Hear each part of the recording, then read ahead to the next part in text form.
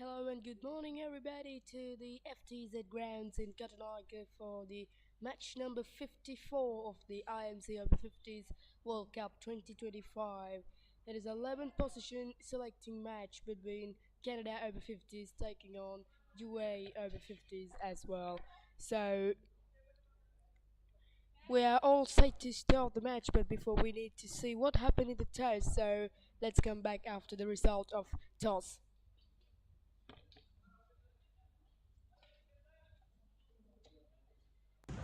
No, that's not. So which one is head? This is heads. Okay, the wickets is head. That is head. That's head.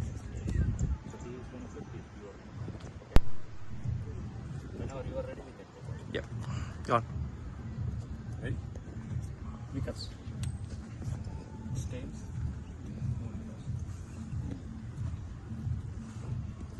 Bill ball. Ball. All the best. 10 before 5 we walk in, 10 o'clock we ball the ball. All the best. Thank you. So UAE won the toss. Thanks. We are bowling. We win the toss and we are bowling. So we need the ball from UAE.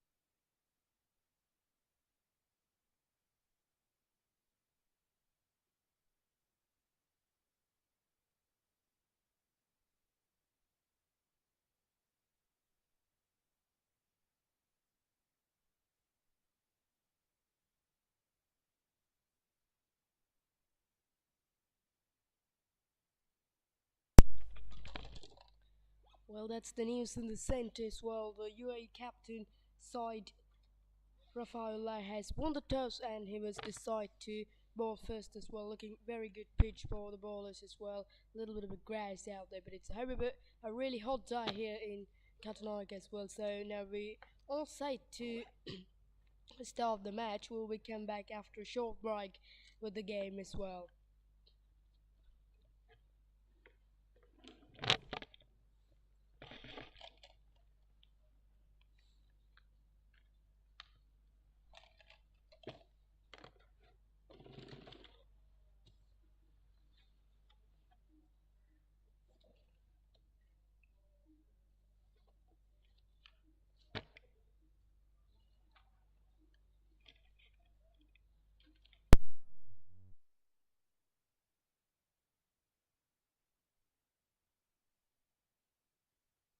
Husa Leisure Private Limited is inviting you to invest for this project for the development of golf course and 120 individual houses, which will be selling outright. Required investment is $30 million, which is the value of 49% of shares and is available for you to invest. Whatever amount you can invest will yield benefit within less than 5 years.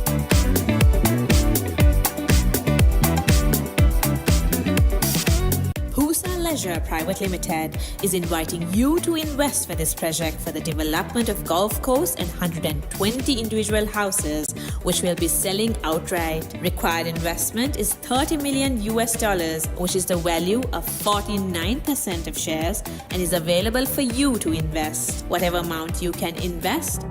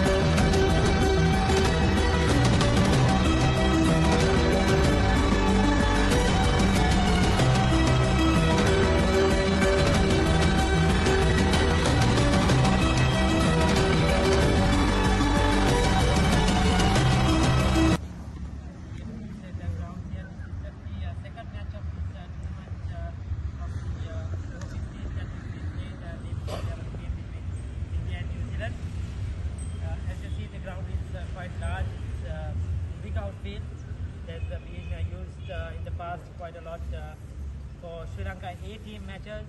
When visiting nations come for Test cricket, they play warm-up games, 3-day games. Board President 11 matches have been played quite a lot here in the past, and a lot of under-19 games have happened here in the past as well. It's a ground that is used quite a lot for first-class cricket. Here for the club Chilau Marians, this is their home ground, and it's used quite a lot. So it's a good surface, good outfield, and I'm sure there will be a lot of running about here for both these today. So having the history here, and today we'll just shake hands, probably introductions, and go ahead with the game without the national anthems, as the two teams have agreed, the two umpires have agreed. So best of luck for your final match to UAE. I know you are hampered with injuries, so 4 players from Canada as well joining you all. So best of luck to your combined team of UAE plus the Canada players, and I'm sure you all have a good game. Best of luck to Canada as well, who are playing their final game, and I'm sure you all have both enjoyed the tournament, enjoyed the World Cup. It has been a great experience on and off the field for both teams. And yes, the final game. Good luck to you all, and good luck to our umpires as well for their final game probably of this tournament. Thank you. Thank you so much for your Thank you very much, guys.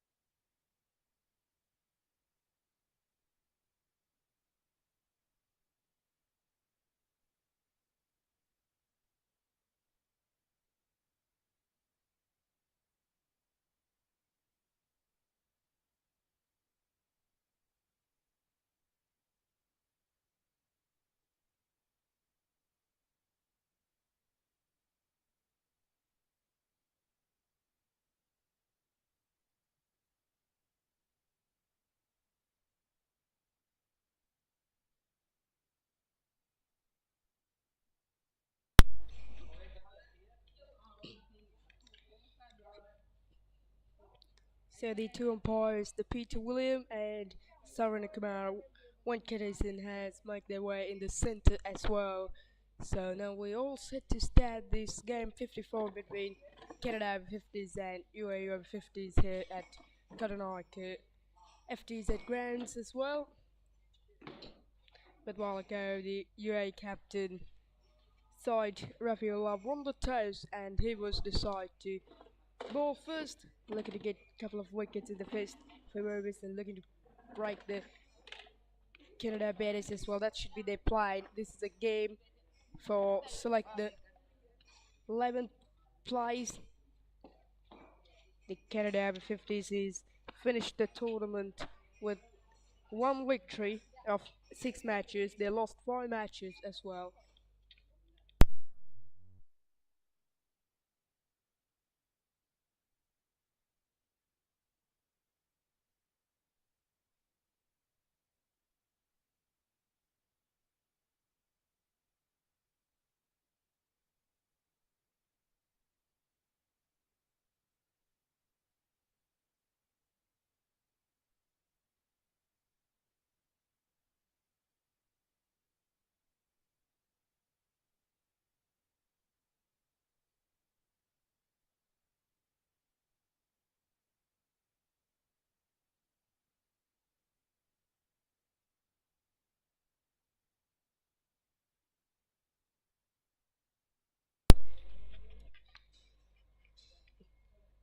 The UAE players has arrived to the stadium. The UAE won the toss and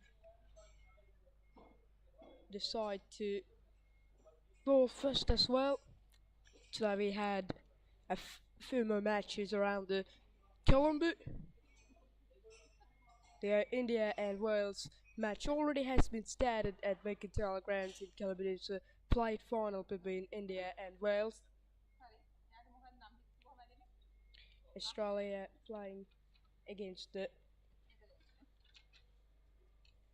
England,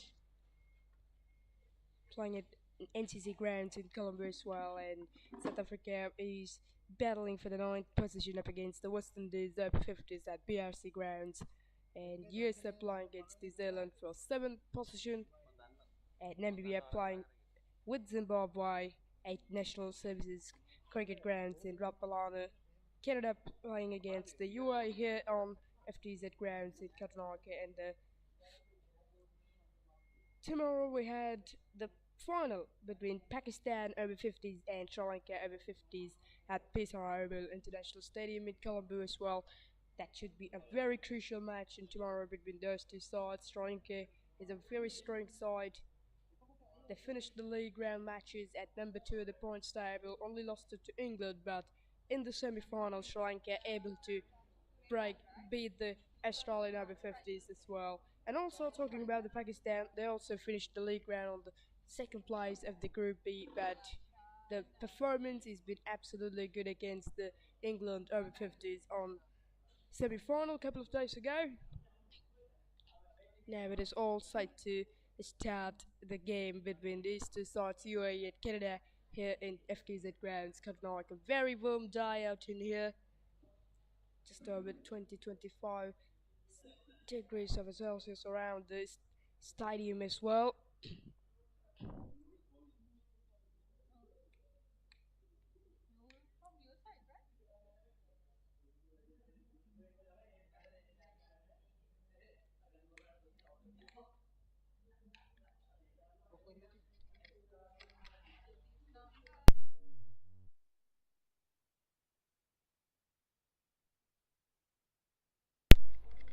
The two umpires in the center, Saruni Kumar Venkatesan and Peter William.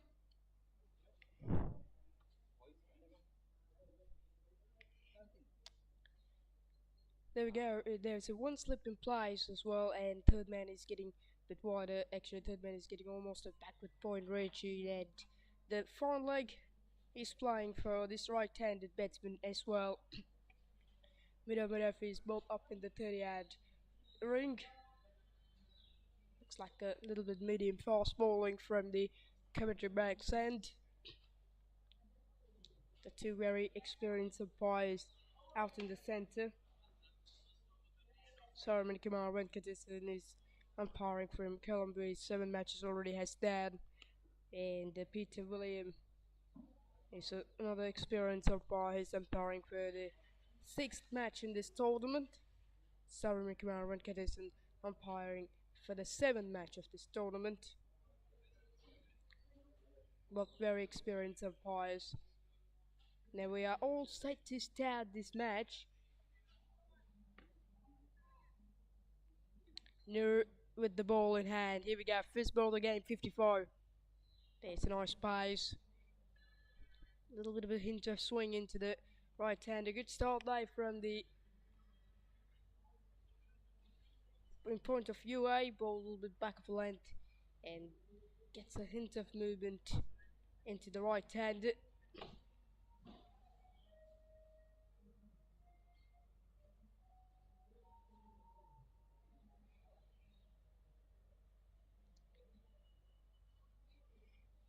The Simon Holiday from the World's Over-50s on the top of the most runs table. 318 runs of 5 innings. At the moment, wicket-keeper is up to the stamps. This is a good start from UAE.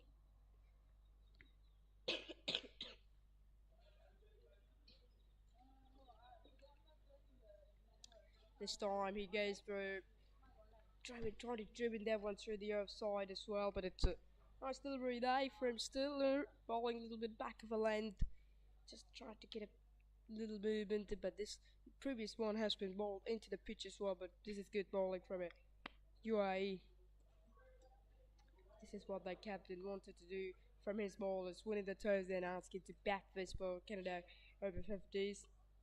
The two openers, Matthew Elegant and Utayat Sharan Turchona. It's a little bit of a difficult pronunciations, but I hope to pronounce them well. That starts the ball. This one is a bit more of back of a land dive from Nur. Nuruddin is a very good bowler of the UAE, bowling medium fast bowling. The Mati Lagan with 6 matches, 40 runs already in the tournament. Good number of performance die. This is good bowling, and this one is flicked to its far leg for a single to end the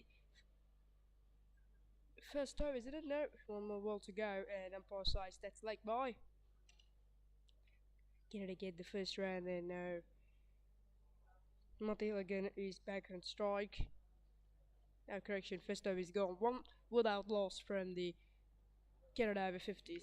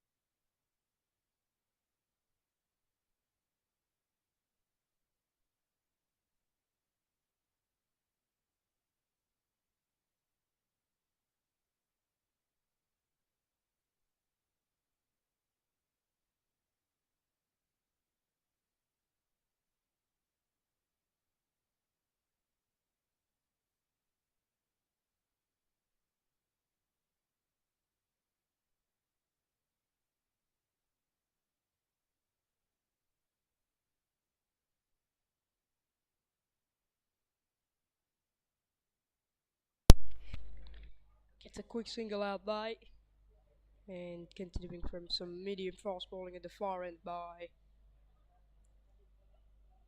Sydney Roberts. The wicket keeper is getting up to the stamp. The far leg is up in the 38 circle, and only third man getting on the fence. Actually, it's not on the fence. He's almost at 45. That's a beautiful delivery as well. Good price dive from Sydney Roberts.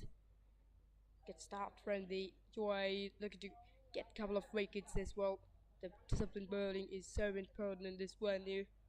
This is the second and consecutive match. That's pulled away nicely dive by the right-hander. They should race the way. There's a quick outfield here in FTZ Grounds, and a good footwork's out of the boundaries, isn't it? No, that's gone for 4.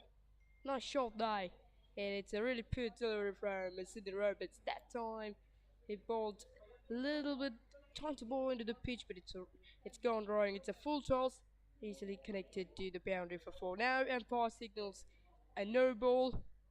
Reverse tie, so this should be a no ball. It should be a free hit. This one is a little bit short and wide, and umpire Peter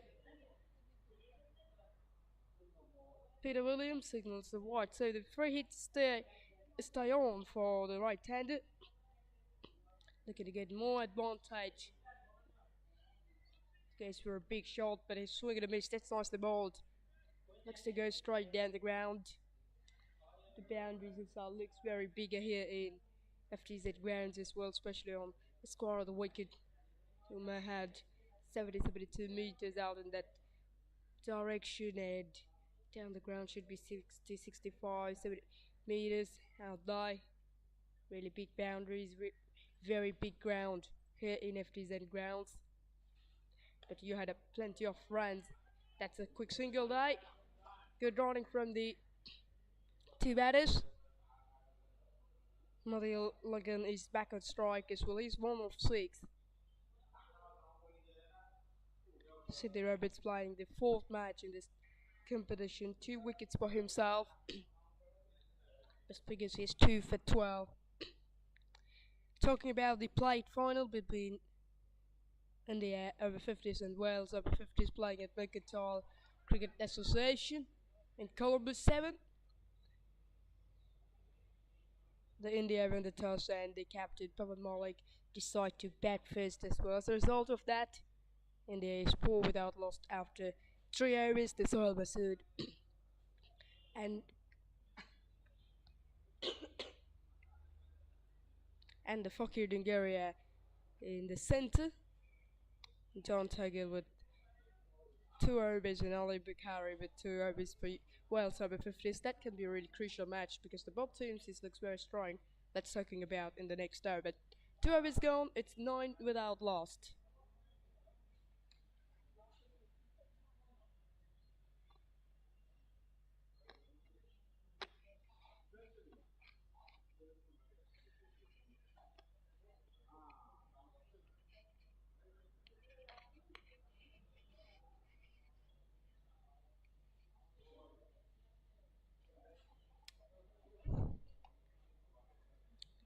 New to continuing from the far end.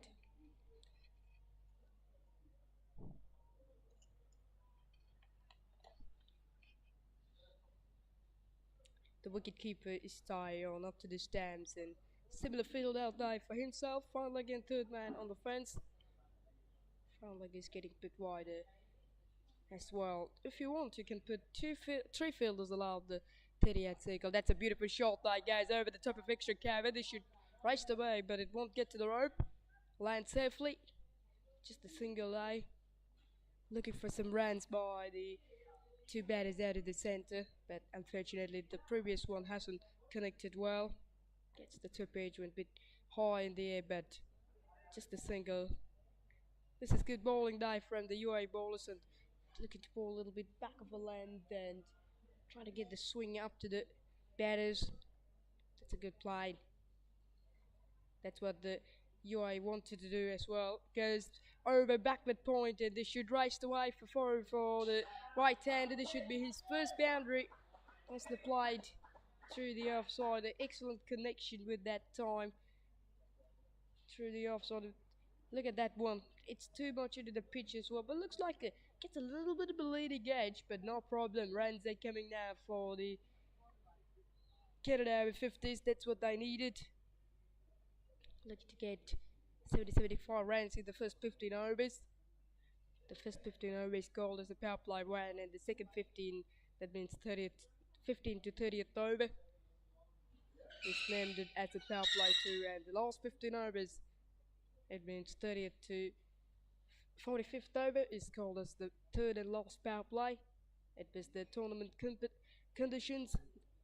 In the first 15 overs, you can put maximally 3 fielders allowed the 30-yard ring. In the second 15 overs, you can put 4 fielders, and in the third and last power play, you can put 5 or more than 5 outside the 30-yard circle.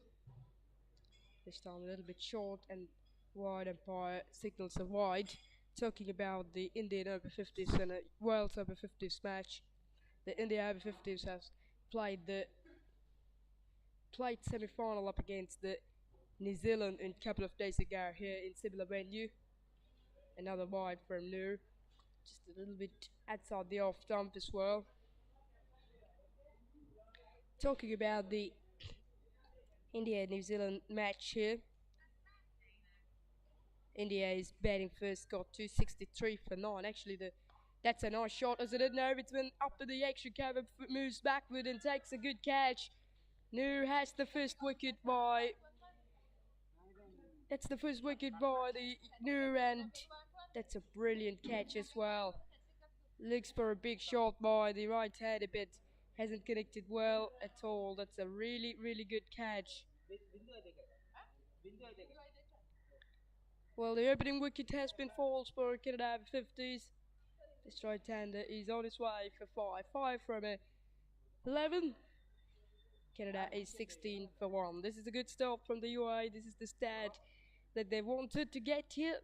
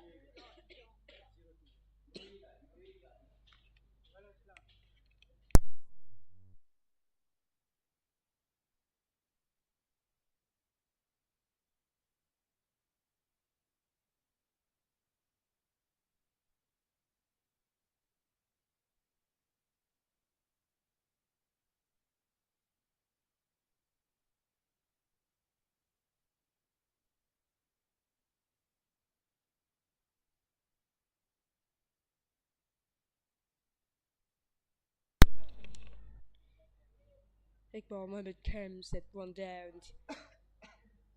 This is a wonderful start from the UAE. That's the stat that mostly they recorded in the first few overs, especially with the new ball. Great bowling dive from Deary as well. He was struggling to find the right line and length in the last couple of deliveries. Ball couple of wides, but the next one bowled a little bit into the pitch, and the length is okay with that, and it works for UAE. Iqbal Mohammed at strike. Pause the outside edge. That's a beautiful delivery. Good take there by wicketkeeper. Good line and length.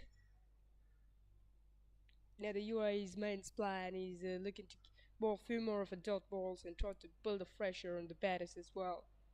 That should be their plan. The bowling discipline overs, especially in the first 10 overs with the deep ball, is so important for UAE. But some of the bowlers has been a bit struggled through the tournament. But this is a good start from the UAE. This is the last match of these two sides in this tournament. These two sides are looking to finish the tournament better with the victories. Another wide day from Noor. This should be the third wide ball of the over. He was struggling with a similar thing still. Bowling much outside the earth damp, and also the movement is getting away of the right hander. So if you're trying to bowl that fourth stump channel for the right hander, that should be a good bowling spell from yourself. That's nicely bowled. Two overs completed by Noor, and Canada is after 3 overs, 17 for lost of 1.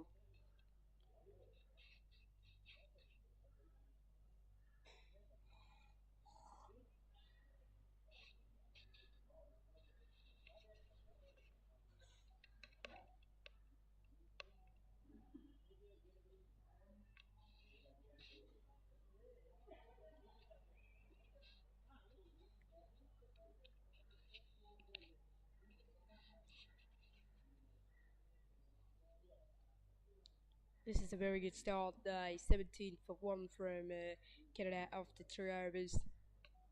The Sydney to continuing, Sydney Robert from the far end as well. Similar field by himself. Slip and a wicket keep up to the stamps and give it back to the bowler as well. Talking about the India and New Zealand Over-50s match at FTZ Grounds. It was the plate semi-final between that two sides. India won the toss. The captain Pavan Malik decided to.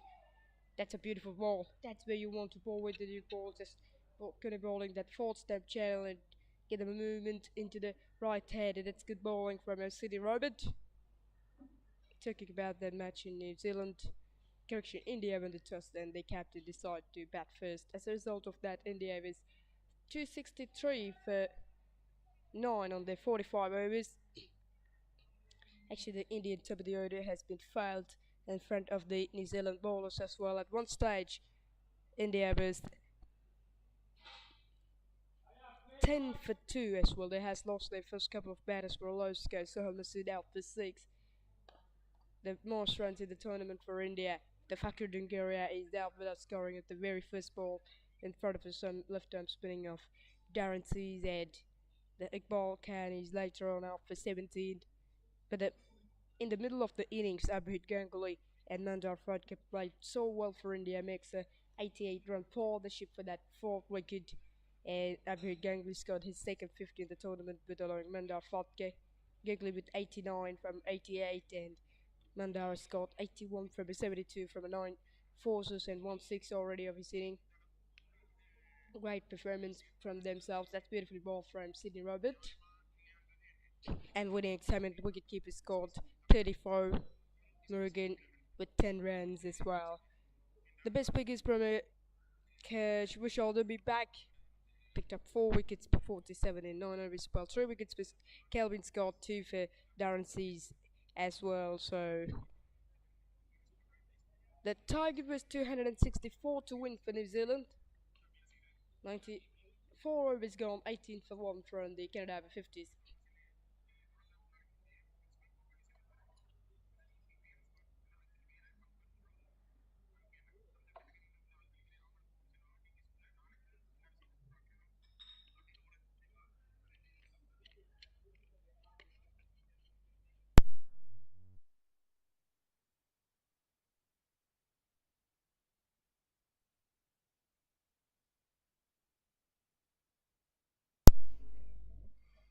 Nuruddin, the wicket-taking bowler, has continuing. He's onto his third over.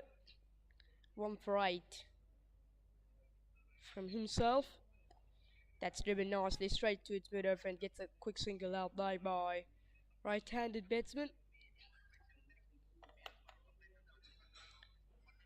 The New Zealand target is 264 to win and make sure the place in the plate finals.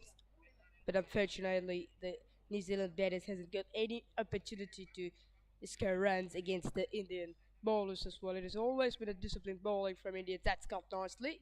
Finds the field right back with point. The Richard Petrie, the captain, opens for New Zealand out for 5, Robinson out for 1. Robinson is the most runs in the tournament for New Zealand. Already he's got a couple of half centuries from himself throughout this tournament, one against Namibia. And Colin Evans has got 25, and Robbie Frew out for 6. John Gary with the most runs, highest score of that match, 29 from 41. Craig Foster out for 4, Scott Warren wicketkeeper out for single run. Kevin Scott going for 2, Darren Seas with 21. Lee Berkowski out for 1, Vishal Dubey has got 15 runs per New Zealand as well. It is absolutely brilliant performance from the Indian bowlers. Well, I think about both very good line and lanes for India in the first few overs, especially with the deep ball. He bought very remarkable line and lanes and gets a good swing and build the pressure on the batters. He picked up the all three top of the order wickets by himself, 3 for 32 in 6 overs, and 2 wickets for Ravindra Bandari for 16 runs, 2 for 34. Sakumar, 1 wicket for each. Dinesh Sharma, Ganguly, and Fakir Dungaria as well. There wasn't got any partnerships between the players.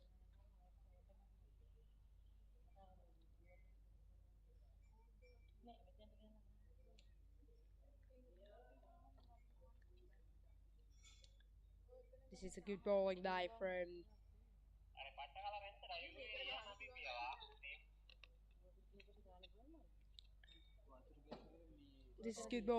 from the UAE 19 for 1 after 5. Just a single of the last over. It's always been a quick over from Nuruddin.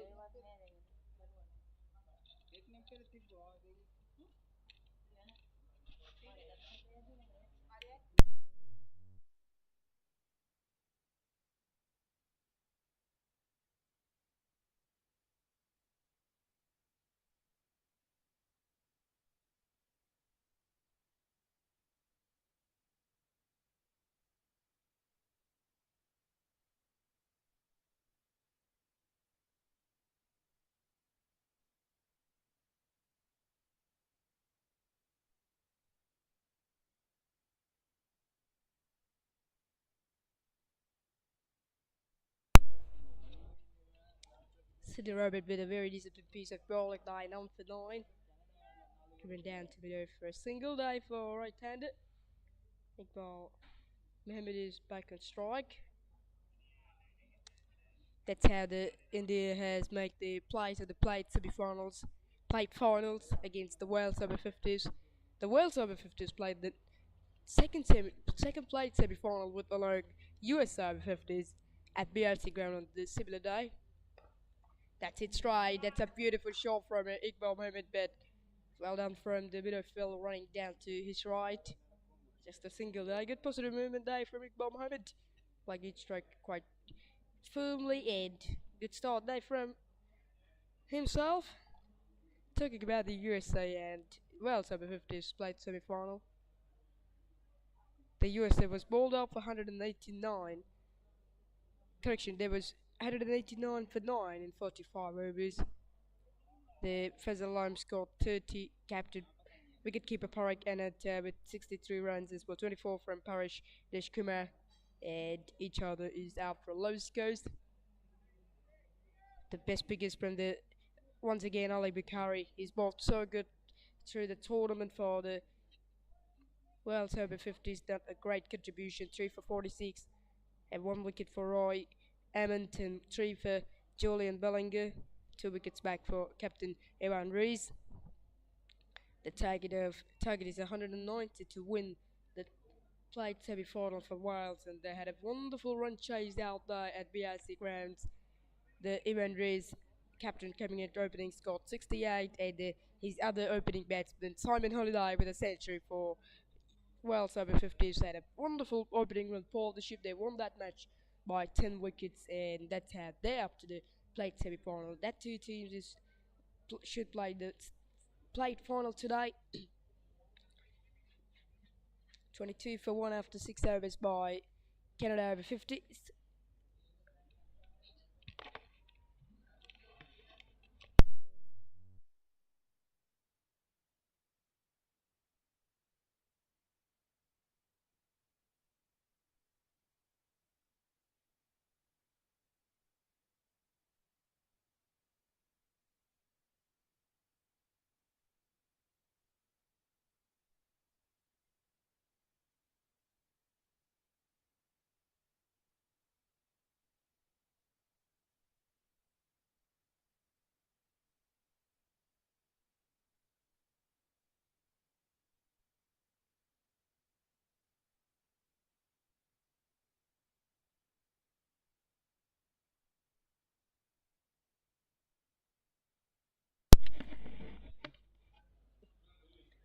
This has been a good start from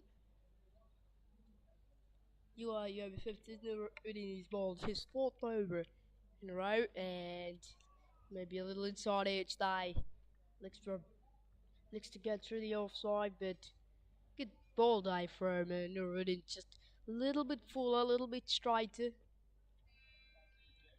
Talking about the CAP semi-finals, it was an absolutely amazing 2 semi-finals we had seen out to be on the Super Thursday between Australia Over-50s and Sri Lankan Over-50s.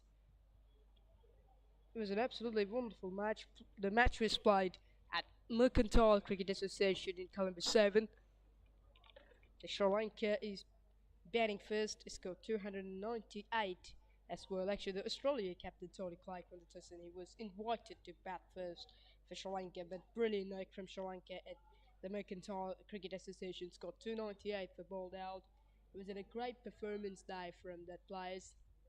The Ruben Pires scored a century day for Sri Lanka, and Raving Graham with 43 runs. Very good combination and very good contribution throughout the Sri Lankan batting inning as well. And talking about the Australia had the most strongest batting lineup in the Group B as well. They are one of the unbeaten sides in the Group B. They finished their tournament, they finished their league round on high quality wager as well.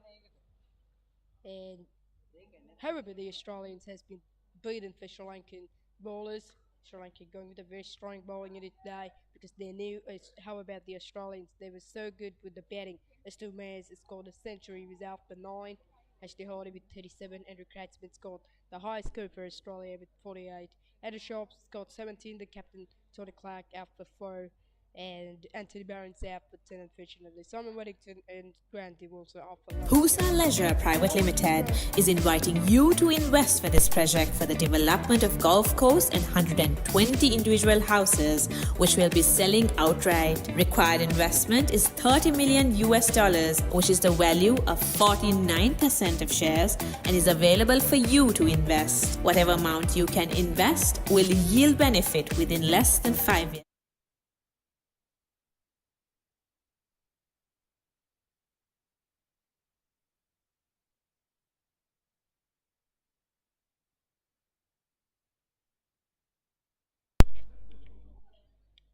City Rabbit onto his fourth over. He's known for 12 as well, looking for wicket. Talking.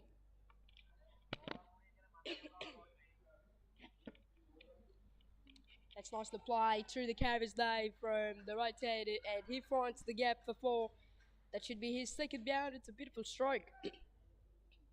Just a wonderful footwork today against the City Rabbits, and easily clears the gap through the carriage before. Beautiful shot that is. Third boundary in the morning for Canada Over-50s. This is wonderful cricket day.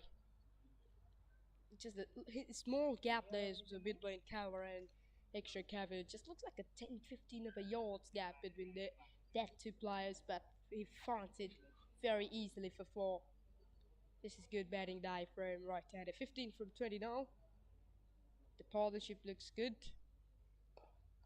Another one hits down to it's a long go. It's a quick single die.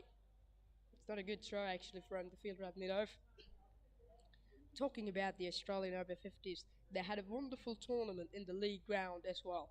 They won all matches that they played in this tournament.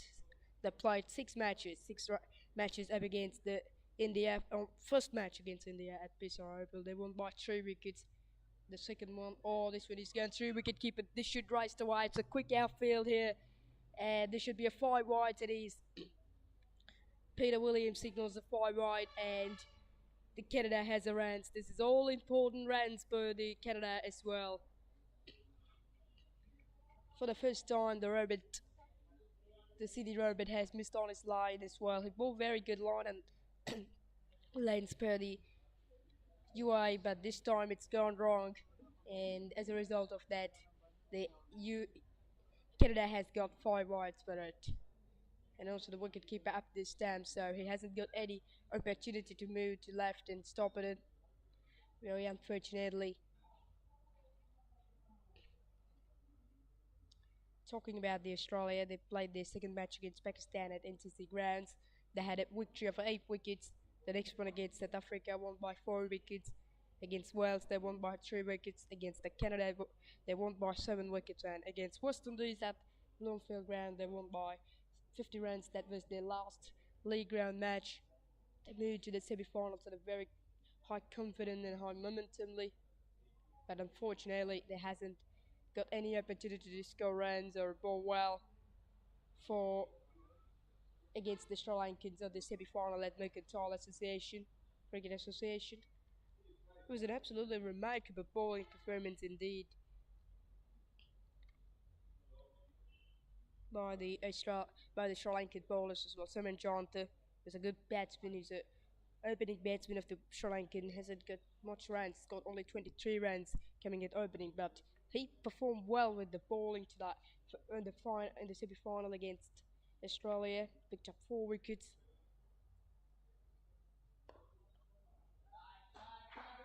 Nicely played, straight down the ground, and to be done for long on. Should place the couple for that. That's good running, and it's a little bit of a misfield out of the boundary.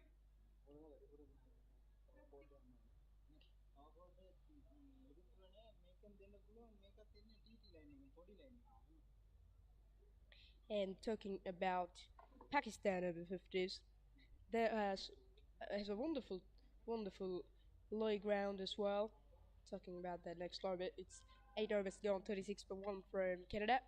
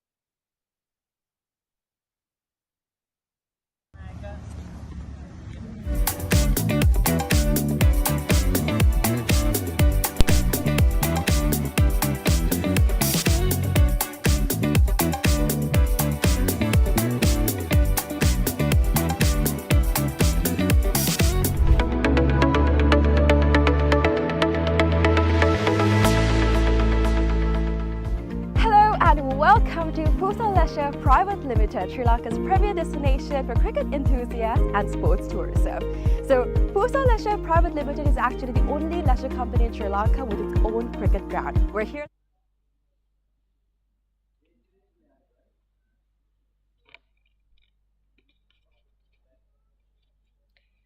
Nordin continues. He's on to his 5th and consecutive overs in the bowling from the commentary box, and the man who picked up a wicket for UAE picked up the wicket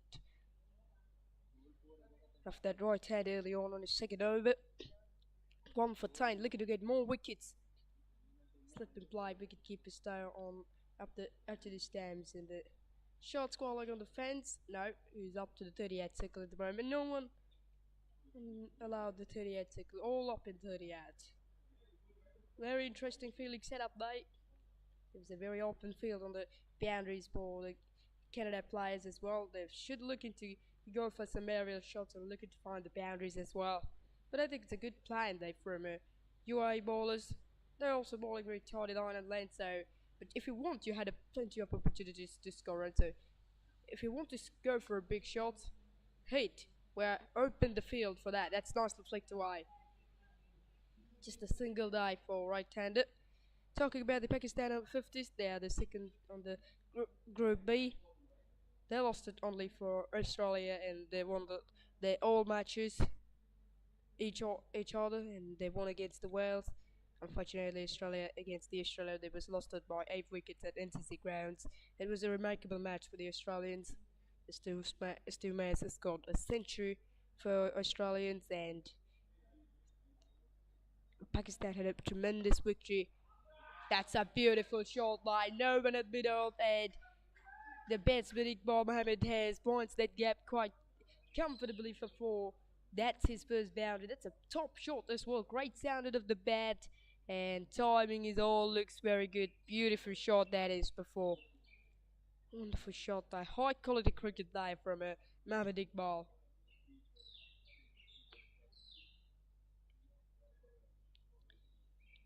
That time the Nur has popped it into the pitch, and good footwork from Iqbal Mohammed Papare. He's on 7 from 18.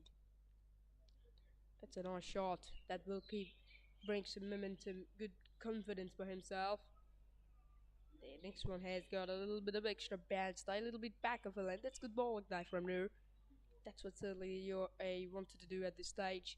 Bowling a little bit back of a length, not as much, and trying to bowl that 4th stamp channel and trying to get a little swing and a little movement into the right-handers. Back with point cover is the field for right-hander Iqbal Mohammed. The Pakistan had a tremendous victory against the West Indies Over-50s at nearby ground and Walliser, and followed a victory of 130 runs against the Canada and 5 wickets victory against the South Africa. That's a beautiful bowled. Big shout there, maybe a little inside it. That's nicely bowled. That's good bowling from it. No, very, very good over finish for the Canada. Just 6 runs of it. It's 42 for 1.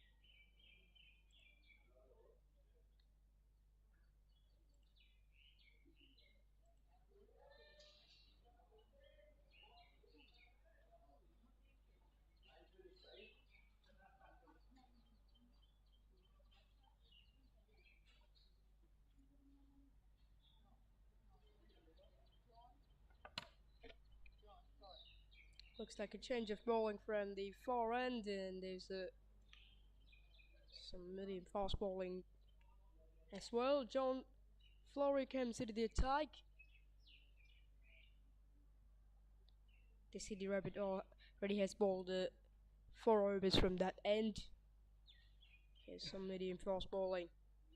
Used the pace of the ball nicely there, and they should run away for floats a quick outfield, but it won't get to the rope. The field looks more quicker than the ball. Just a couple of runs. It's a very good batting day for him, Iqbal Mohammed, because he knew there was a no one at slip board. So if you use the pace of the ball, if you played the ball a bit light, certainly there was some runs, but that's good cricket day from Iqbal Mohammed. Just read the ballers nicely and identify the field that he has against himself, and that's good cricket from Canada Over-50s. This one is going through the wicketkeeper. The batsman already has beaten for that one. Not only him, the wicketkeeper also should list more 2 runs for the UAE this time. The umpire Peter Williams signals a couple of byes. Today, Australia playing against the England Over-50s at Nana Cribs Cricket Club grounds in Colombia for the 3rd position. The Australia is won the toss and they decide to bat first. As a result of that, after 9 overs, 20 for 3, the top of the order has been completely beaten for the England bowlers. This team is out for 4. Ashley Hardy with 6 runs. Andrew Cressman not out 7. And Andrew Sharp is out without scoring of the very first ball against the Zulfi Balt. 3 wickets day for Zulfi Balt. He's so good day. And through the tournament, great number of performance by himself. England has moved into this match with plenty of changes. Unfortunately, one of the key bowlers of their side, Michael Shab, doesn't play today. Sean Keeper playing, David Snellgrove, Christian Desai, John Eccleston, one of the greatest players in England's side. Not only this tournament, he's played well in the 2023 IMC Over-50s World Cup in Cape Town, South Africa. That's played nicely. Great shot there from Iqbal Mohammed. Excellent flick of the wrist before the runs are coming in this over. This is a very good over for Canada. It already makes 8 of the first 3 balls. This is a wonderful shot there. That one ball bit too straight into the pads and easy pickings from Iqbal Mohammed. That's the confidence that he brings from the last 7 matches. This is good cricket.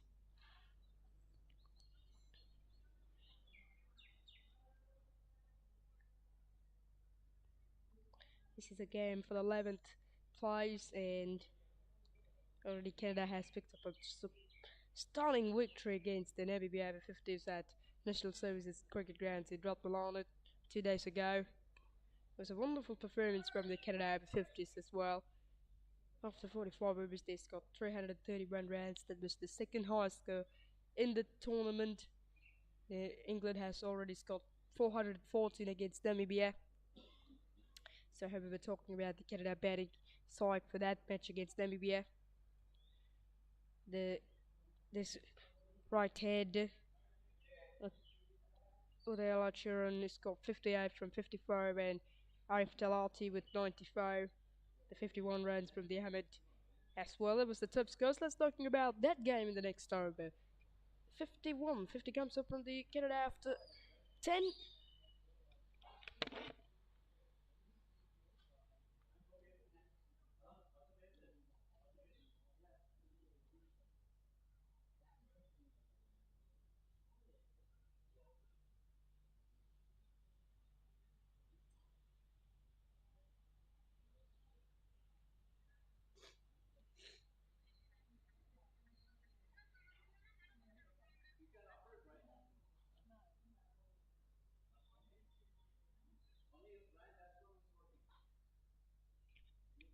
There's a bowling change from the both ends for the UAE.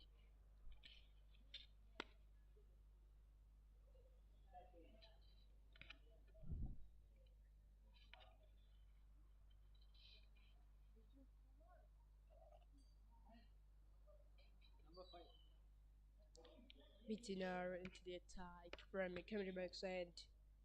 There was a little rest for Nuruddin because he bowled 5 overs in a row from the Community Breaks end as a medium fast ball. Bowling 5 overs is a little bit of a challenge for each fast ball. Fitness is so important, especially when you're bowling under these conditions. The fitness is so important as well. This is very hot and very uncomfortable conditions here. The weather looks very, very crucial out in here. Some leg spinning and a little bit back of the line. Trying to looks like it's an back of the line delivery earlier on. And talking about the weather conditions, that is just over 30 degrees of Celsius around here. Not only today, we had seen out to be 34, 35 of Celsius around here in the last day, the match between New Zealand and India. In here, very hot feeling, and we already have seen the umpire Jeff Charleswood has overheated and admitted for hospitals. That means these conditions it looks very uncomfortable for each player. Drinking water, drinking is some energy full drinks is so important here. That's a good ball. That's a quicker one from Biju Kumar. Talking about the Canada's previous match, they scored 331 against the Namibia, and Namibia was bowled out for 124 as well. The Ucharan has picked up 3 wickets and 2 wickets for Sydney Robertson against the Namibians as well. That's how they make the plays for this match. And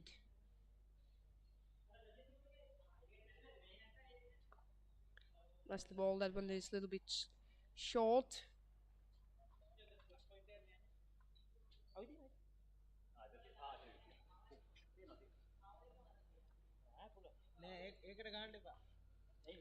That's good bowling and a little bit back of the line. That's another solid from Abhijit Kumar.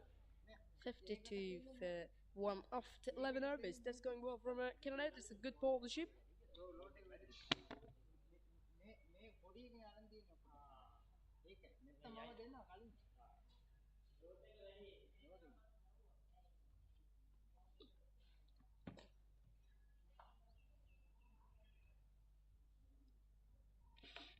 This is the time to get the official drinks for the players out in the centre. 11 overs gone. Time for drinks. 52 for 1 from the UAE. Correction, it is 52 for 1 after USA.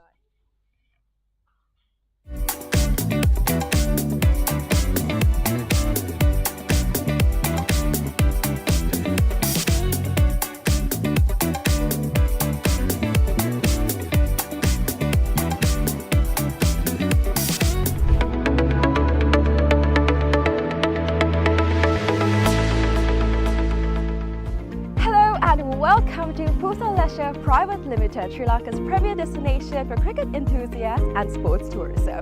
So, Pusa Leisure Private Limited is actually the only leisure company in Sri Lanka with its own cricket ground. We're here at the ground right now, and it's the second largest cricket ground across Sri Lanka in playing area. This is tailor-made to conduct tours across Sri Lanka, and we are here today to witness about the specialties it has to offer.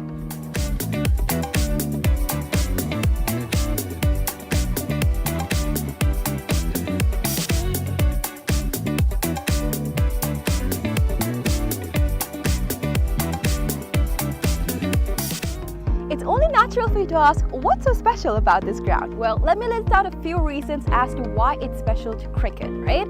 So this is situated in a 30-acre land, meaning you have plenty of space to walk about, have a look, and relax yourself. Second of all, this land is situated by so much of vegetation that the amount of wind that comes into this land is quite limited. So as you see, whenever we watch a cricket match, we've seen plenty of occasions where certain calls on cricket are interfered because of the wind. Now that issue will be limited in this ground due to the vegetation that surrounds this place, which is beneficial for anybody who comes to play cricket. Third of all, the lighting is just perfect, right? So it's well lit throughout the day, and the amount of sunlight that you get into this land is much more compared to any other cricket ground around, again because of the location it's situated in. And another specialty about this cricket ground is its grass, right? So usually whenever you go to any other cricket ground, the grass is quite smaller compared to the grass that you would be seeing in this special cricket ground when you come here. It's because we have actually taken a grass that is quite special to Sri Lanka. Why? Because it's easy to maintain, we know how it works, we can make sure that it's well well watered, well cut. All of this is easily maintained because of the fact that this grass is special to Sri Lanka. So these are just a few specialties as to why this cricket ground is special for you.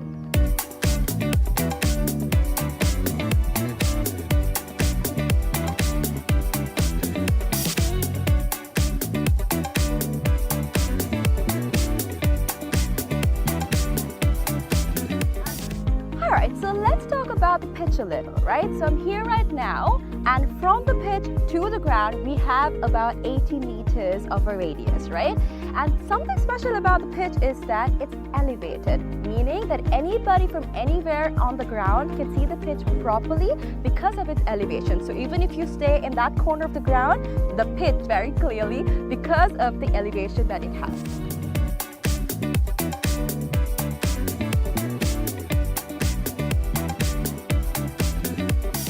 Alright, so we have utilized certain methods to ensure that our ground is free of weeds, right? So our first method is recycling water. We have a natural source of water in our land, and we have taken the water from that into a handmade pond covered by polythene, and water from that is taken to our ground through sprinklers, and that is how we water our ground.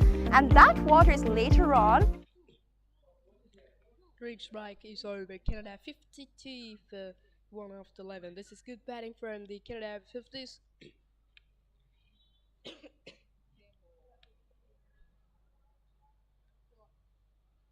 John Farr into the attack from the far end into his second over. 1 for 7 on his first. A little bit expensive, but looks to get more. Hoping to get more good results. There was a field, third man back with point, cover, extra cover. Man at shot, mid-off and man at long off. Mid on the backward score like with the field that flicked wide for 4. That's a beautiful shot dive from Iqbal Mohammed. That will bring his second boundary in the morning. That's a quality of a shot dive for the second time. He's enough to be a flick shot like that from himself. The one we already have seen through the gap between backward score like, but this one through mid wicket for 4. Excellent note with the wrist work. This game is up to 56 at this stage from Canada. That's wonderful cricket from these two batters. It looks like the two batters have a good energy after get some drinks, and the Canada is going very good today.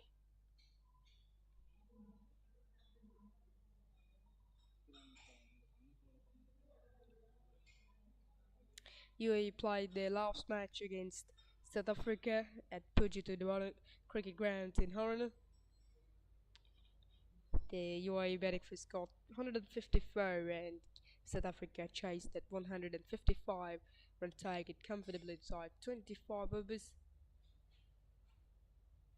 The Canada has picked up only 1 victory in the tournament.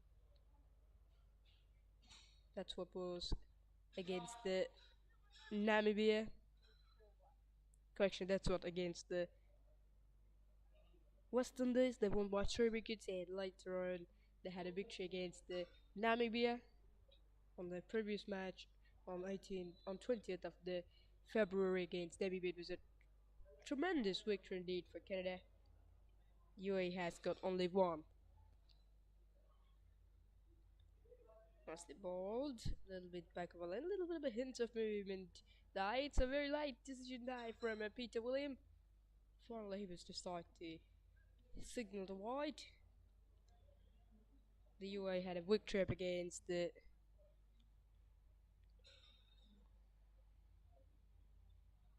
UAE had 2 victories up against Namibia and Zimbabwe on the league round. In the Pool I as well, there was lost to Sri Lanka, England, USA, and against the New Zealand as well. They won each other matches against Namibia and Zimbabwe on league round. England finished the tournament, finished the league round on a very good position as well. They played 6 matches, one of the unbeaten side to the Group A. They had a victory up against all teams in Group B, Group A. The first matches they played against Zimbabwe started the tournament very nicely with 7 wickets of a victory. Charles Eccleston hits a half century on that match. Had a wonderful victory against the USA at St. David's College Ground. They won by 9 wickets. Charles Eccleston scored a century out there. And UAE against the UAE, they won by 8 wickets. Against Sri Lanka, they won by 9 wickets at Coles Ground. That was one of the interesting scenes of this tournament. The England beat the Sri Lanka, but Sri Lanka beat the Australia in the semi-final, make the place of the cup final. But England is unfortunately unable to do it. They lost to Pakistan in the cup semi-final. Short and wide, hits it straight into the hands of the backward point. The number 5, it is Busy Kumar takes a catch at backward point as well, and the partnership is broken. It is for Iqbal Mohammed. Iqbal Mohammed had to on his way back to the pavilions as well. He played so well for Canada, but now the innings is over. It is 59 for 2 from the Canada. That's a nice wicket for John Flory. He strikes into his second over.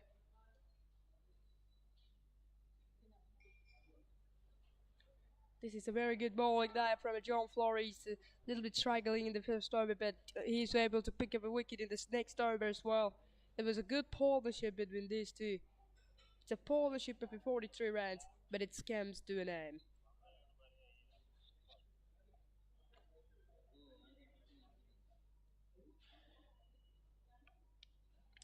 The Arif Talati comes at 2 down. Good performance, 304 runs in 9 matches. The average of 61. Good performance from himself through the tournament.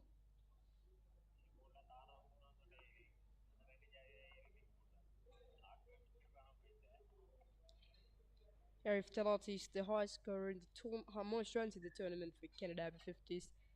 Already scored 288 runs in 7 innings. The average of 57.5 as well. 94 against Zimbabwe. 94 against Namibia and 69 against South Africa. 47 runs up against the India Over-50s. Not top 47 runs and 43 against West Indies as well. It was the top scores from himself through the tournament. Looks like good performance from himself. There Tarai Raja has the second most runs in the tournament, 260 runs for him. He's star on the crease, not out of 18.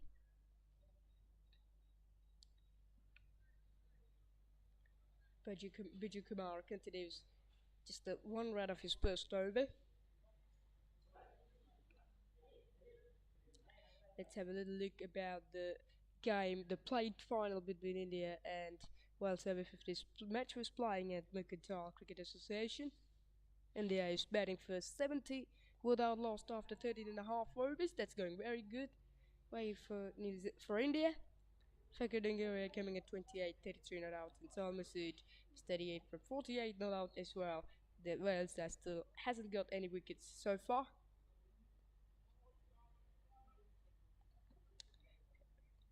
USA playing against the New Zealand Over-50s at Wicket Grounds. That 2 sides is fighting to finish the tournament and nicely, looking for the 7th position as well. Nicely played on the back foot, finds the fielder at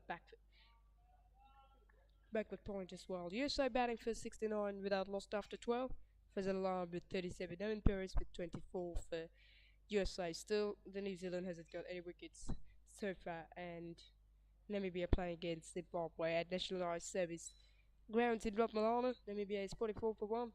Zimbabwe is bowling. On the other hand, nicely played towards the offside, towards the line, go for a single.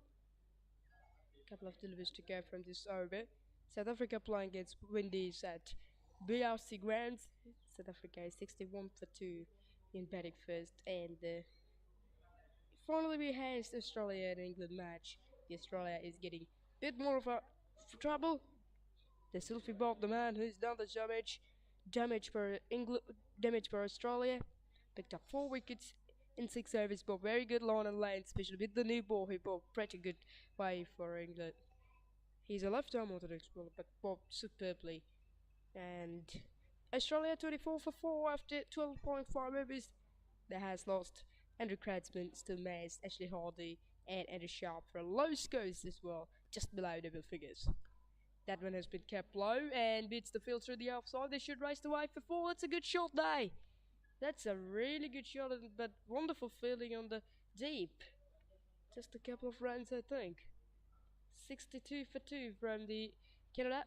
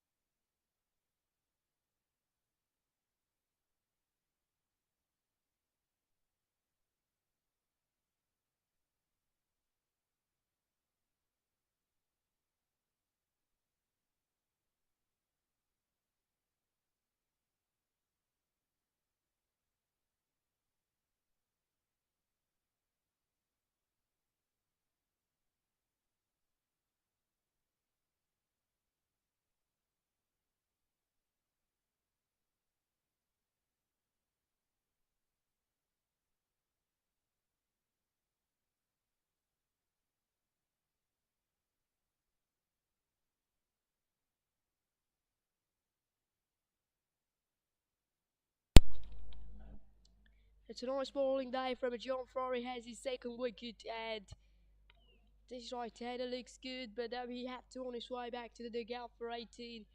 And this is wonderful bowling from John Flory. He has picked up 2 wickets in 2 overs. This is a good executed from the UAE bowlers. 2 wickets in a quick session. This is the performance that they needed in the first 15 overs. That's what they're exactly doing out in the centre. It's 62 for 3 from Canada. Great bowling. The Canada looks under enormous pressure here in FTZ Grounds.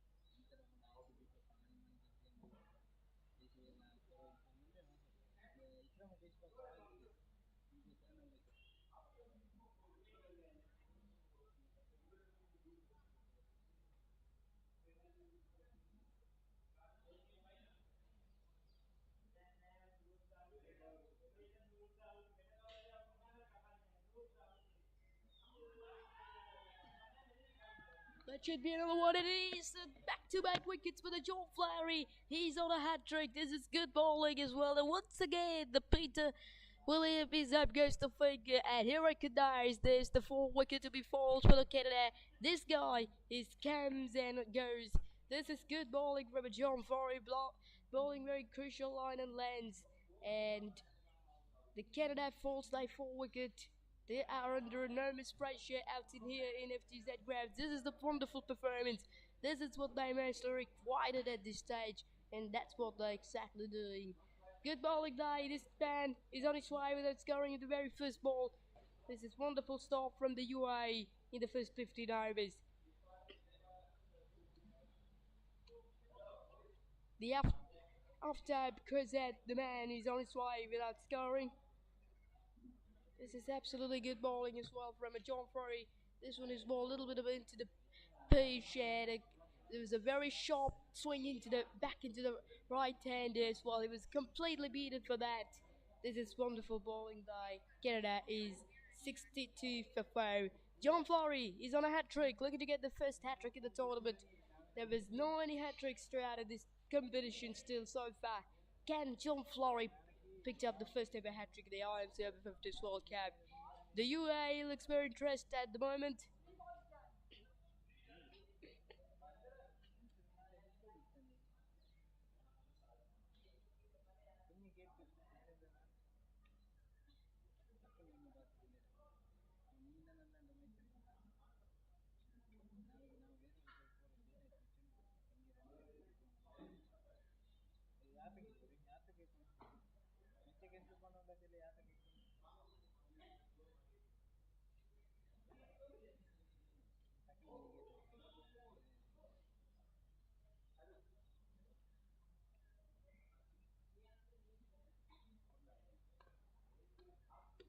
Here's the hat trick ball, and that one pushed down to Longa for single. Unfortunately, John Flory hasn't got hat trick, but fortunately for Canada, they just makes the luck to release from that hat trick situation. It's 63 on the board, 2 more deliveries to go from John Flory. What a good spell this is from himself. Bowling really good line. We're attacking in a very tidy bowling dive from himself. Super cover on the fence. That's only he's out of the 30-yard circle. Bowling to FTZ. Nicely played this occasion. Played but on offer to it's the backward point for single. Very good decisions there already so far from umpire Peter William for the second time. He's up goes the finger and given the decision of out for Canada's, but the previous disposals looks very good, very close for bowling side with that great delivery, good swing, good movement into the right hand. Now the Ahmed is on strike. Rush the ball. There was a quicker one. Wicket keeper has done a good job behind the stands with his gloves. End of the over. Two runs and 2 wickets. Good over from John Flory. It is 65 for 4 after 14.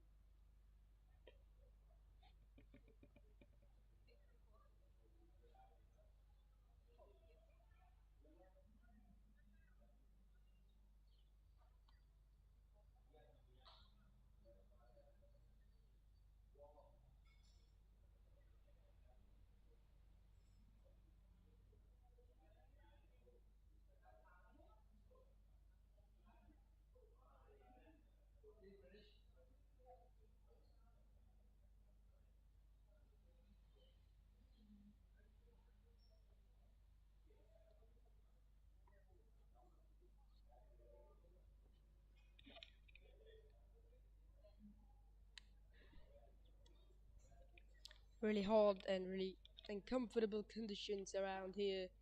A little bit of clouds and cloud cover is just over the stadium, but the very warm conditions around here in Katunayake. It's 64 for 5 from Canada after 14 overs.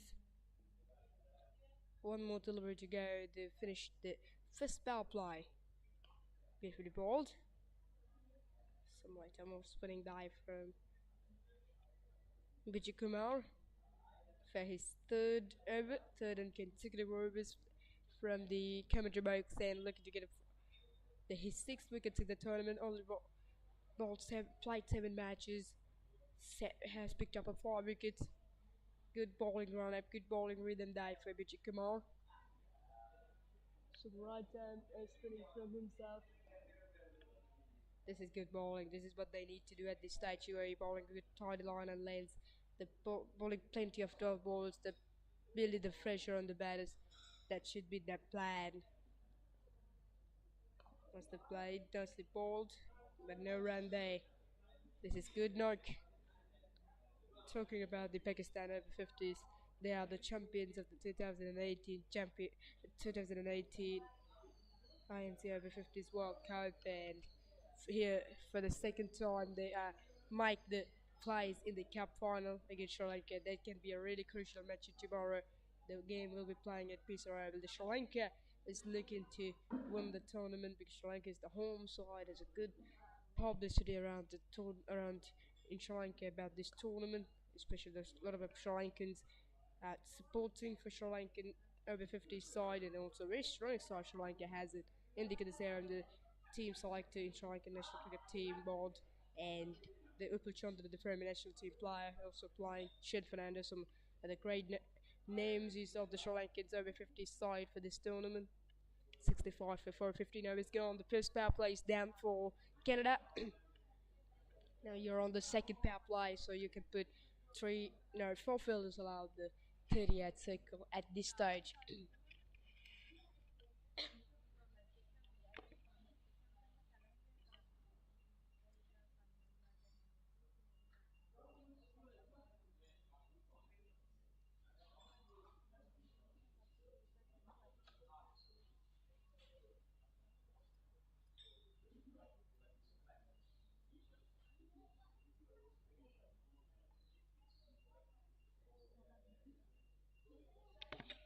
John Flory, 3 wickets from himself, 3 for 16. They picked up the 2 wickets on the previous over. Looking to get more. Good bowling, good speed by, really good rhythm, and looks everything was perfect from himself.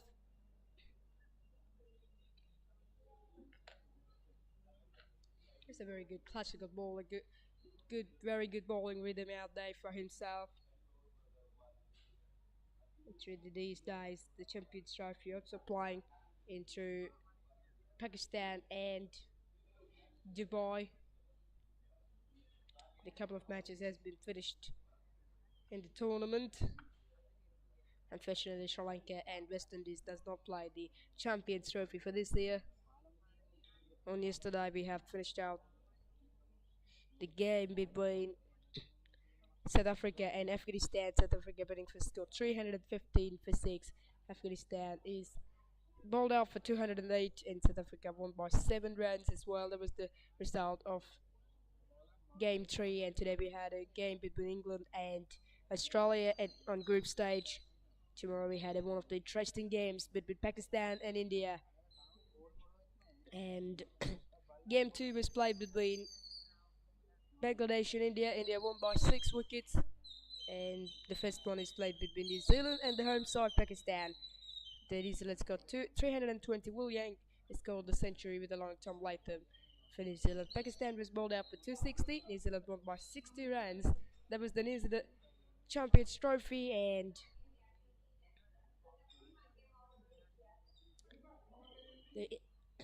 that was a little bit too short. John Gary from the wicket, and at the moment the Alfred Talati looks to pull it that one to its leg side.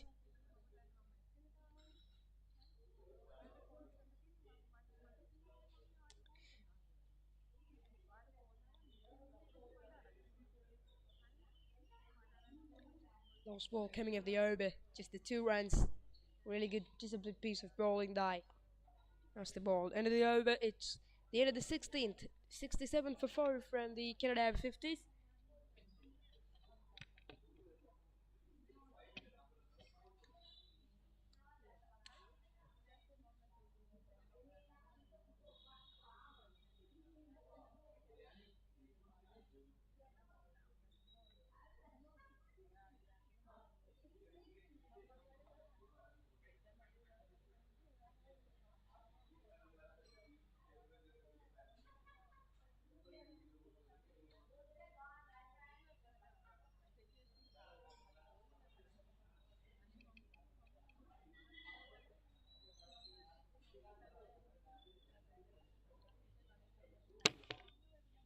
The New Zealand playing in Group I, India playing Bangladesh and Pakistan, and the teams in Group A for the Champions Trophy.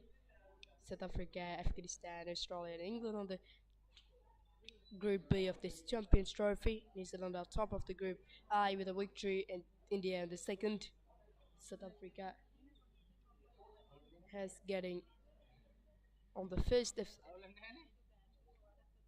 Group B as well, and Afghanistan on the second. Today we had a very important games between Australia and England for the Champions Trophy as well.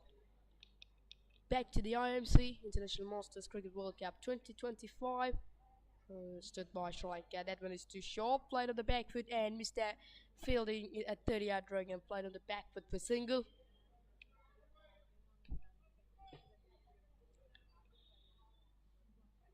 The Simon Holiday is on the top of the most runs column with 318 runs. The John Sickleston on the second, 312 for him. The average is 156 for him. Seven Jonathan with 289 runs. That pulled away for 4. That's a beautiful shot through the leg side. Excellent sounded of the bat. The placement looks very good. This is very, very good cricket day from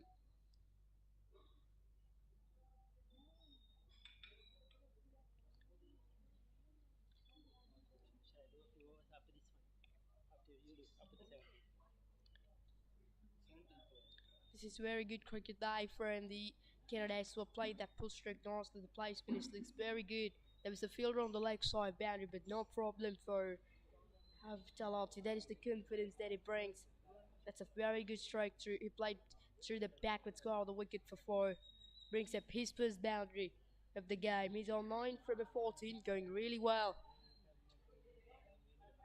It's a little bit slow in the A from the spinner, Rahan Khan. Bowling the leg spinning from himself from the comedy breaks and everything. He looks trying to bowl a little bit slow in the A. Doesn't gonna do any variations. Still his first over going on. Went for the sweep and just a single to it's the deep backward square leg as well. And they will run 2 for that. That's a very good drawing as well. That should have been a 1, but this is good drawing. The first run they has got very quickly. This is good understand, and this is what these two batters is mostly important in when they're batting in the center. Last ball of the over. Nicely bowled out of the over. And at the 17th, 75 for Papare from the US side, from the Canada as well. 17 done, 74 for 4. 70, 74 for 4. You have a clear.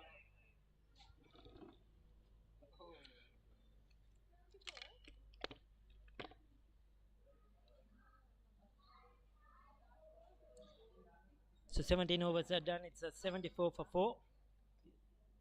At the moment, this is after UAE won the toss and elected to bowl first versus Canada in this 11th place playoff game in the Over-50s IMC 50 over World Cup, coming to you live from Katunayake, the free trade zone grounds. And these two teams battling for that 11th place.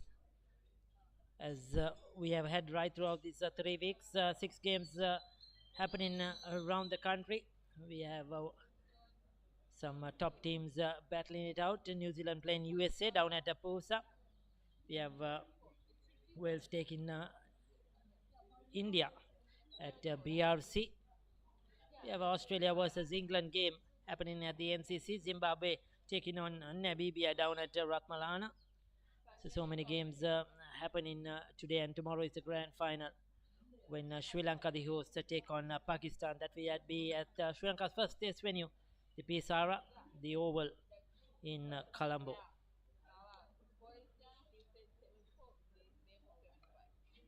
So at the moment, Mati Alagan was out for 5. We had Raja who was out for 19. Iqbal Mohammed was out for 21. Arif Talati, Canada's top player in this tournament. He's been a prolific run scorer. He's battling it out there. He's moved into double figures. After Queza was out without scoring, he had a couple of good knocks in this tournament, but unfortunately missed out today. Ahmad Panchbaya is on 3 at the moment. 15 extras in this first 18 overs.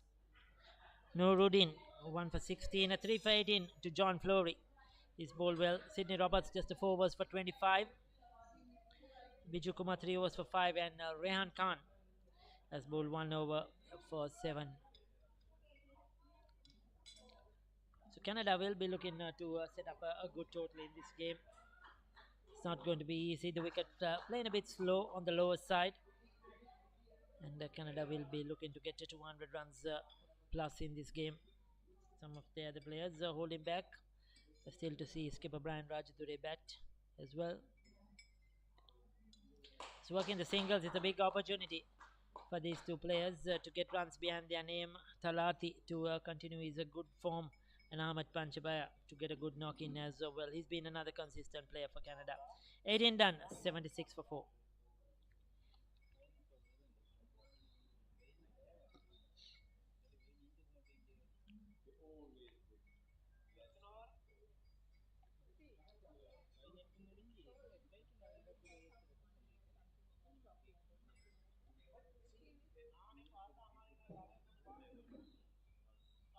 Useless. Yeah, useless. Yeah, yesterday he went to Jaffna. Bring some Jaffna sweets at least.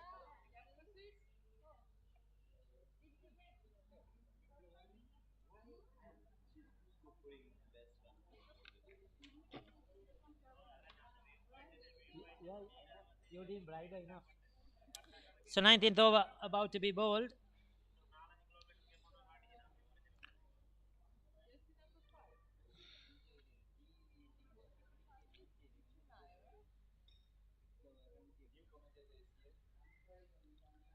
Well spread out field on the off time. One slip, there's a backward point. Extra cover sweep on the offside. Long off, long on, and deeper backward square leg. The 4 players protecting the boundary. Biju Kumar will continue. He's into his 4th over. He's been very accurate, none for 5 so far. He's bowled a good line, a good length, not given the Canadian batters any freebies at all. Once again, keeping a touch low, too close to cut probably. For Talati, Arif Talati, who's on strike, had a very good innings the other day versus Namibia, got into the 90s. Unfortunately, could not make 100. Got a good 70-yard.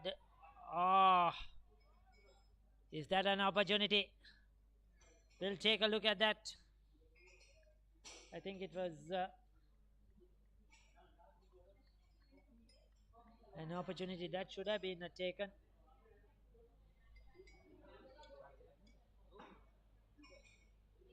It should have been taken. They should have had another wicket. UAE, unfortunately, the slip fielder not holding on to a straightforward chance. They need to grab every wicket possible. The outfielder really a big year at Katunayake. It's a bigger ground, big boundaries. Unlike some of the smaller grounds like MCA or NCC or BRC. So there's a lot of running to do. Forces it off the back foot.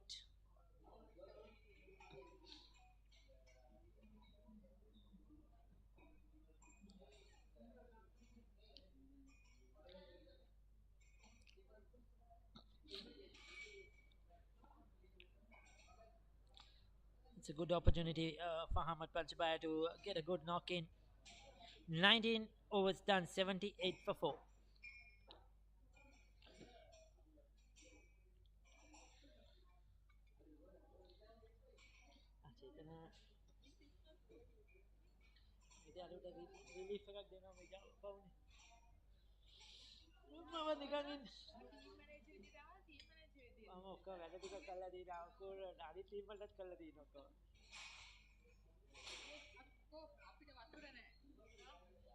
team එක සලකන්න කියලා.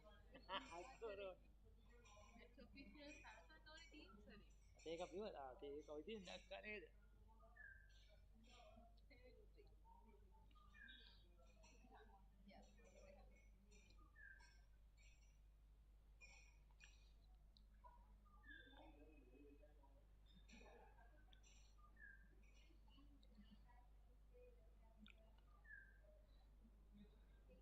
So do we have a bowling change or Rehan will continue? So Rehan is going to continue. He's going to bowl his second over. He's done 9 for 7 so far. Canada have had, we could not call it a bad tournament. They have a decent tournament. Unfortunately, couple of games they could have probably got over the line, which they failed to do so against South Africa, against Wales, had the opportunities. Beat the West Indies in a thriller.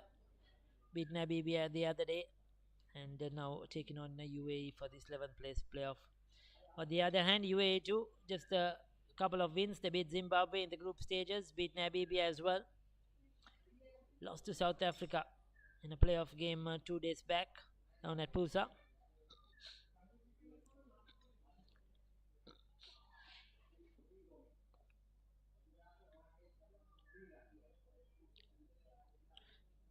It's not as hot as it was 2 days ago. It was very hot and humid a couple of days ago. It was very warm, but I think today is slightly better. We can see our scorers enjoying their cup of tea. As always, Chetan and Kalyani concentrating hard on the figures, on the runs, but enjoying a cup of Sri Lankan tea as well. That's put away down to the boundary. That was a loose delivery. It was asked to be hit. No protection behind square on the onside. Easy pickings for Talati. He's picked up his second boundary. He's moved to 17. In the form he's not going to miss out on those loose ones. He's been in excellent touch. He has scored a lot of runs in this tournament.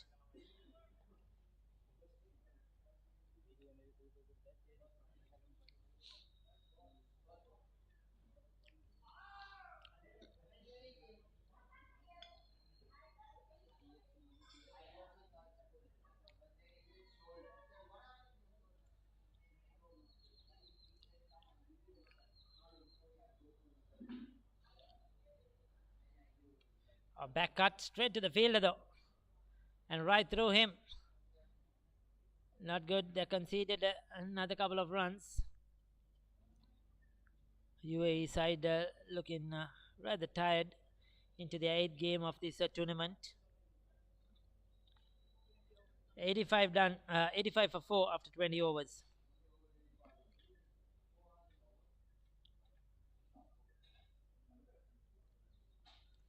So far, John Flory has been the pick of the bowlers. 3 for 20 off his 5 overs. And Nuruddin right at the top, picking up a 1 for 16 of 5.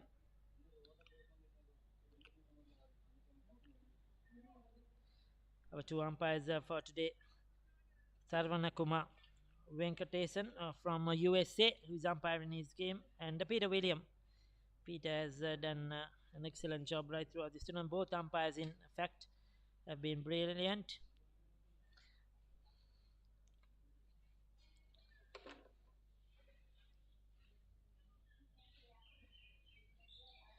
What about Biju there? So Biju Kumar will continue.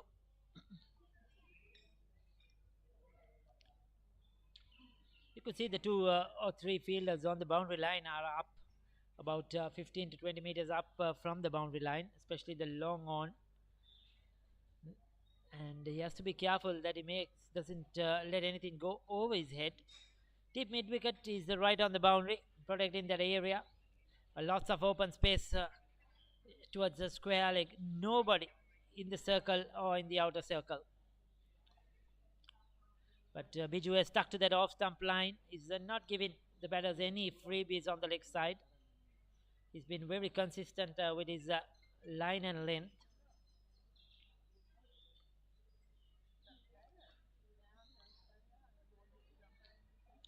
Once again, a warm welcome to whoever is watching this game. If you're watching live from Canada, midnight there, warm welcome to all those Canada cricket lovers and family and friends. Anyone following the UAE team in UAE, other parts of the world. It's good to have you as well joining us. It's well bowled.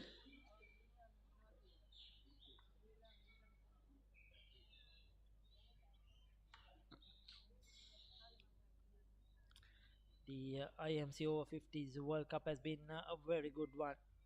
From the 9th of February onwards, we have had some very good cricket.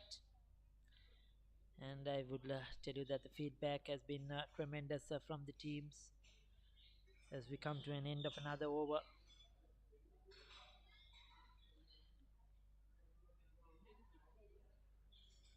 "21 overs done. 86 for 4, just a 1 run off that over.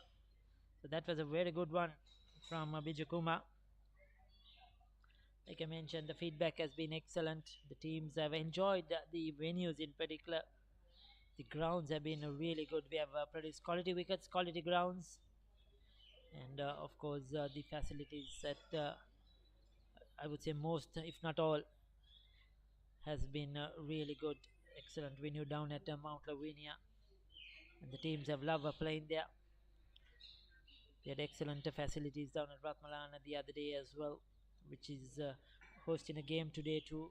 Down at Pusa in Bandaragama has hosted many games, and the ground, of course, big and large, good surface, good outfield, and the service has been excellent there as well. Not forgetting the MCA, the NCC, CCC, Coles, who have hosted games, BRC as well. All the facilities, the food has been excellent, and it has been a very good IMC Over-50s World Cup.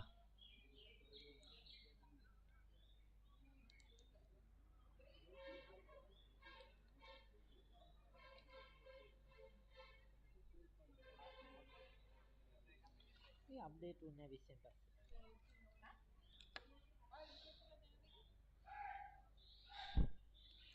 So they'll get a couple of runs, easing it through the offside. So Talati picking up another 2 runs. He's moved into the 20s. These 2 players are experienced players, and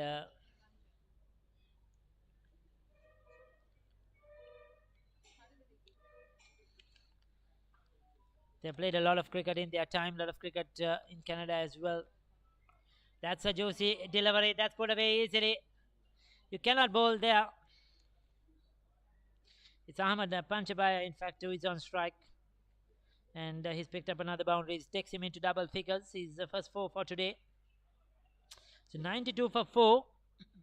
Coming up to the halfway mark in this 45-over game. Canada looking good. They need to keep wickets in hand and pile up the runs.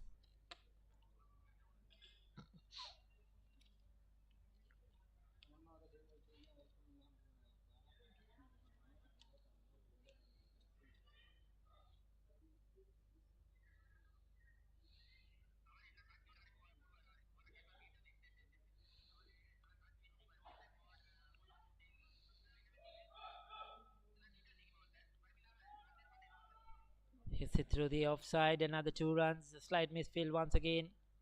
Picking the gaps. There will be lots of 2s on this ground if you run hard, 3s.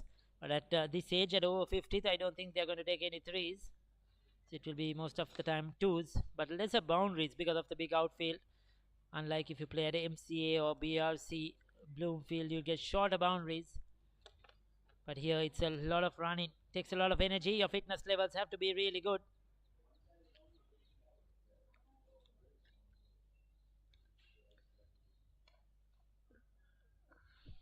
Looking very fluent at the moment, Panchabaya and Talati.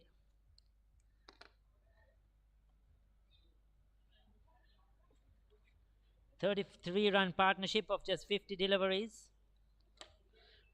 Final delivery to go in the 22nd over. Freezes his arms through the offside. That's 4 more. Got the width he was looking for. Launches into it. And no stopping that. Just stand and watch as it races to the boundary. 22 done. Canada have moved up to 99 for 4.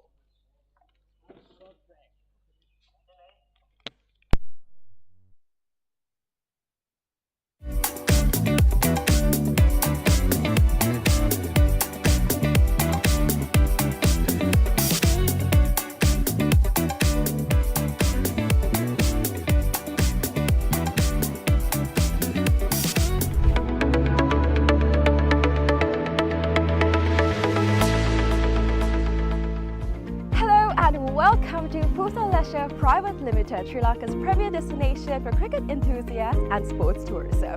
So, Pusa Leisure Private Limited is actually the only leisure company in Sri Lanka with its own cricket ground. We're here at the ground right now, and it's the second largest cricket ground across Sri Lanka in playing area. This is tailor-made to conduct tours across Sri Lanka, and we are here today to witness about the specialties it has to offer.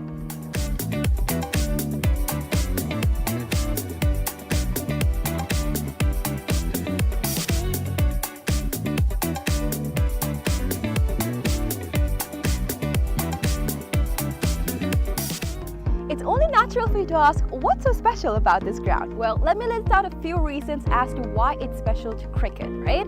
So this is situated in a 30-acre land, meaning you have plenty of space to walk about, have a look and relax yourself. Second of all, this land is situated by so much of vegetation that the amount of wind that comes into this land is quite limited. So as you see, whenever we watch a cricket match, we've seen plenty of occasions where certain calls on cricket are interfered because of the wind. Now that issue will be limited in this ground due to the vegetation that surrounds this place, which is beneficial for anybody who comes to play cricket. Third of all, the lighting is just perfect, right? So it's well lit throughout the day, and the amount of sunlight that you get into this land is much more compared to any other cricket ground around, again because of the location it's situated in. And another specialty about this cricket ground is its grass, right? So usually whenever you go to any other cricket ground, the grass is quite smaller compared to the grass that you would be seeing in this special cricket ground when you come here. It's because we have actually taken a grass that is quite special to Sri Lanka. Why? Because it's easy to maintain, we know how it works, we can make sure that it's well watered, well cut. All of this is easily maintained because of the fact that this grass is special to Sri Lanka. So these are just a few specialties as to why this cricket ground is special for you.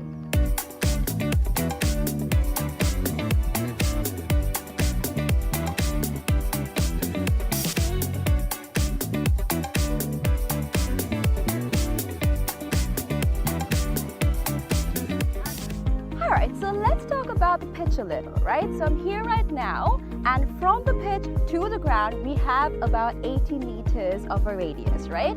And something special about the pitch is that it's elevated, meaning that anybody from anywhere on the ground can see the pitch properly because of its elevation. So even if you stay in that corner of the ground, the pitch very clearly because of the elevation that it has.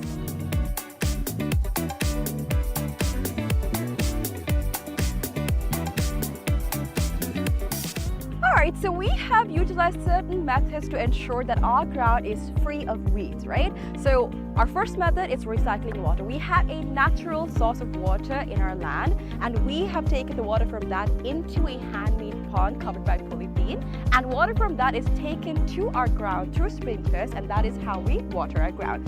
And that water is later on taken back into our drain, which I'm standing over, and this leads straight up to the natural water supply that we have in this land. All right. Apart from that, we've also utilized certain methods to ensure that no water from outside is brought to our land, our cricket ground basically. So these methods are basically what we use to ensure that there's no weeds in this grass and that our grass is the same that we have maintained throughout from the start.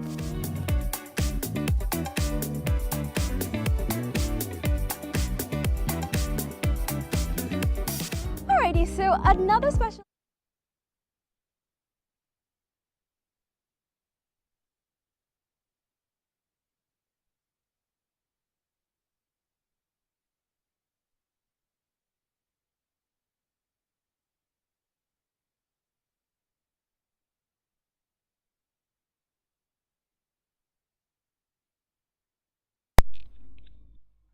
Well, it's 99 for 4 from the Canada Over-50s after 22 overs.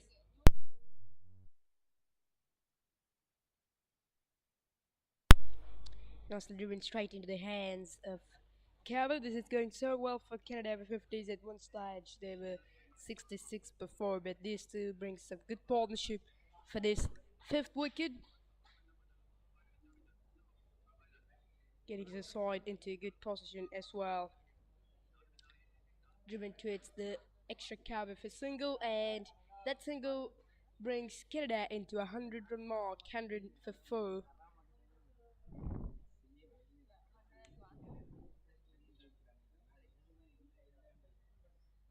The partnership looks good. The one of the set batters are Talatis on 24, hits it back into the bowler. Vijay Kumar is playing the 6th and consecutive overs from this end. There's a no one that slipped. That one is kept live. It's a good takedown from a wicket keeper. That's a really low bounce, but no problem there for each side. It's a dot ball. The hybrid Pinch by Ice on 17 from 23, the Ariftalati 24 from 35. 3 forces for himself into the over. This is a good over from Bidju Kumar. Not only this, he's ball very good spell for the UAE, number for 10 in 6 overs. 1 of 1 for 4 from the Canada Over-50s after 23 overs.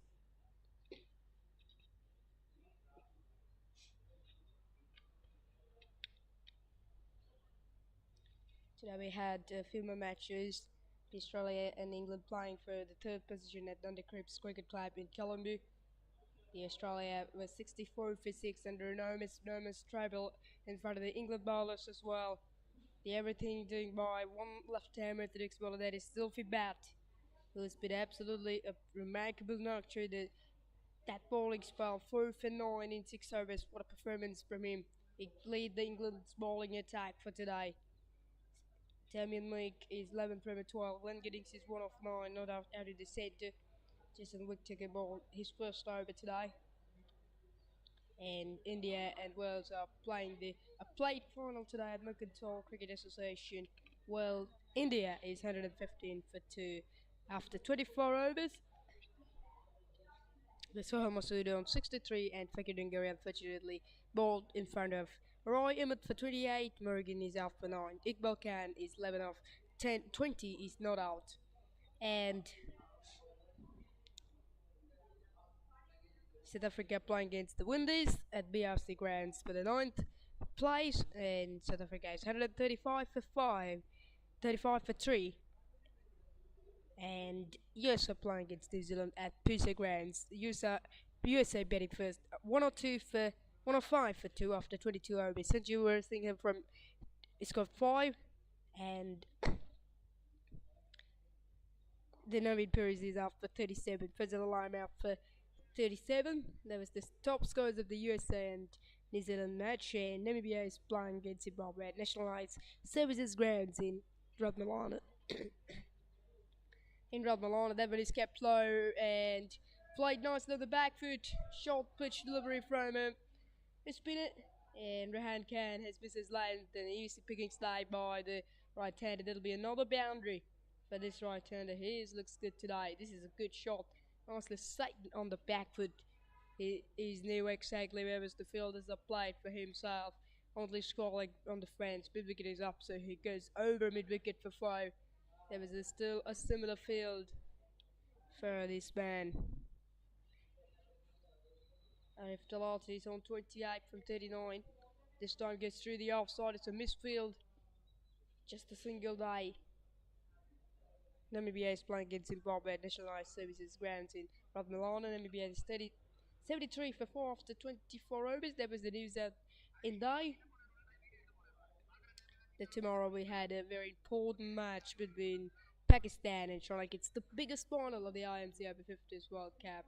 We'll be playing at Papare in Colombo. 24 gone, 104, 106 before from the Canada.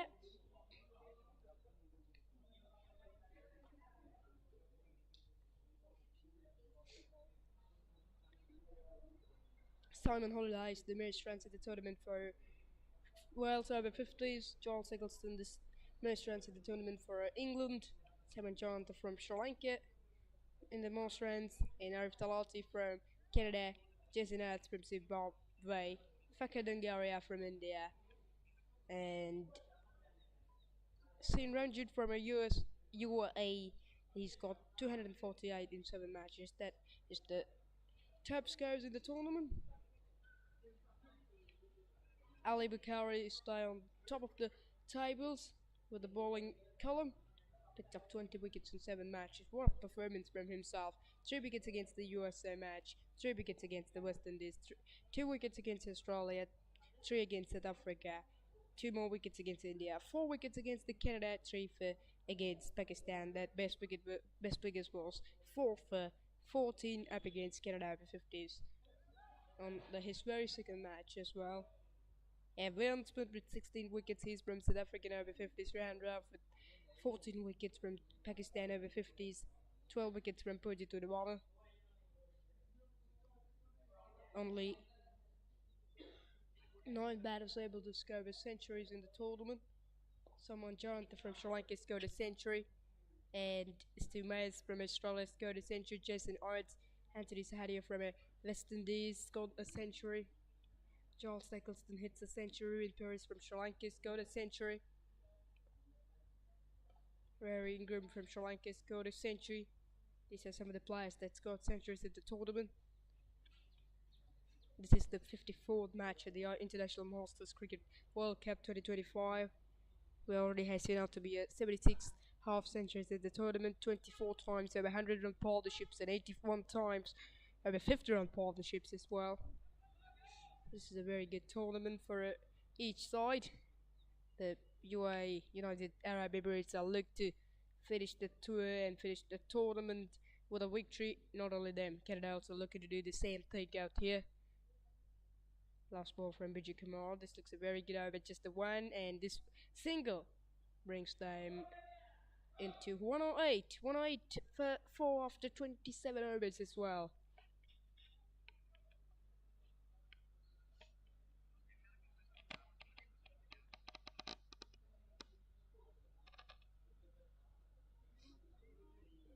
The tournament was started on the 9th of February, and this should be a very good tournament for each side. It's over 2 weeks of a tour for each country. This tournament has been an absolutely incredible one as well. That sometimes it has been in the one side, and when we move to Group B, England are top of the tournament, top of the Group A as well. Everyone thinks England should play the finals, but they doesn't play the finals. They lost it to Pakistan in the semi-final. When you move to Group B, you had Australia. Everyone told Australia might play the final, but they don't play. They lost to Sri Lanka in the semi-final at Wicket Cricket Association. This cricket can be changed such a quickly for each side.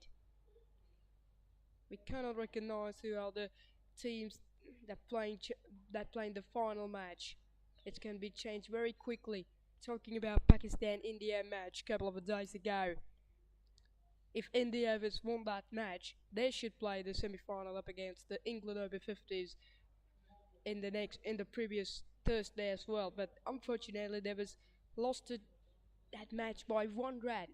If the scores are level, we have to look the net run rate. If India has the highest net run rate, they should play the semi-finals against England.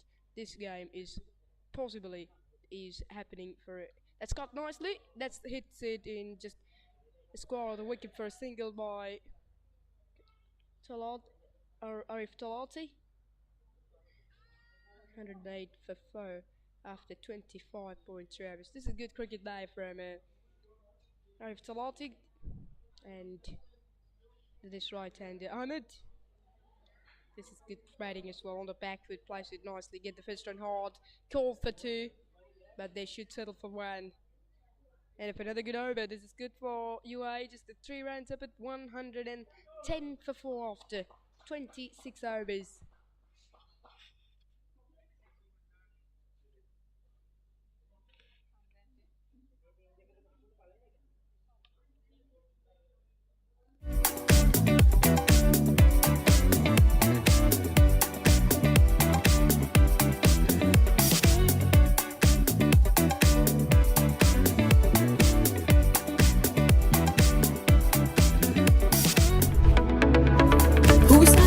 Private Limited is inviting you to invest for this project for the development of golf course and 120 individual houses, which will be selling outright. Required investment is $30 million, which is the value of 49% of shares, and is available for you to invest. Whatever amount you can invest will yield benefit within less than 5 years.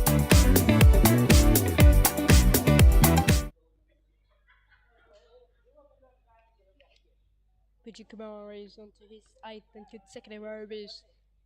No, it's not him. It is a change of bowling. Isn't it? No, it's still the Bijay Kumar to continue from Kevin Jackson onto his 8th. This one has been a little bit short, and War played nicely on the back foot. This should run away for 5. That's a good shot. And some footwork's out there. Not well done, there from the UAE. Just a couple of runs for it. There was a little bit of extra turn and bounce there from Bijay Kumar. Arif Talati was a little bit of a surprise for that bounce, but however he's able to place it through backward point region for a couple of runs. Deep backward square leg, sweep cover, and low go of 3 fielders at all. Like the 38 cycle, it's a big shout, baby. Impact outside. That's a good delivery there, a little bit into the pitch from Bijay Kumar.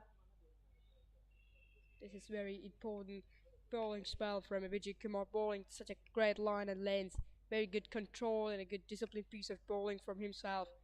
They could be just, oh, that's nicely played. Just hits it wide of the square leg. Work to be down for square leg. Now it's gone through him for 5. It is a misfield as well. It's looking to get some footworks out in the deep square leg boundary, but he cannot get them for 4. That's a good shot.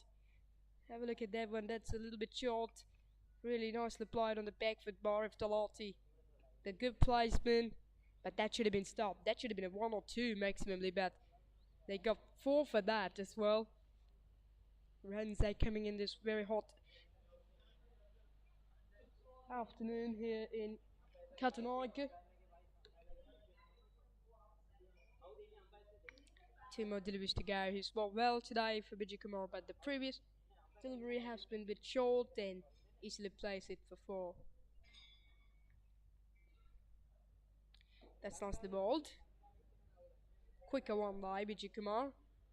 1 to go. The outfield looks very good here. The last match was played in here between New Zealand and India. The India batting first got 263. The first half of this pitch will be very good for the batters. A little bit of a moisture, but pitch looks very good for batters to score a lot of runs. 116 for 427 gone. Husa Leisure Private Limited is inviting you to invest for this project for the development of Gulf Coast and Husa Leisure Private Limited is inviting you to invest for this project for the development of Gulf Coast and 120 individual houses, which will be selling outright. Required investment is $30 million US, which is the value of 49% of shares, and is available for you.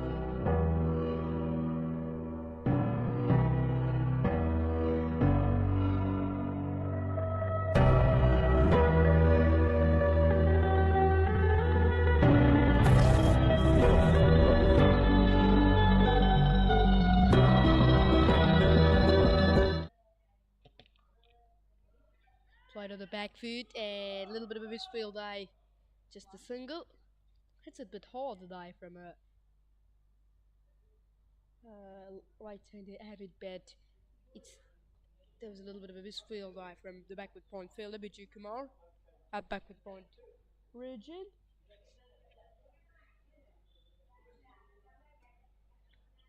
The Rehan Rav is gonna bowl a lot of overs from this far end. He's onto his 5th over, but struggling to find the right line and length through this bowling spell. On for 23 from it to 4.2 overs, bowling sometimes a little bit slow in the air, but he hasn't got any wickets still in front of his name. Looking to get his first. Good delivery, a little bit slower. Talking about bowling slow in the air, we remember Vishal Dubey, who's from a New Zealand Over-50s. His everything is given into the air, given the flight, and doesn't try to do any sort of variations against the right hand. Is bowling everything slow in the air. Didn't try to bowl arm balls, didn't try to bowl any quicker things. That comes down the track, hits it back into the bowler. That's a very good catch, and Arif Talati looking to go over the bowler's head, but it's gone rogue. He's on his way for 38. That's a really good catch for Rehan Rav. That is a really, really good catch. Have a look at them. Comes down the track, hits it back into the hands of the bowler. And the 5th wicket is falls for the Canada Over-50s. The partnership is broken. Talati is on his way for 39. 119 for 5 from Canada Over-50s.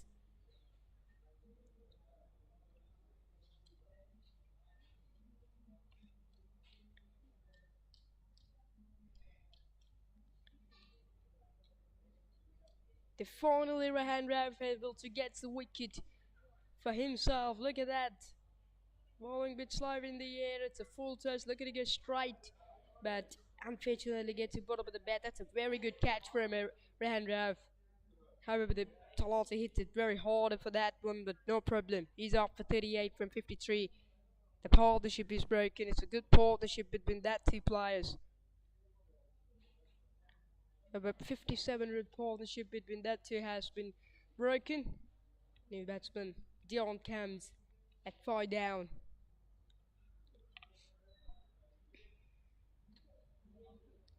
We're talking about the Vishal Dubey, who's been a left-arm orthodox bowler from New Zealand over-50s.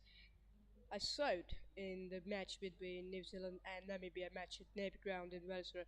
He was one time bowled slower into the air, and the Namibian batsman able to hit a boundary against himself. But the next one also he bowled slow in the air, asking to come down the track, asking for a shot, asking to play against the spin from the batters.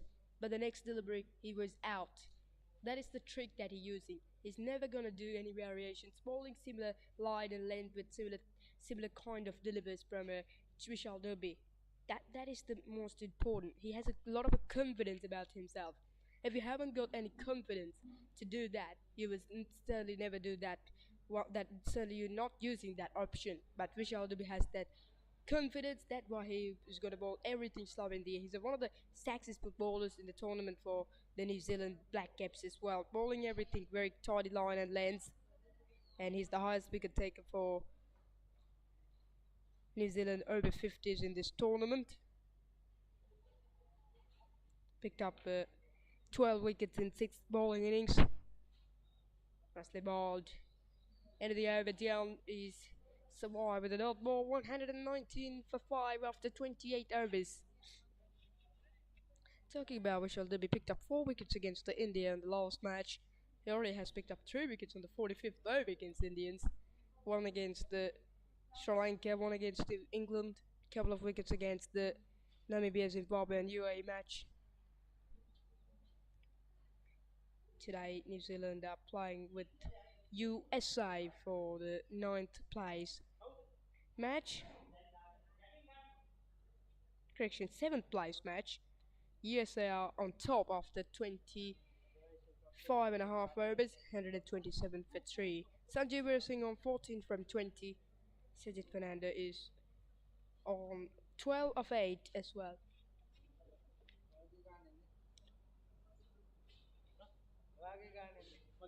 There's a couple of wickets for Vishal Dubey on today's match.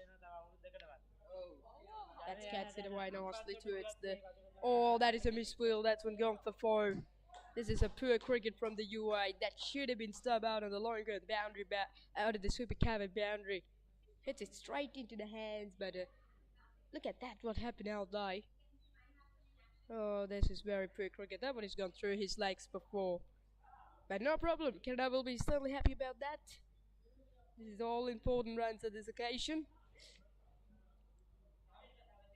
England playing against Australia at IMC Ground, and after 26.5 overs, England are on top of the game, and Australia is getting under pressure, 81 for 7. The Australian batting side has not to do anything against the England bowlers. 2 wickets for Christie Desai, 4 wickets for the Zulfi Belt. The bowlers are doing an enormous job out there for England over-50s. It is a classical performance from them. They has lost the semi-final for the Pakistan over-50s, but they are right on top of this match. England looking to finish the tournament on 3rd place. Australia also looking to do the same thing. At the moment, Simon Beddington is 0 and Damien Mix 17 on 26 on the centre. And talking about the England and Pakistan semi-final, the match was played at IMC Ground as well. And the over, no, 2 more deliveries to go from Vijay Kumar. He's bowling his last over, none for 23 from 8.4 overs. 2 more deliveries remaining to do something with his bowling spell. You know, only 9 overs can one bowler to bowl maximally in this tournament. That was the tournament conditions, because we are playing just 45 overs in this tournament. If you are playing 50 overs, you had maximum 10 overs per one ball. That's a beautifully bowled. That time the batsman Damien Dion has been completely surprised for that delivery at that third. Good bowling day. This is good spell. Let's see how Bijay Kumar finishing on his 9 over spell. Squalling and super cover on defense for Dion. That's nicely bowled. That's a good work day in the open. He hasn't got anything in front of his name into this bowling spell, Bijay Kumar, but very outstanding bowling. Number for 23, 9 over spell has been down 124 for 5 from Canada.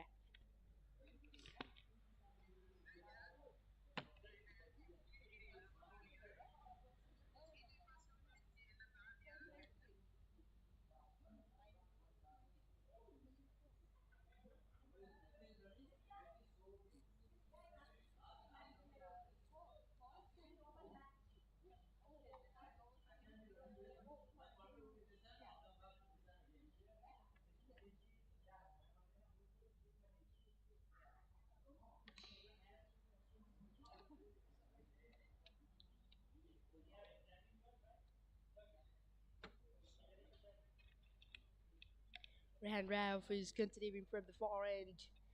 The man who picked up the wicket, a very fatality on his last over. Talking about the England and Pakistan semi-final at FTZ Grounds a couple of days ago. It was a stunning victory indeed for Pakistan. They won by 9 wickets. The Pakistan 9 runs actually. The Pakistanis batting first scored 231 for 9 in the 45 overs. It is not a difficult total to be chased down for England because England had one of the strongest batting lineups into the tournament as well. The leading by Charles Eccleston with some good performance at Roy Smith, David Snellgrave, Richard is a very outstanding player in the tournament. That's a good running, quick single day. They ask you the question, but umpire says no. So talking about that match, the Pakistani openers have been fouled in front of the bowlers of England as well. At one stage, the Pakistan was 70 for 5, but the partnership is between Mohammad Hafiz and Shaikh Iqbal for that 5th wicket led the Pakistan into a good position as well. It's a partnership of 80 runs for that 5th wicket. For that 6th wicket, later on, the Mohammad Hafiz breaks up another good partnership between Mohammad Javed, over 50-run partnership for that 7th wicket. That 2 partnerships brings the Pakistan into a really good position as well. In the air, that one is just flying over the slip and they should race it away, but it won't get to the rope. Should be a couple for Canada, and he is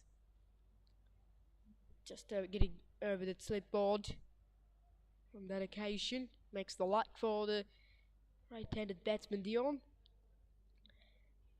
The Masud Kashi opened for the Pakistan out for 2, Imtiaz Ahmed out for 22, Asif Humayun has gone for 9, Mohammad Shahid out for 21, Jamshid Ali out for 4, but the Shaikh Iqbal he scored 73 and Mohammad Hafiz with 32 and Mohammad Javed with 27 from a 22. That innings get the Pakistan into a strong position as well in the back end of the innings.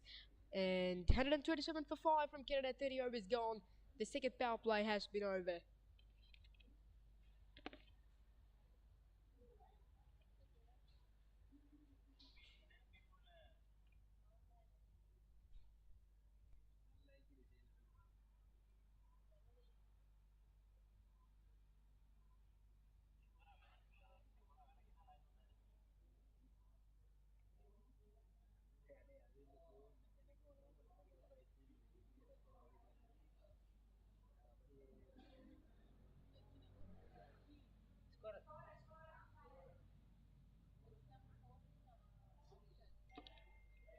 Third power play has been started.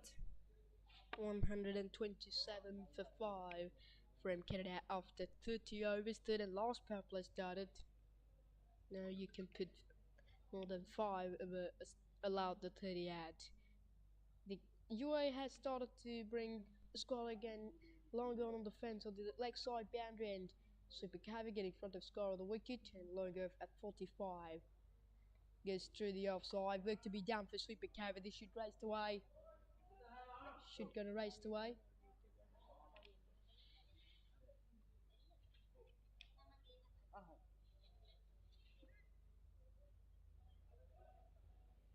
Just a single day. Abjid Khan, the new bowler, comes with the attack from the commentary box and he's on to his very first over. So one slipped and played. This is good bowling. Back to that Pakistan and England semi-final. The England's target was 232 to win in 45 overs. It was a difficult total to be chased for England. The Charles Eccleston is opens opens for England with Alex Richards as well, but the first wicket is falls for 8 runs. The second one is falls for 22. The Alex Richards out for 3 runs. Roy Smith is gone for 5, but the Nasir Ahmed brings some good partnership with the lone Charles Eccleston for the third wicket. But unfortunately, finally Nasir Ahmed also depart for 44. The Katie out for 7.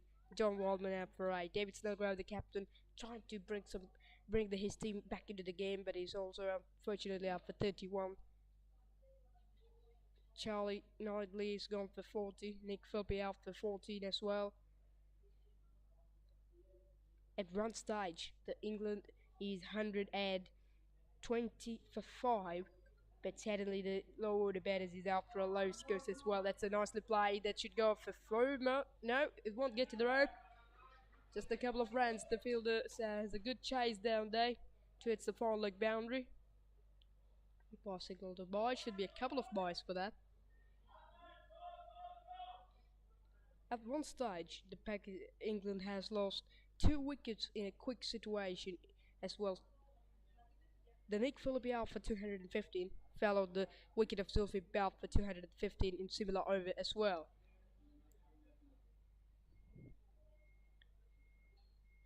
However, the England is just short of 9 runs for the victory of the semi-final. The last over, when the last over moved, the England needed 17 runs for the victory as well. 1 wicket away, but only that picked up 5 runs for the picked up 6 runs of the 45th over as well. That's how that game was over. It has been absolutely a famous victory for Pakistan over-50s. 132 for 5 from the Canada after 31 overs.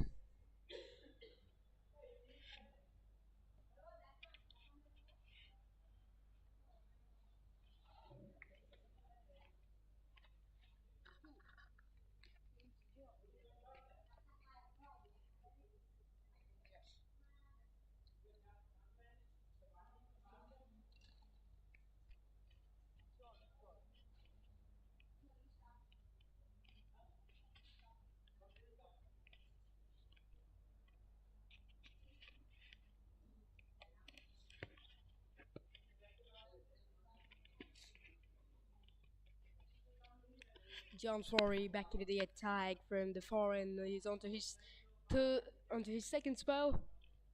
Man, he picked up the 3 wickets for 20 runs at 5 overs ball. Very good line at legs. And this one is 2 straight and maybe going down the leg side. This is a very good bowling day from John Flory, who's picked up a couple of important wickets of the Canada Over-50s in the first few overs ball. Very tidy line and lanes indeed. The man who contributed to get the wickets of Udair entry from 19 and Iqbal Mohammed also out for 21 in front of him, and also the Akhtab Kuza out without scoring the very first ball in front of a John Flory man. Picked up 3 wickets but 21 runs at 5.2 hours. It was a very valuable bowling spell indeed from himself. Very good bowling with a perfect line and length from him through the tournament. Very disciplined piece of bowling, but this one is wide from himself. Once again, a late decision day from Peter William. After a few seconds, he signaled that wide, but no problem. 133 on the board now. Guion on strike. directed towards extra cover, gets a quick single out by.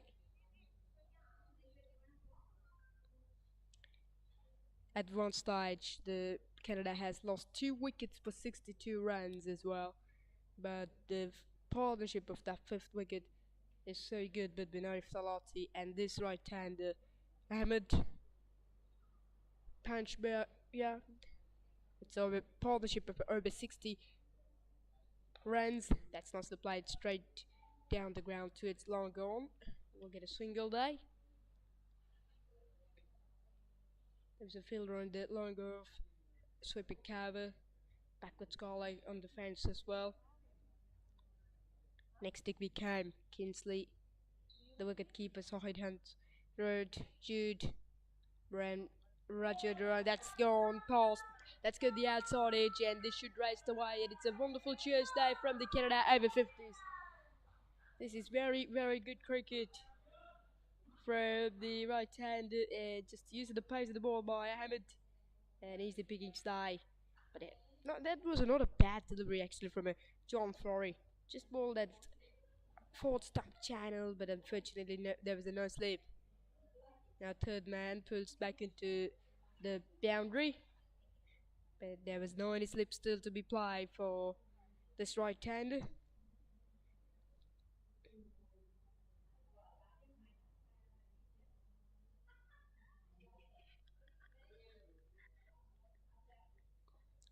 This is a good delivery, a little bit back of the line, end of the over from John Flory. 32 gone, 140 for 5 from Canada.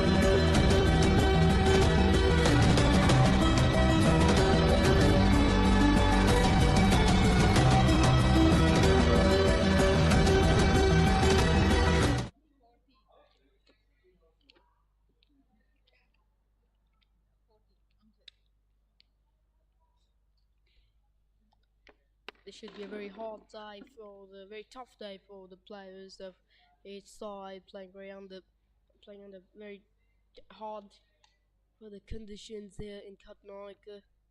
The weather, the hot, very warm day, temperatures just over 30 Celsius of degrees around the Katunayake. Some change of bowling actually. Amjad Khan. He's on to his second over. None for 2 on his first. Today, the Pakistan will play against Sri Lanka Over-50s at Papare International Cricket Stadium in Colombo. It is the final. It is the match number 57th and last of the IMC Over-50s World Cup. The Pakistan has won the Cup final in 2018 IMC Over-50s World Cup. The tournament was played in Australia. There was 8 teams who participated for that tournament. The played champions was Canada. The Pakistan were the champions of Cup final. It was a tremendous series indeed, tremendous tour and tournament indeed for Pakistan, and it's a quick tour and a quick tournament indeed. But this looks like a very long tournament between these 14 countries. Over 2.5 weeks, these countries are in Sri Lanka. I think it's a very good, funny tour for these players, for these countries. In Sri Lanka, they set out to be the Australians, and a wonderful tour around the Colombo, around the Sri Lanka, has moved to the Gulf Fort and visited some wonderful and wonderful places in Colombo. Went to Lotus Tower. I seen out to be some good photos from the Facebook of Australian players. Amjad Khan. That one has been a little bit kept low and played on the back with the single by Ahmed. 142 now. The partnership looks good. David been these two. Should Pakistan had a good practice session, not only for Pakistan, also for Sri Lanka. They had a good preparation. That one gets through the wicket keeper. Should list two for that. Maybe a boys' day from a wicket keeper. For the third time we see now to be biased in this innings. No, umpire hasn't signaled out any bias, so that means it has got something on bat, isn't it? End of the over, 144 for 5, 33 overs gone as well. The batters has a little drinks at in the center. I think it's only for the batters, not for the bowlers.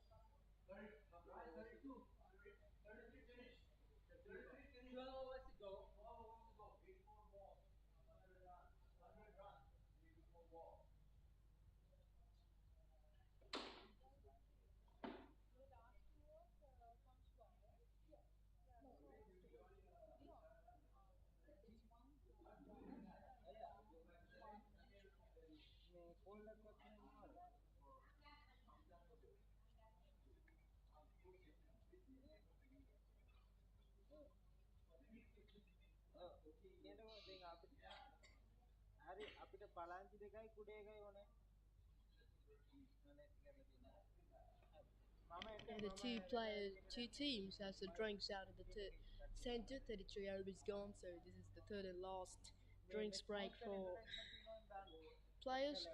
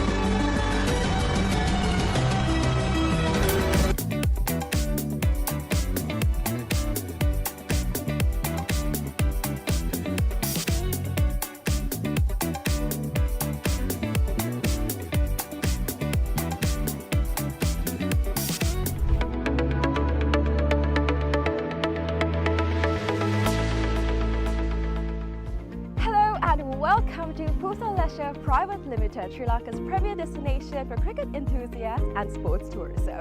So, Pusa Leisure Private Limited is actually the only leisure company in Sri Lanka with its own cricket ground. We're here at the ground right now, and it's the second largest cricket ground across Sri Lanka in playing area. This is tailor-made to conduct tours across Sri Lanka, and we are here today to witness about the specialties it has to offer.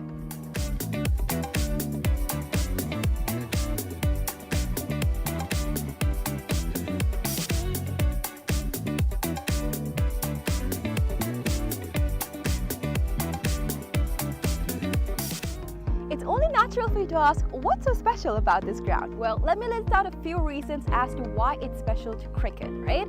So this is situated in a 30-acre land, meaning you have plenty of space to walk about, have a look, and relax yourself. Second of all, this land is situated by so much of vegetation that the amount of wind that comes into this land is quite limited. So as you see, whenever we watch a cricket match, we've seen plenty of occasions where certain calls on cricket are interfered because of the wind. Now that issue will be limited in this ground due to the vegetation that surrounds this place, which is beneficial for anybody who comes to play cricket. Third of all, the lighting is just perfect, right? So it's well lit throughout the day, and the amount of sunlight that you get into this land is much more compared to any other cricket ground around, again because of the location it's situated in. And another specialty about this cricket ground is its grass, right? So usually whenever you go to any other cricket ground, the grass is quite smaller compared to the grass that you would be seeing in this special cricket ground when you come here. It's because we have actually taken a grass that is quite special to Sri Lanka. Why? Because it's easy to maintain, we know how it works, we can make sure that it's well watered, well cut. All of this is easily maintained because of the fact that this grass is special to Sri Lanka. So these are just a few specialties as to why this cricket ground is special for you.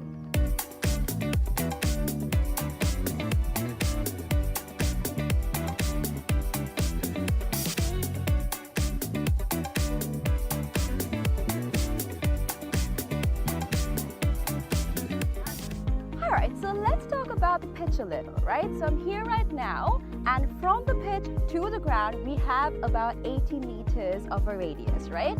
And something special about the pitch is that it's elevated, meaning that anybody from anywhere on the ground can see the pitch properly because of its elevation. So even if you stay in that corner of the ground, the pitch very clearly because of the elevation that it has.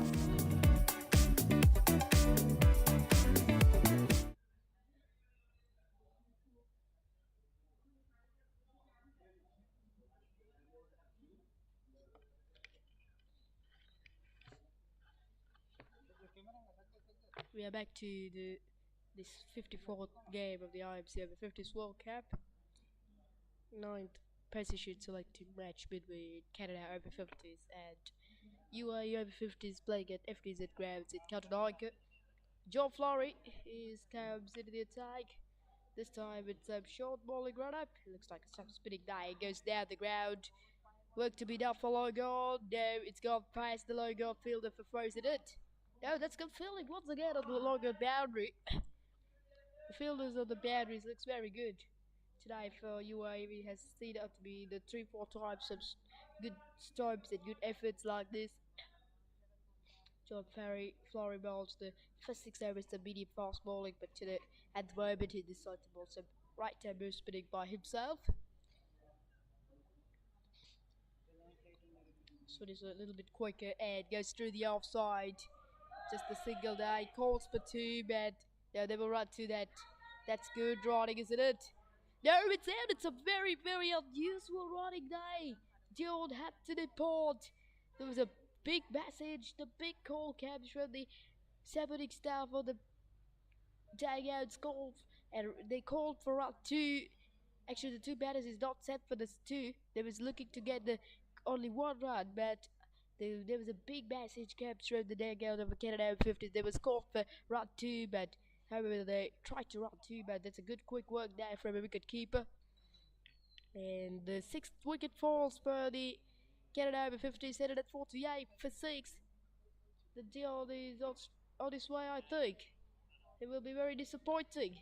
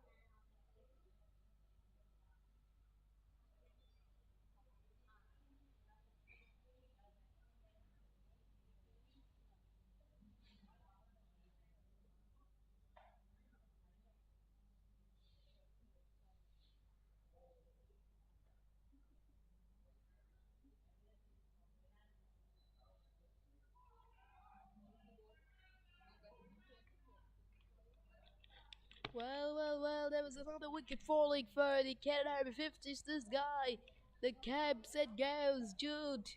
I won't believe it what happened actually out there. There was a little bit of a quicker, flatter one from John Flurry and tried to that one slipped on his way through the forward leg, but hits the leg stab, hits the top of the leg stab, but John Flurry has his fourth wicket. He has picked up 3 wickets from his right hand medium fast bowling, and now he has the wicket with his right hand spinning. Jude is on his way, caps and goes without scoring. This is wonderful bowling from the UAE Over-50s. 148 for 7. 2 quick wickets in a quick session for the Canada, for the UAE.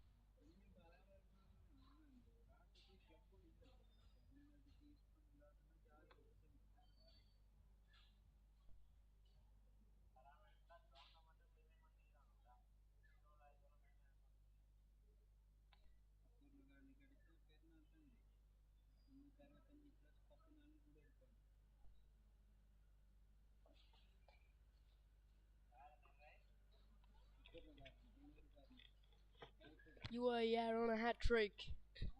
2 wickets in 2 balls early on. The right-hander has been run out, and here we go. This time Jude is bowled in front of a John Flurry. For the second time we see out to be on a hat trick. Can UAE pick up a hat trick now? 1 run out and 1 wicket from John Flurry's contribution.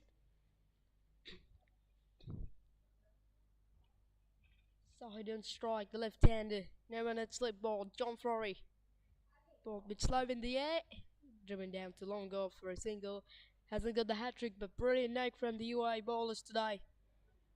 John Flurry with a hat-trick early on.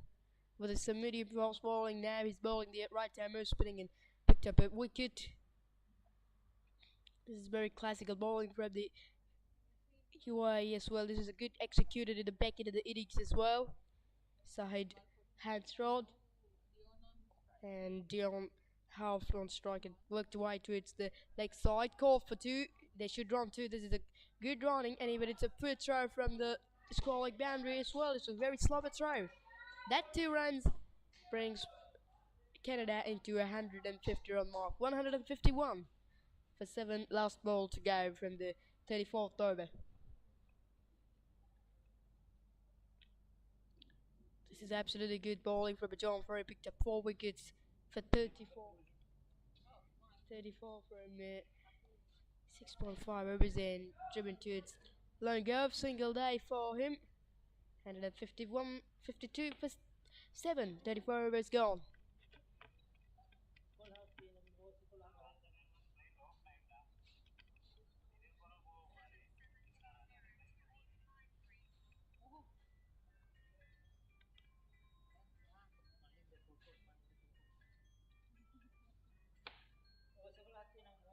It was a beautiful picture on your screen. The plane is started to flying here from Katunayake International Airport. It's flying. Maybe flying towards the foreign country. I'm hearing some voice, some sound that die from the plane is going. It's on the way for a different. Yeah, that's a beautiful picture. Well done from cameraman taking that beautiful picture. 152 for 7. This is a beautiful scene day. It's going a long way at the moment. John Forrest 4 for 35. 152 for 7. Goes for a big shot. That was a fielder on the long ball, just on the bounce before. That's a good shot day. 1 bounce into the rope from Said. That is the confidence that he brings. A little bit into the pitch at this occasion from Edward Khan, and Dion Haft goes over long on for 4. That's a wonderful shot there. There was a fielder on the long on has been placed for this right-hander, but no problem. Hits a bit wide of himself for 4.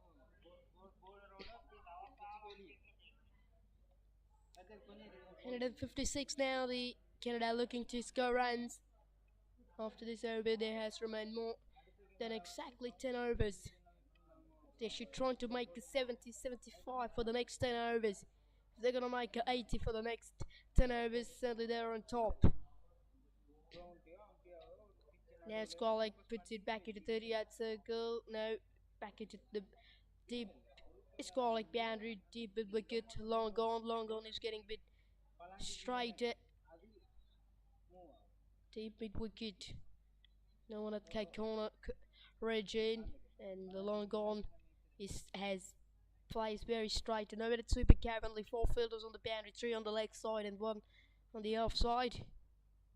But you can put 5 fielders or more than allowed the 38 circle into this third and last power play.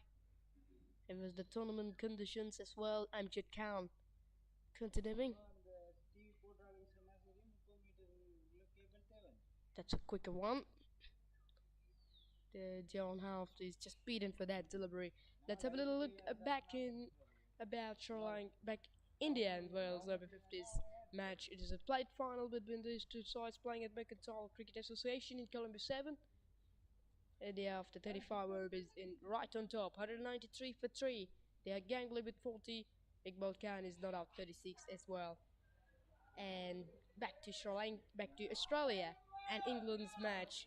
The game is playing at FTZ Grounds in Colombo. England are right on top after the 32 overs. Australia was bowled up for 88. It is absolutely a tremendous bowling performance from the England Over-50s. This one is played a bit late. Calls for 2. They should run the second, and that's good running. Talking about the Australians batting cat, the highest score comes with the bat of Damien Merck, has scored 23. The Anthony Barron's with 15. These are the top scorers in each other. Is completely beaten in front of the England bowling unit. 4 wickets from Azulfi Bott, 3 wickets for Jason Bigtucker, 2 wickets back for Katie, and 1 wicket for Tuan Hadke. It is absolutely remarkable bowling performance indeed from the England Over-50s at NGZ Grounds. So the England's target is just 89 for the victory. That should be a very comfortable run chase for England, but Australian bowling attack also very strong as well. Let's see. This is a quicker one from Amjad Khan and played towards the super cabin for single. There's one more delivery to go in the overs, isn't it? No. And the over, 160 on the board for loss of 7 by Canada.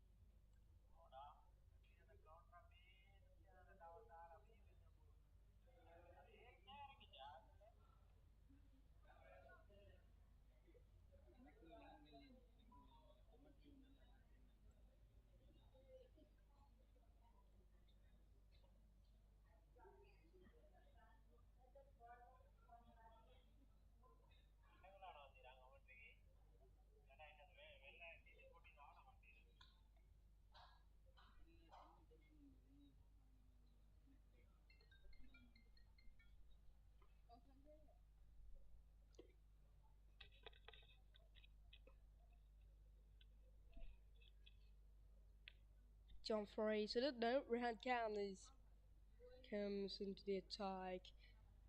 Look for a big shot dive, but he's missed out on it. Looking to play against the turn day from his side. Is 1 of 2, not out. The possibility 220 will be a good score for Canada in batting first on this pitch. That's a beautifully bowled, and up goes the finger, and Rehan has the wicket. So that's a beautiful delivery indeed. And Canada has lost the 8th wicket This is a good delivery indeed by the leg spinner. He has picked up his first wicket of the game. Look at that one. There was a little bit of a turn dive from himself and get the advantage. Wicket keeper takes a really good catch on behind the stamps. 8 wickets falls. 3 wickets in a quick session dive for UAE. This is wonderful bowling. 159 for 8 from the Canada Over-50s. Excellent delivery from a right-hand cad. There's one more. Once again, he was given into the ace and pitched up, and there was a big turn away of the right-hander, and it works. Dion is on his way for 19. 19 from 26. Canada is 159 for 8 at the moment. The UAE are certainly on top of this game. The partnership are so important at this stage for Canada. The last 5 overs has been absolutely good 5 overs indeed for a bowling side. Picked up 3 wickets for 31.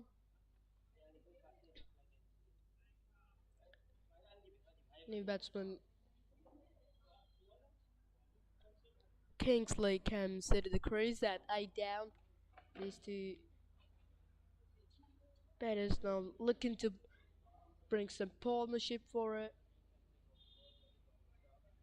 Canada. There's another plane is flying. Absolutely, a very busy day today because today's a Saturday and we had a lot of tours from Katunayake International Airport from Katunayake.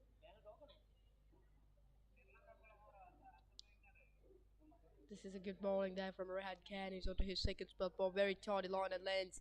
It's a big shout. The wicketkeeper looks very confident, but umpire Peter Williams is on the stay with his not out. That's a quicker one there. It looks like it's a back of the hand delivery from Rahad Khan, and turn is back into the right. Completely, the batsman was beaten there, but wicketkeeper is all very confident about that. He thinks there was something on the glove. That's a nice delivery. Once more slow in the air bowling today. Very good line and lands. That was his second wicket for a hand can. Early on, he picked up the wicket of John Haft. And the man who picked up the wicket. There we go. That's good bowling. End of the over. He's picked up the wicket for Talati 3 overs ago. 159 for 8. It's a batting over from a hand can and also picked up a wicket.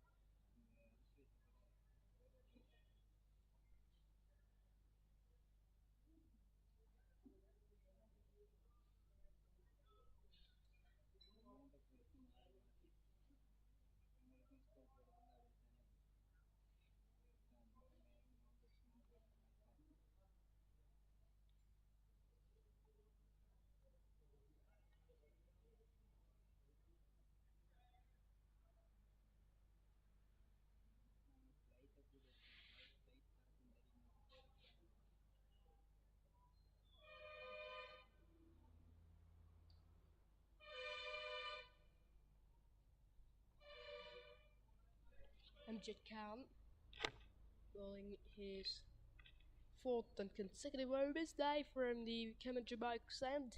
Long off, long on, deep the wicket, deep back with score leg. And it's a wide ball. Wicketkeeper takes a good move, and this is good glove works from himself through these innings. Fell out in the sweeper cover, getting in front to score the wicket. There was a 5 fielders allowed the 30-yard, throw the leg side, turn the offside boundary. Kingsley's on strike, and that one has got inside edge, nearly back into the stamps. Bowling a little bit quicker there from Rahan Khan. Correction. The Amjad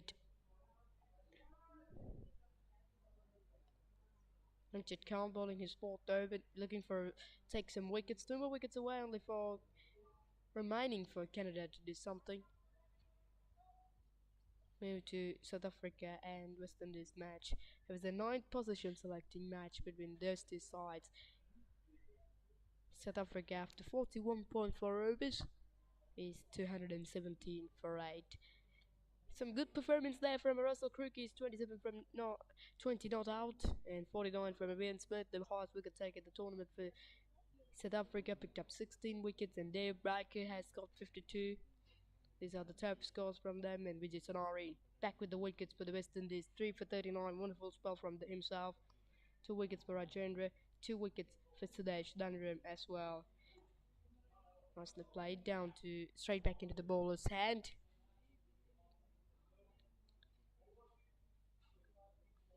Yes, they're playing against the New Zealand at Puja Tuduvane Sports Academy in Bandaragama, USA. After 35 overs, 180 for 3, they're going so well. Sanjeev Singh, the captain, is on 47. Sajid Fernando with 32 not out. So good batting performance there from the United States of America. And the Australia has been bowled out for 88 against the England at FTZ Grounds. And the target is just 89 for the victory for England. That certainly has been a comfortable run chase for, should be a comfortable run chase for the England, and the over 161 for 8, just a couple of runs there from Amjad Khan.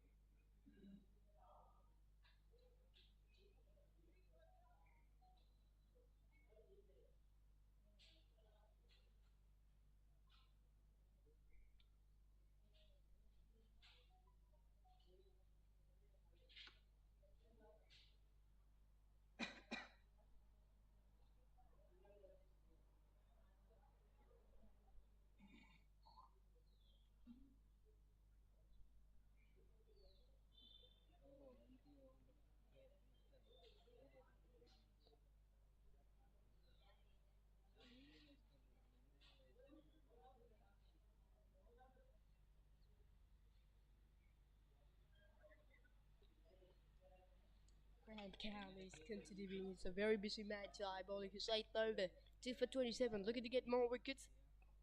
That's a loopy delivery. Ball but slab in the air as well.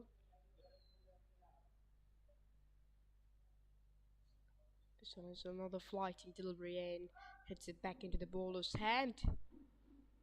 Back to Namibia and Zimbabwe match was playing at the National Services Cricket Grounds in Rapalani in Colombia. It was a selecting of a 13th position. Namibia, there's an air ball signal by umpire Peter Williams. That should be a free hit. There should be a good opportunity to hit runs for and gets a good confidence for the batters.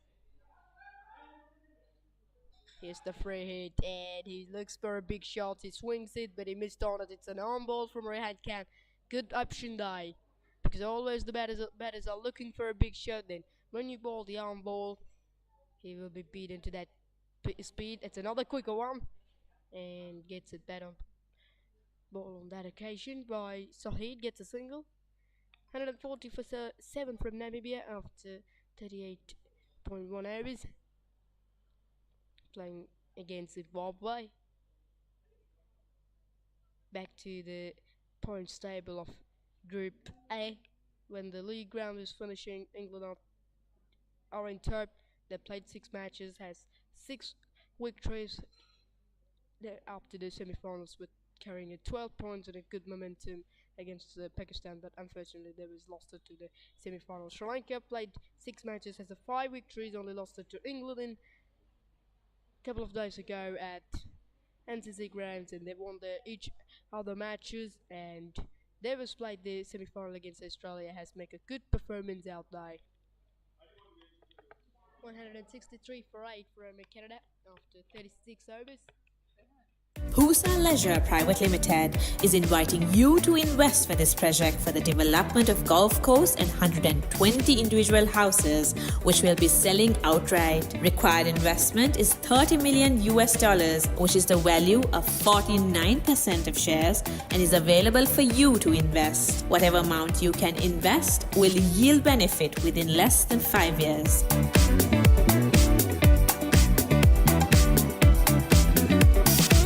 Husa Leisure Private Limited. Look for a big shot there just on the bounce. And they should run. And they will get 4 for that, isn't it? Yes, it is. Umpire signals a 4. Very interesting scenes out there. The side is it. Played nicely on the back. But look for a big shot. Look to clear that biggest boundary on the leg side. But umpire signals a 4. I haven't got any idea what's happened out there, but there was a boundary for Sahid. It's all important rounds for Canada. We're talking about the Group A points table. USA finishing the league round with 4 victories. They has 8 points. New Zealand also finishing the tournament in the league round with 3 victories, has got 6 points. UAE finishing the tournament with 2 victories and they has carrying 4 points. Zimbabwe has finishing the tournament with a 1 victory, and Namibia hasn't got any victories still so far through the tournament. Australia is finishing the tournament on high at the Group B with a 6 out of a 6 match victories, and Pakistan has a 10 points. India has a 6 points. Wales has 4. West Indies also has the 4. South Africa also had 4. Canada at the bottom of the points table, but they also had 2 points out there when the league round is finishing. And group top of a Group I, England played the semi-finals up against the second of the Group B against Pakistan, and Pakistan won that match, and they make sure they plays in the finals. The final will be playing in tomorrow at Papare International Cricket Stadium in Colombo. And second in the Group B, Sri Lanka played against the first in Group A of Australia. Sri Lanka beat the Australians, and they make sure they plays in the final against Pakistan. That 2 sides will be playing today. That will be a really interesting match between between that 2, Pakistan and Sri Lanka. Sri Lanka, the home side, looking to finish the tournament with a victory of the tournament. Down to its the super extra cover for a single to end the 39th over. 174-8 from Canada. This is the score card. The best score comes of the bet of Arish Talalti, scored 38 for Canada.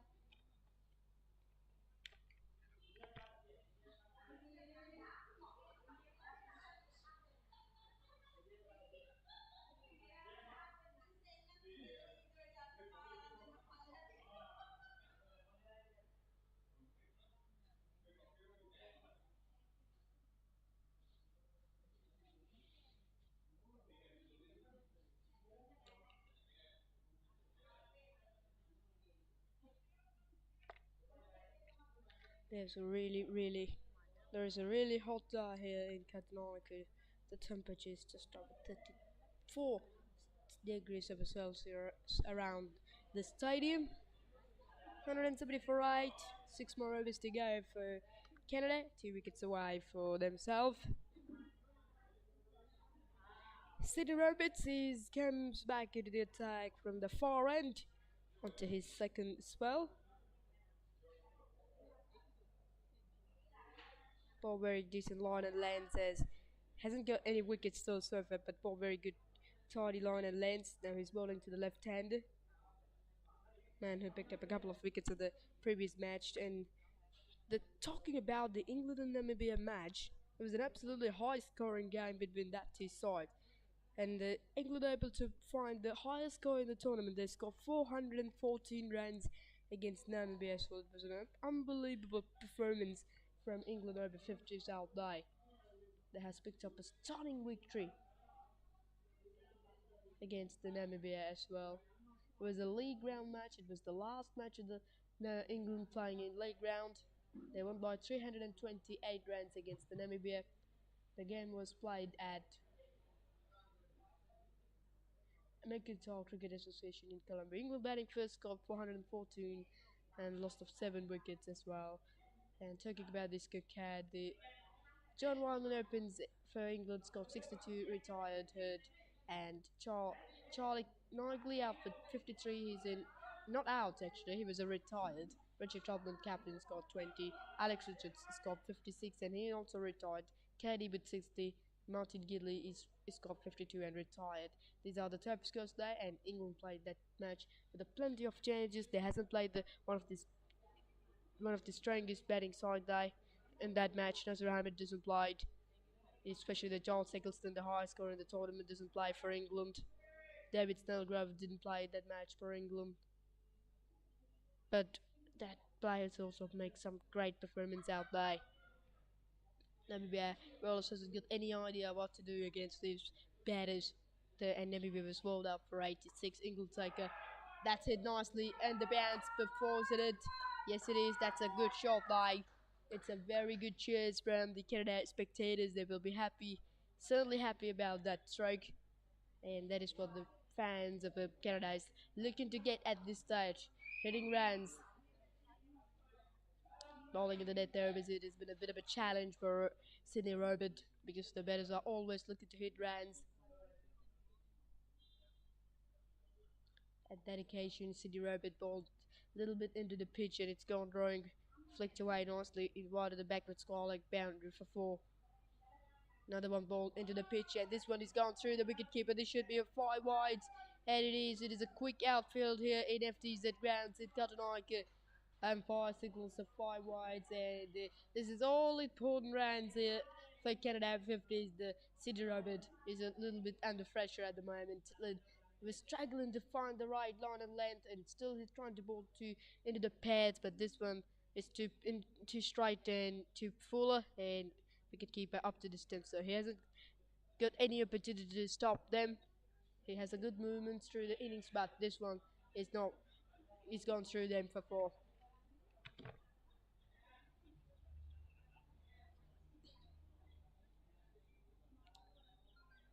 It's a very long over and it's a very big over in so far from City Robert.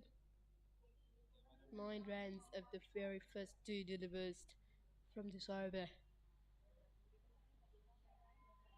Shaw boring it up and wicketkeeper is getting through. Yeah, it's away. Sahid is on 12. He's on 13 now. Kenley is still on 1. The partnership looks very good between these 2 players.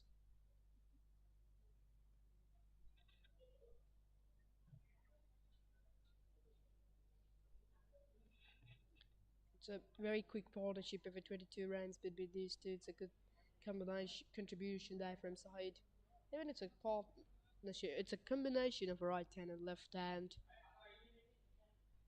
The Sahid is a left-hander and Kinsley is a right-handed batsman. Correction, Sahid is a right-hander, Kinsley is a left-hander. This is the 3rd and last power play of this game.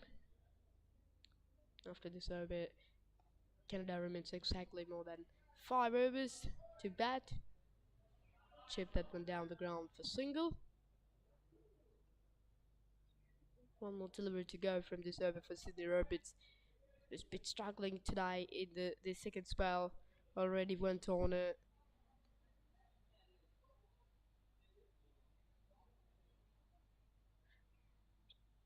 12 runs of this over. That's a beautifully bowled.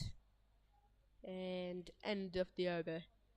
183 on the board for loss of 8.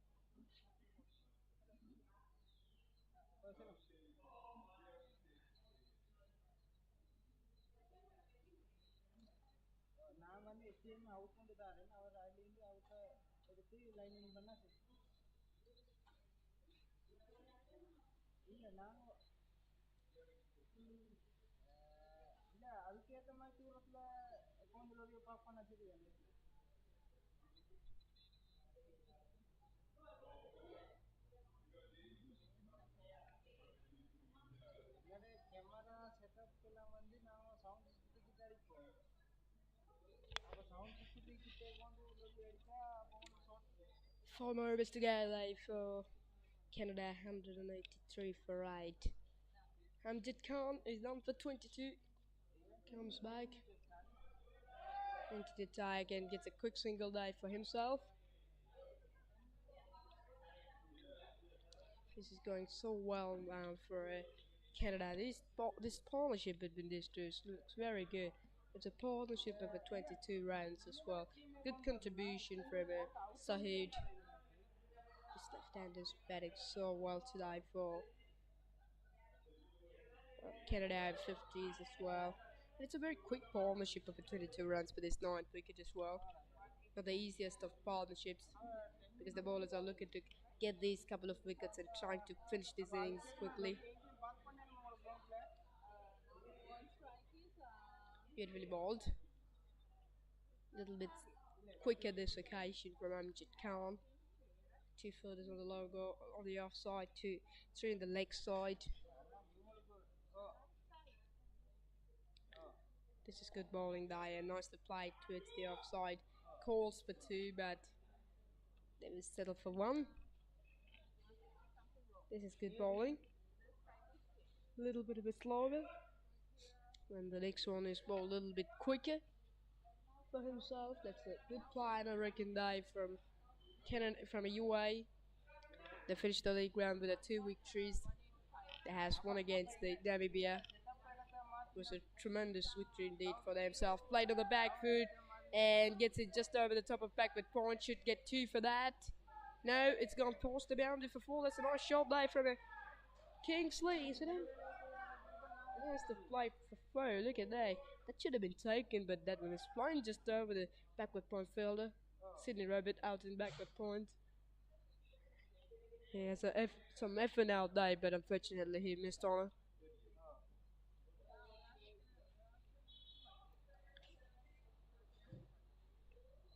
Kingsley's on 7 from 13. He's on strike. Still, that was a similar field for himself. That's a good delivery as well from Amjad Khan, and it's a quicker one, a little bit quicker and flatter. They were trying to get some variations at this stage, and another one has caught, but this one is finds the fielder, and end of the over, 189 for 8. That's a good over for Canada. Picked up a boundary.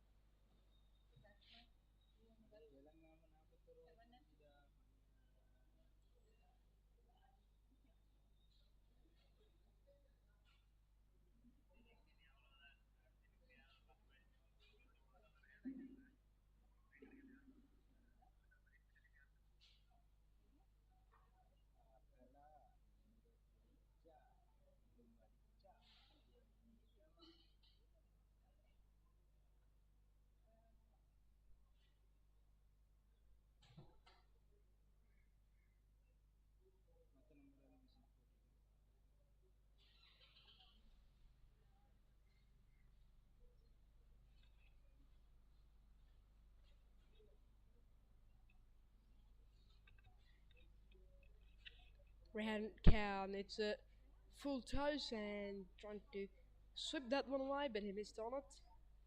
2 umpires out in the center. Peter William on your screen at the moment as well, and Kataisen on the other hand. That's nicely played. It's sensible cricket life from these 2 players that didn't look for a bunch more of big shots, but when the loose ball, when the short delivery is up to them, they was punished against them, and the next it was looking to these two are looking to get right at the strike and get a quick singles. That is their plan. That's good, very clever cricketing from England, from Canada. There's the short move wicket also flying for Kingsley, and also the fielder at the wicket. Very good. The bowling dive from Rehan Khan, bowling slower in the bowling that middle enough temp line and get the turn away. This is very good cricket from yeah. This one is a quicker one. This is good bowling from Rehan Khan. This is good variations. The last one is given into the air, and the next one bowled quicker. It's an arm ball from himself. That partnership, that variations is very important in these that overs for bowlers. That's what the most of bowlers are looking to do. That sometimes going to bowl pace on. The next one is with pace off.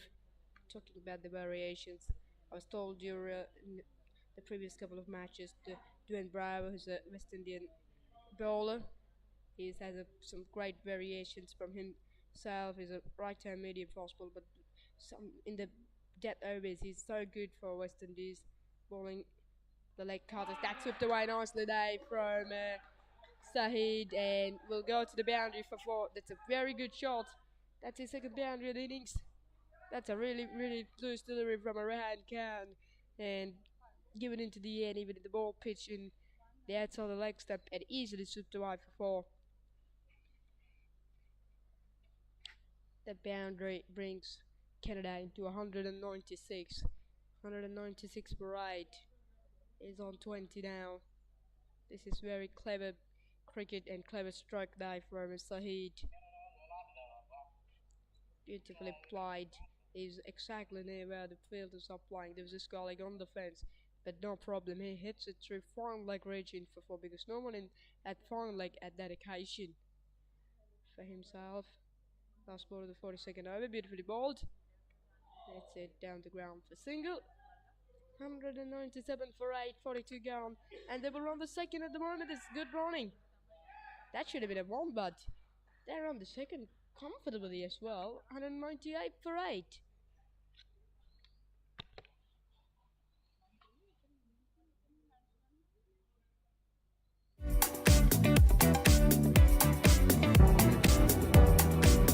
Husna Leisure Private Limited is inviting you to invest for this project for the development of Gulf Coast.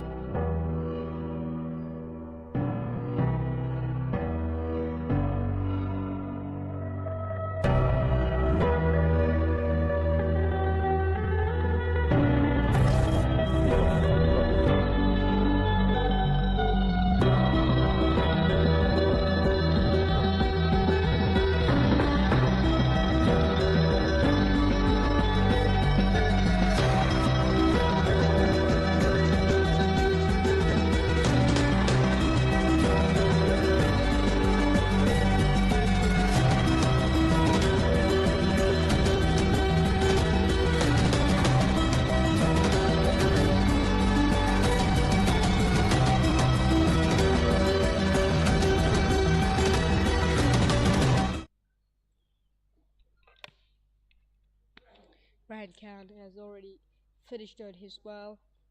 It's a good spell he did from himself. And there's a wicket. Well done there from Amjad. That is his first wicket in this very tough afternoon. And Zahid, no, it is a Kingsley's on his way. Very quick one there from Amjad Khan. And straight away off by Ape against the figure. 9th wicket falls, 198 for 9 now from Canada.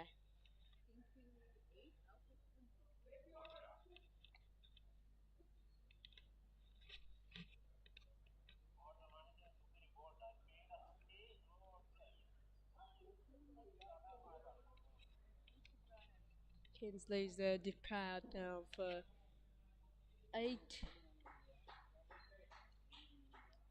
Really well, good delivery there from Amjad Khan to start in his 7th over. Start with a wicket. That was his very first wicket in this game. It's a very good one. Ball very flat and quicker. The teammates will be very happy about that winning and that contribution from Kingsley. He's a low order batter. He's a tail ender of Canada, but played very nicely, get the responsibility up to his shoulders, and played very comfortable game. 198 will be a good total on this venue. Very grassy pitch out in the center.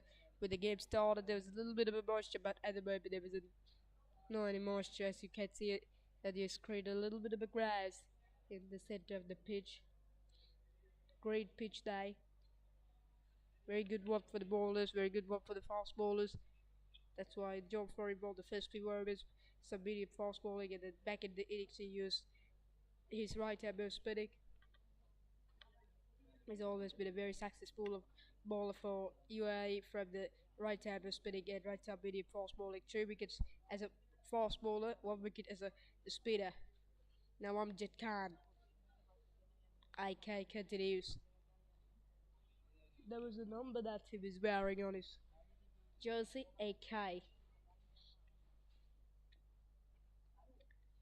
Going to right hand and swept away. That is a wonderful shot through the backward square leg for Foe, and he opens his account to the boundary, and Canada up to 200. What about that shoot? What about the sounds that from the dressing rooms? There was an excellent shot from right hand. There was a little bit of a short, a little bit up to the leg stamp line, and he easily picked up for 4. Very, very good shot by. Excellent knock from the number 11 batsman. Beatrice to opens the account.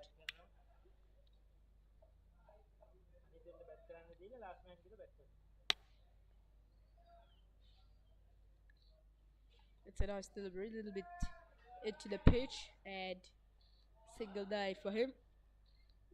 The Brighton is the captain of the Canada Over-50s of this match. And one of the interesting scenes, he's batting at number 11. But a very good captaincy actually from himself. He's given the opportunity for each other to play. Finally he comes, finally he takes his responsibility. Very good cricket. But he had to bat very short overs. About 15 balls remaining only for Canada to do something. Goes down the ground for single day for Sahid.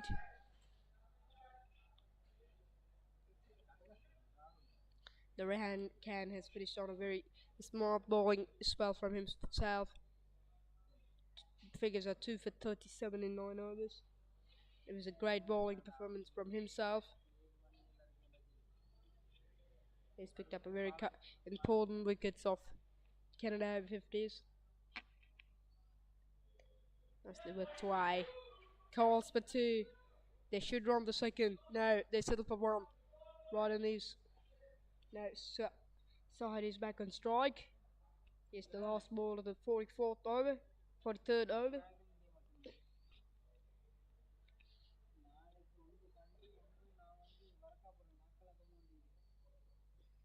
Field rat, super cover, long off, backward score leg, mid wicket, and long gone. Long gone is getting a bit straighter. There was a short ball, pulled away to its score leg, just a single. 206 on the board. For lost of 9, 43 gone, 2 more overs to go for Canada.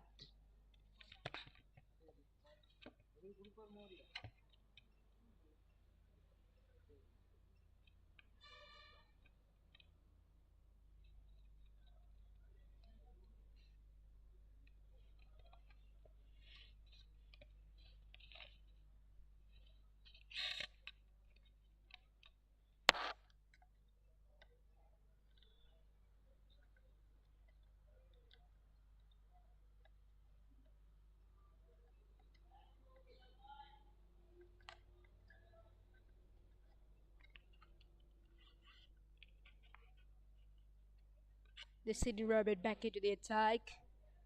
1 for 30, 9 for 38 in 5 overs. He was absolutely struggling to find the right line and length, but still the UAE captain has made us believe about Sydney. That's why the captain of UAE decided to give it Another over for himself. It's a very short bowling run up for himself. Number 38, he's under his 6th over, looking to finish his bowling spell with a wicket, but he nicely played towards backward point for a single. Ryan back on strike, the skipper, 6 of 3. Very talented player and very good number of performance by himself through this season and throughout this competition. Very talented player. He's a right-handed batsman. Sydney Rabbit now coming over the wicket for the right-handed third man. No one at farm leg. Backward square leg, mid-wicket, long gone. It's the field for the captain Brian. But there's a fielder also up in the 38th circle at short mid-wicket region. Longer has playing very striker. Super cover getting in front of score of the wicket. That was the field for the captain of Canada. Nicely ball, a little bit straight, and up goes the finger. But I think there was a little inside edge. But however, the Sydney Rabbit has get his first wicket of this game. He will be very happy. That's a very quick delivery as well, and looking to flick that one away towards the leg side. But beautiful delivery there from Sydney Rabbit. He is finishing on his spell with a wicket, and Canada is bowled out for 207, and it's good performance from the UAE as well. The target is 208 for the victory as well. So we will be come back with a short break, back with the run chase. Don't go anywhere, it's on the live action.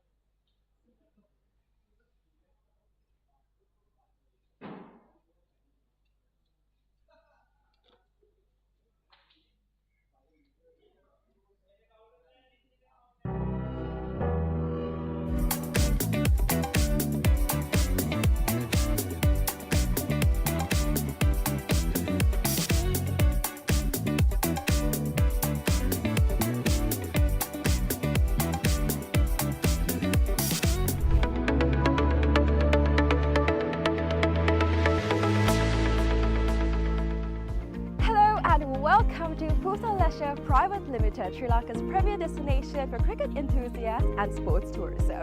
So, Pusa Leisure Private Limited is actually the only leisure company in Sri Lanka with its own cricket ground. We're here at the ground right now, and it's the second largest cricket ground across Sri Lanka in playing area. This is tailor-made to conduct tours across Sri Lanka, and we are here today to witness about the specialties it has to offer.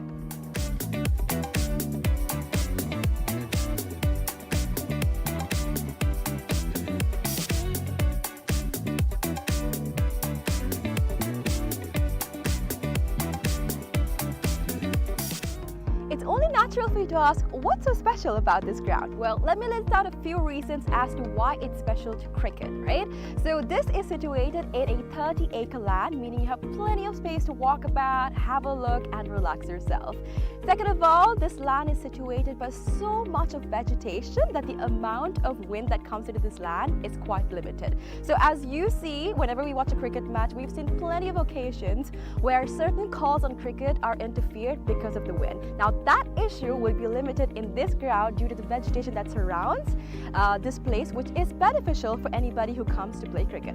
Third of all, the lighting is just perfect, right? So it's well lit throughout the day, and the amount of sunlight that you get into this land is much more compared to any other cricket ground around, again because of the location it's situated in. And another specialty about this cricket ground is its grass, right? So usually whenever you go to any other cricket ground, the grass is quite smaller compared to the grass that you would be seeing in this special cricket ground when you come here. It's because we have actually taken a grass that is quite special to Sri Lanka. Why? Because it's easy to maintain, we know how it works, we can make sure that it's well watered, well cut. All of this is easily maintained because of the fact that this grass is special to Sri Lanka. So these are just a few specialties as to why this cricket ground is special for you.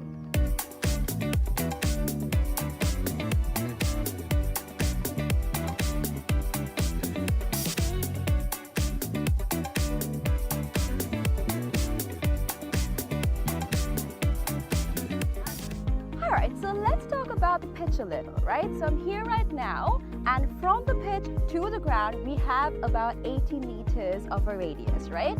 And something special about the pitch is that it's elevated, meaning that anybody from anywhere on the ground can see the pitch properly because of its elevation. So even if you stay in that corner of the ground, the pitch very clearly because of the elevation that it has.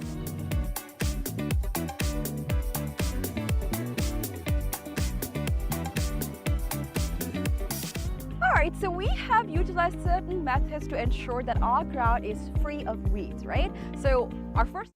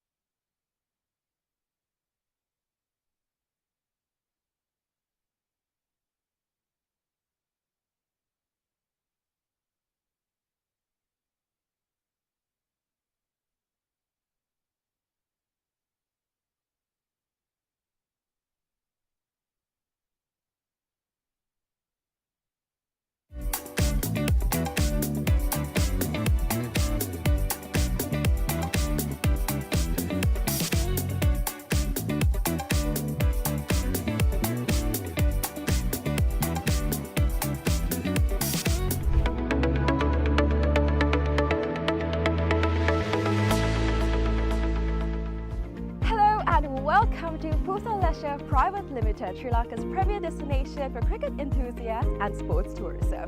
So Pusa Leisure Private Limited is actually the only leisure company in Sri Lanka with its own cricket ground. We're here at the ground right now, and it's the second largest cricket ground across Sri Lanka in playing area. This is tailor-made to conduct tours across Sri Lanka, and we are here today to witness about the specialties it has to offer.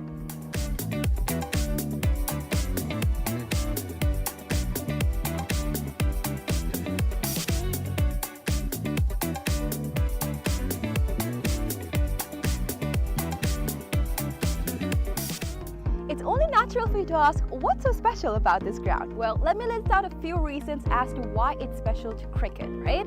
So this is situated in a 30-acre land, meaning you have plenty of space to walk about, have a look, and relax yourself.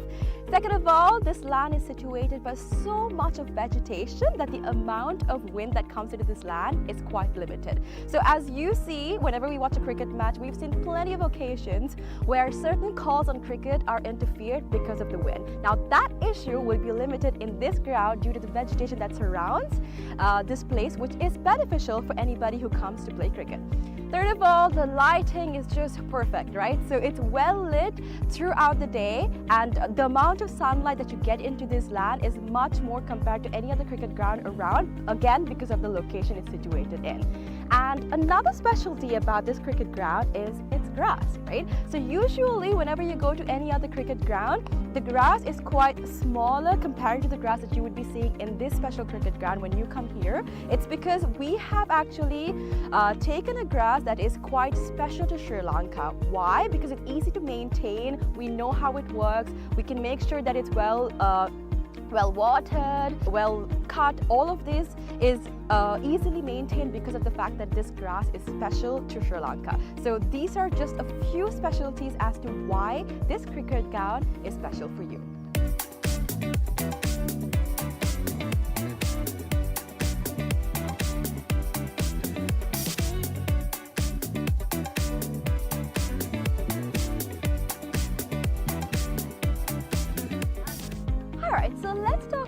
pitch a little, right? So I'm here right now, and from the pitch to the ground, we have about 80 meters of a radius, right? And something special about the pitch is that it's elevated, meaning that anybody from anywhere on the ground can see the pitch properly because of its elevation. So even if you stay in that corner of the ground, the pitch very clearly because of the elevation that it has.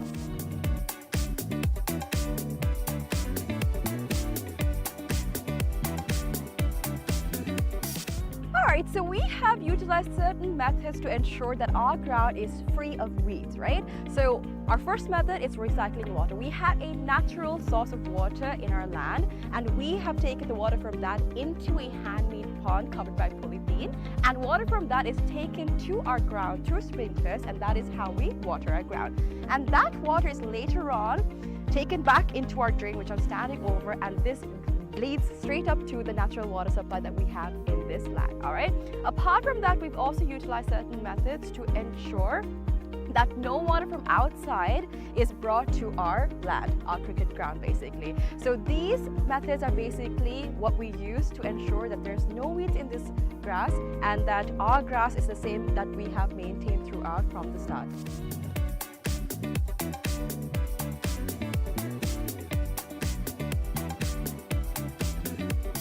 Alrighty, so another specialty about this ground and how we're connected with nature, right? A fun fact. So if you hit a century in this ground, one of these surrounding trees will be named after you. So if you can see, this entire ground is surrounded by vegetation and plenty of trees. So whoever hits a century in this ground will get one of those trees named after them. So this is actually something quite unique. It's not done everywhere, and it's actually a nice opportunity for you to get a tree named after you. So this is something special that's happening here at the ground, and so far only 8 cricketers have actually hit a century and gotten a tree named after them. So if you want to come here and hit a century and get a tree named after you, this is the place for you.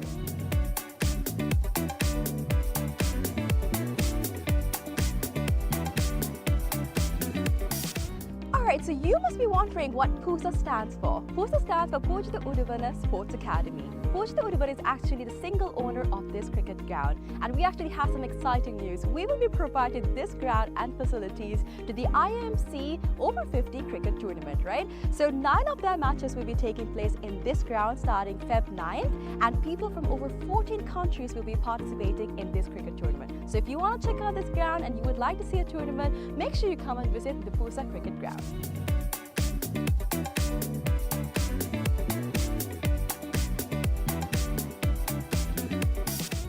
Alright, I know this looks digital, but it's not, alright? We operate this scoreboard manually. How? We've used door hinges, and we've painted one side and we have not painted the other side. So using this method, we are able to make the numbers appear on the scoreboard. Usually it takes about 4 people to operate a scoreboard, but using this method, we just need 1 person to do all of the work. So it's a different way, it's environmentally friendly, and you can witness this when you basically visit the PUSA cricket ground.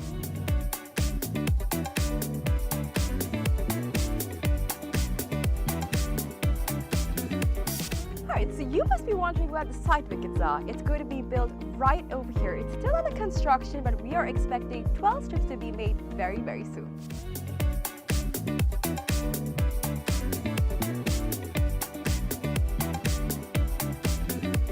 Alright, so now we're about to walk into where our hotel is going to be built. So we've chosen this specific location because it is right in between the golf course and the cricket ground. So in this hotel, we'll be having 2 wings, which is the cricket wing and the golf course wing. So depending on what sport you like the most, you can choose your stay.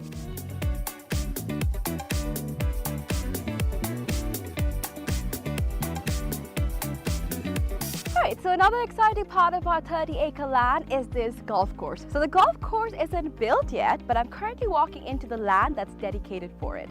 So on this road that we see over here, there will be an array of houses that will be built with a backyard facing this very golf course.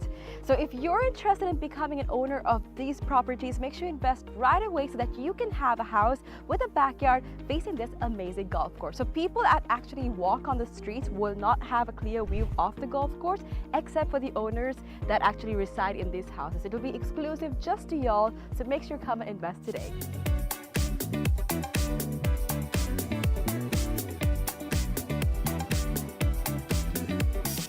Alright, so this is where the golf course is going to be built, and behind me is one of the waterfronts that is available in this golf course, right? So obviously we know when we play golf that oftentimes we need obstacles to play the game right, and this is actually a natural obstacle that is available within this golf course, and we'll be making plenty more for y'all to have a peace of mind and also play the game really well. And also, another fun fact, which I've already mentioned before, is that all of this will be faced in your backyard. So whatever house that you purchase in this land, your backyard will be facing this entire golf course, these waterfronts, and all of this will be available to you. So if you're interested, make sure you come and visit this golf course and figure out if you want to be an owner of this amazing condo.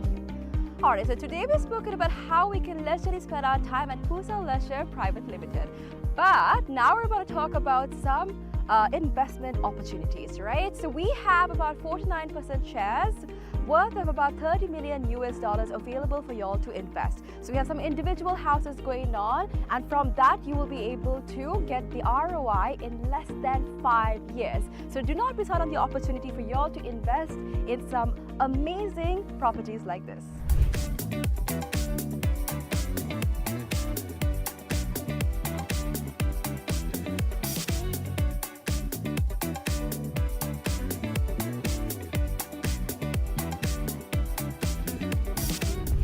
Alright, so this is Pusa Leisure Private Limited. Over here we have our very own cricket ground, we have our golf course, we have condos, we have a hotel, we have so much to offer to y'all over here. So make sure you come and visit Pusa Leisure Private Limited and grab an opportunity to invest, have some leisure time, and all that you need over here. Do not forget to come visit us.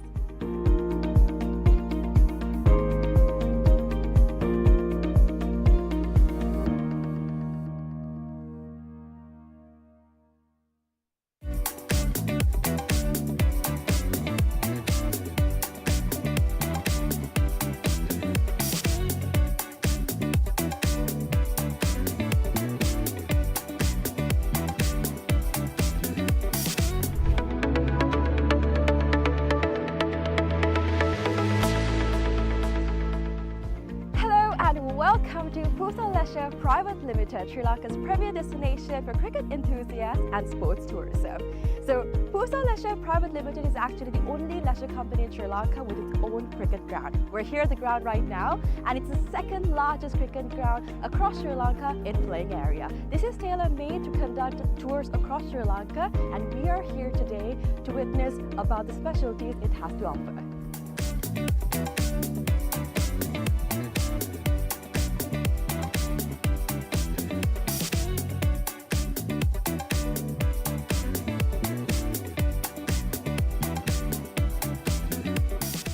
It's only natural for you to ask, what's so special about this ground? Well, let me list out a few reasons as to why it's special to cricket, right? So this is situated in a 30-acre land, meaning you have plenty of space to walk about, have a look, and relax yourself. Second of all, this land is situated by so much of vegetation that the amount of wind that comes into this land is quite limited. So as you see, whenever we watch a cricket match, we've seen plenty of occasions where certain calls on cricket are interfered because of the wind. Now that issue will be limited in this ground due to the vegetation that surrounds this place, which is beneficial for anybody who comes to play cricket. Third of all, the lighting is just perfect, right? So it's well lit throughout the day, and the amount of sunlight that you get into this land is much more compared to any other cricket ground around, again because of the location it's situated in.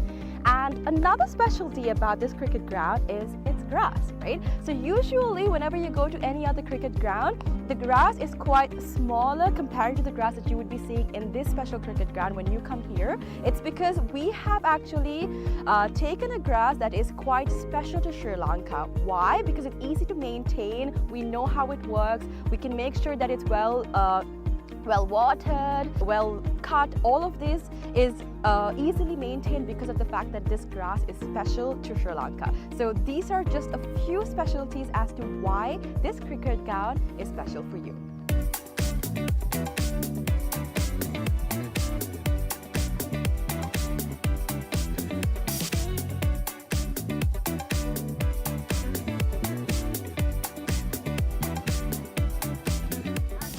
Alright, so let's talk about the pitch a little, right? So I'm here right now, and from the pitch to the ground, we have about 80 meters of a radius, right? And something special about the pitch is that it's elevated, meaning that anybody from anywhere on the ground can see the pitch properly because of its elevation. So even if you stay in that corner of the ground, the pitch very clearly because of the elevation that it has.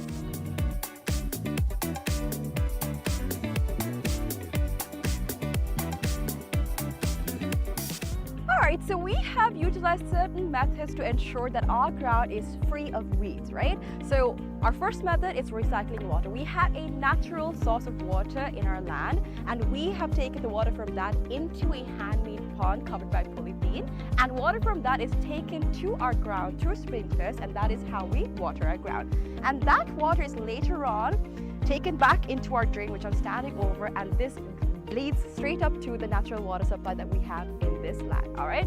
Apart from that, we've also utilized certain methods to ensure that no water from outside is brought to our land, our cricket ground basically. So these methods are basically what we use to ensure that there's no weeds in this grass and that our grass is the same that we have maintained throughout from the start.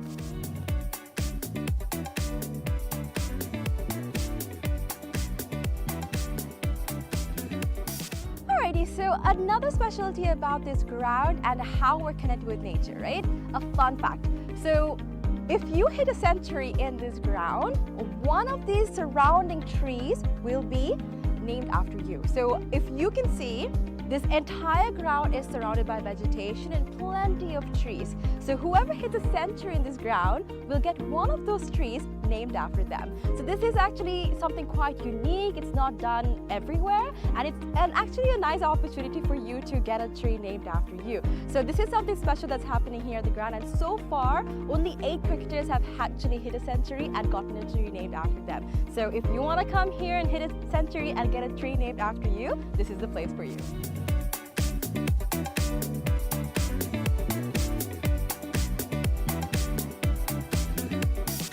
Alright, so you must be wondering what PUSA stands for. PUSA stands for Pujita Udavana Sports Academy. Pujita Udavana is actually the single owner of this cricket ground, and we actually have some exciting news. We will be providing this ground and facilities to the IMC Over-50 cricket tournament, right? So 9 of their matches will be taking place in this ground starting Feb 9th, and people from over 14 countries will be participating in this cricket tournament. So if you want to check out this ground and you would like to see a tournament, make sure you come and visit the PUSA cricket ground.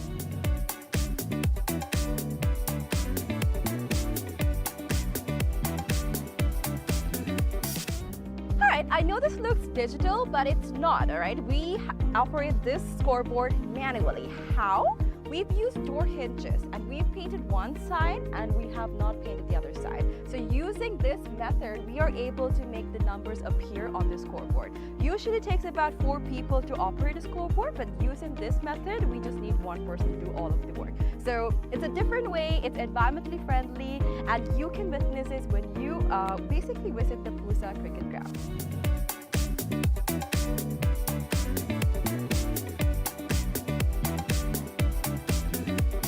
Alright, so you must be wondering where the site wickets are. It's going to be built right over here. It's still under construction, but we are expecting 12 strips to be made very, very soon.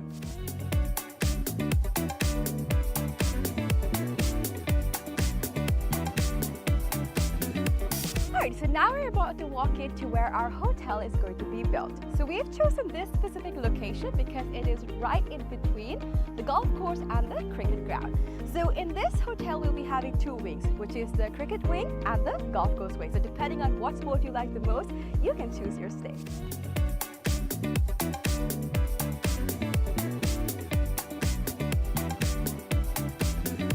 Alright, so another exciting part of our 30-acre land is this golf course. So the golf course isn't built yet, but I'm currently walking into the land that's dedicated for it. So on this road that we see over here, there will be an array of houses that will be built with a backyard facing this very golf course. So if you're interested in becoming an owner of these properties, make sure you invest right away so that you can have a house with a backyard facing this amazing golf course. So people that actually walk on the streets will not have a clear view of the golf course except for the owners that actually reside in these houses. It will be exclusive just to y'all, so make sure you come and invest today.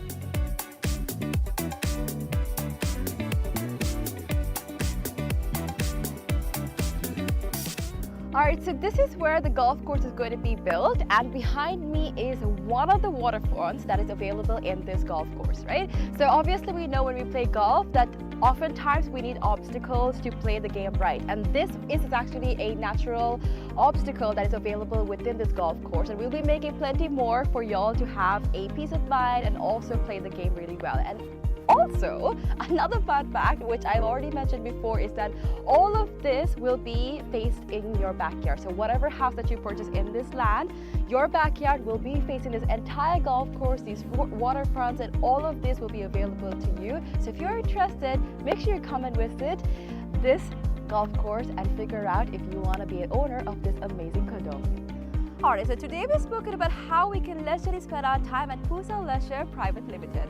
But now we're about to talk about some investment opportunities, right? So we have about 49% shares worth of about $30 million available for y'all to invest. So we have some individual houses going on, and from that you will be able to get the ROI in less than 5 years. So do not miss out on the opportunity for y'all to invest in some amazing properties like this.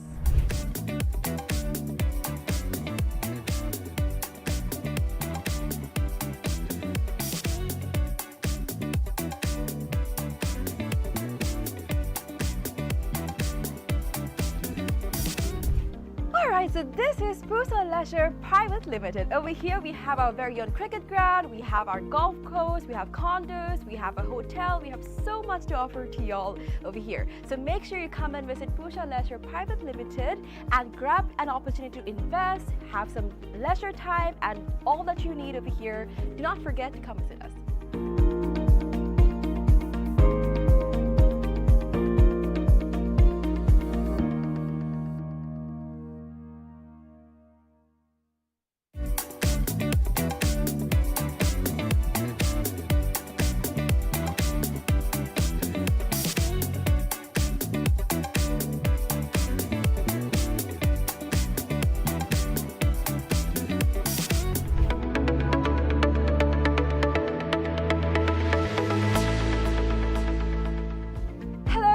Welcome to Pusa Leisure Private Limited, Sri Lanka's premier destination for cricket enthusiasts and sports tourism. So Pusa Leisure Private Limited is actually the only leisure company in Sri Lanka with its own cricket ground. We're here at the ground right now, and it's the second largest cricket ground across Sri Lanka in playing area. This is tailor-made to conduct tours across Sri Lanka, and we are here today to witness about the specialties it has to offer.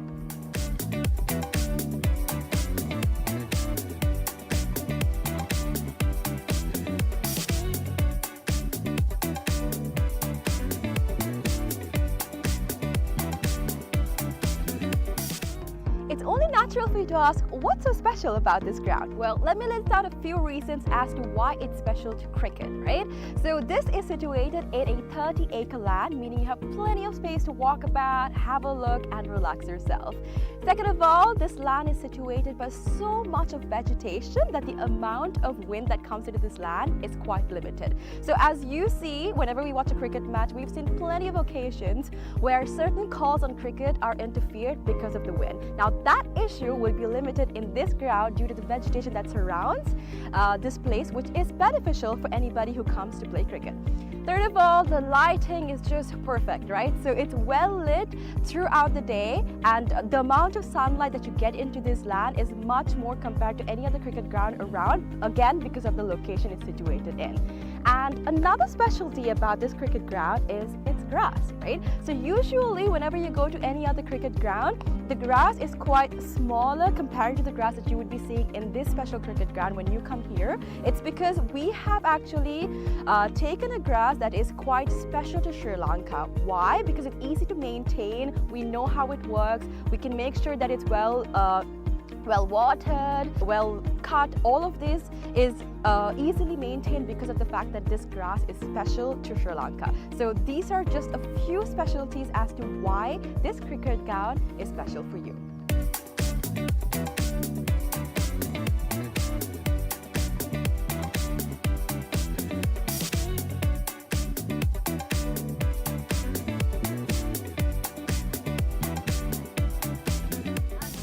Alright, so let's talk about the pitch a little, right? So I'm here right now and from the pitch to the ground we have about 80 meters of a radius, right? And something special about the pitch is that it's elevated, meaning that anybody from anywhere on the ground can see the pitch properly because of its elevation. So even if you stay in that corner of the ground, the pitch very clearly because of the elevation that it has.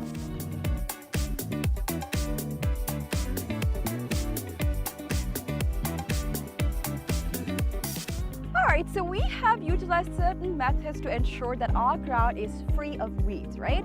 So our first method is recycling water. We have a natural source of water in our land, and we have taken the water from that into a handmade pond covered by polythene, and water from that is taken to our ground through sprinklers, and that is how we water our ground. And that water is later on taken back into our drain, which I'm standing over, and this leads straight up to the natural water supply that we have in this land. All right. Apart from that, we've also utilized certain methods to ensure that no water from outside is brought to our land, our cricket ground basically. So these methods are basically what we use to ensure that there's no weeds in this grass and that our grass is the same that we have maintained throughout from the start.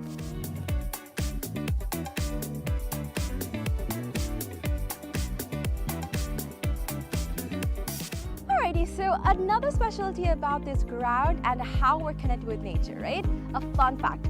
So if you hit a century in this ground, one of these surrounding trees will be named after you. So if you can see, this entire ground is surrounded by vegetation and plenty of trees. So whoever hits a century in this ground will get one of those trees named after them. So this is actually something quite unique. It's not done everywhere, and it's actually a nice opportunity for you to get a tree named after you. So this is something special that's happening here at the ground, and so far only 8 cricketers have actually hit a century and gotten a tree named after them. So if you want to come here and hit a century and get a tree named after you, this is the place for you.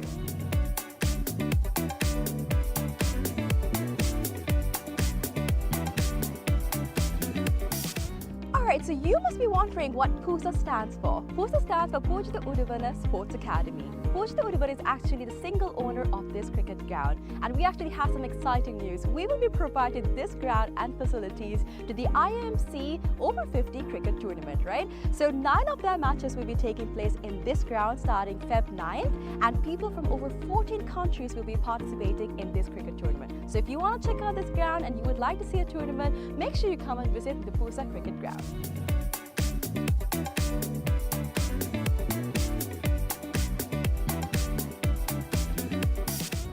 Alright, I know this looks digital, but it's not, alright? We operate this scoreboard manually. How?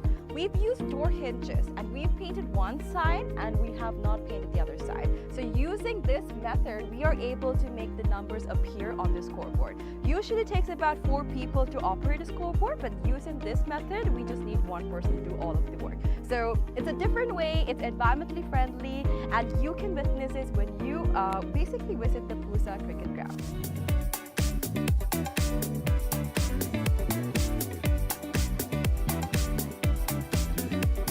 Alright, so you must be wondering where the side wickets are. It's going to be built right over here. It's still under construction, but we are expecting 12 strips to be made very, very soon.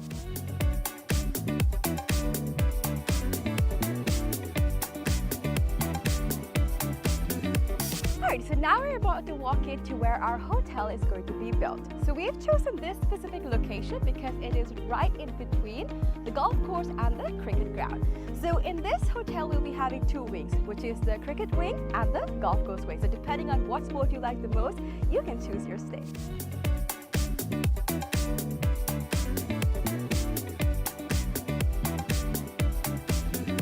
Alright, so another exciting part of our 30-acre land is this golf course. So the golf course isn't built yet, but I'm currently walking into the land that's dedicated for it.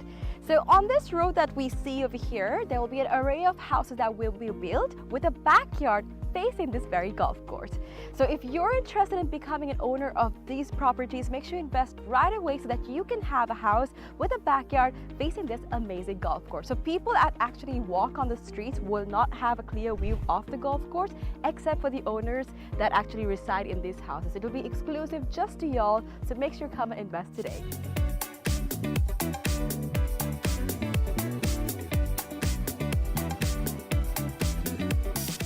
Alright, so this is where the golf course is going to be built, and behind me is one of the waterfronts that is available in this golf course, right? So obviously we know when we play golf that oftentimes we need obstacles to play the game right, and this is actually a natural obstacle that is available within this golf course, and we'll be making plenty more for y'all to have a peace of mind and also play the game really well. And also, another fun fact, which I've already mentioned before, is that all of this will be faced in your backyard. So whatever house that you purchase in this land, your backyard will be facing this entire golf course, these waterfronts, and all of this will be available to you. So if you're interested, make sure you come and visit this golf course and figure out if you want to be an owner of this amazing condo.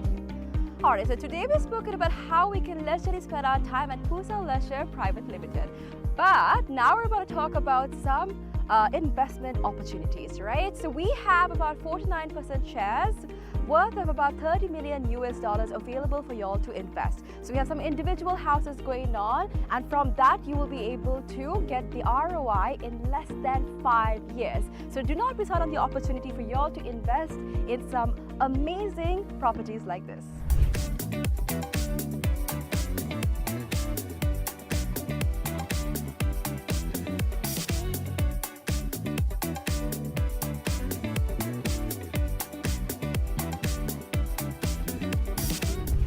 Alright, so this is Pusa Leisure Private Limited. Over here we have our very own cricket ground, we have our golf course, we have condos, we have a hotel, we have so much to offer to y'all over here. So make sure you come and visit Pusa Leisure Private Limited and grab an opportunity to invest, have some leisure time, and all that you need over here. Do not forget to come visit us.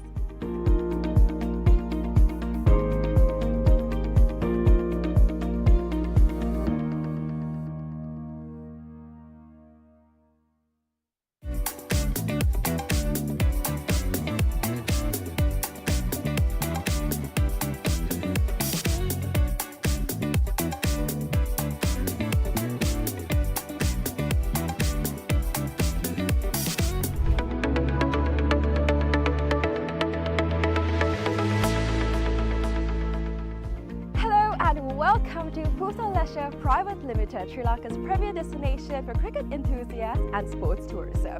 So Pusa Leisure Private Limited is actually the only leisure company in Sri Lanka with its own cricket ground. We're here at the ground right now, and it's the second largest cricket ground across Sri Lanka in playing area. This is tailor-made to conduct tours across Sri Lanka, and we are here today to witness about the specialties it has to offer.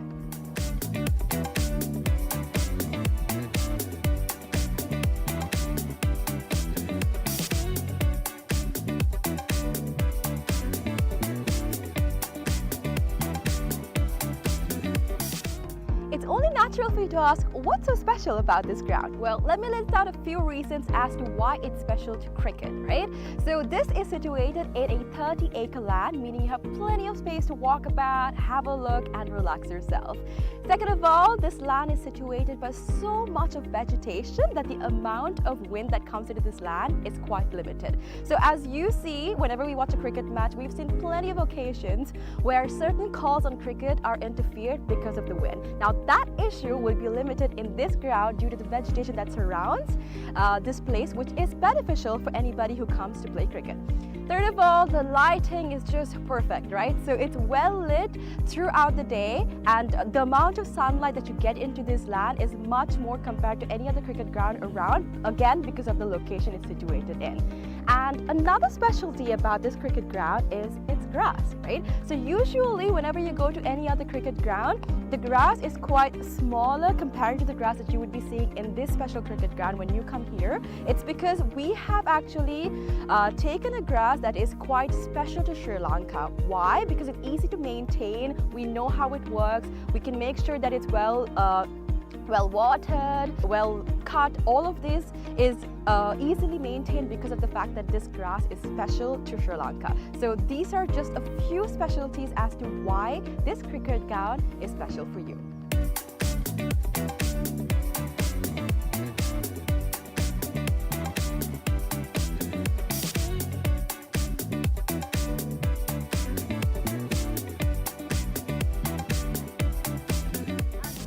Alright, so let's talk about about the pitch a little, right? So I'm here right now, and from the pitch to the ground, we have about 80 meters of a radius, right?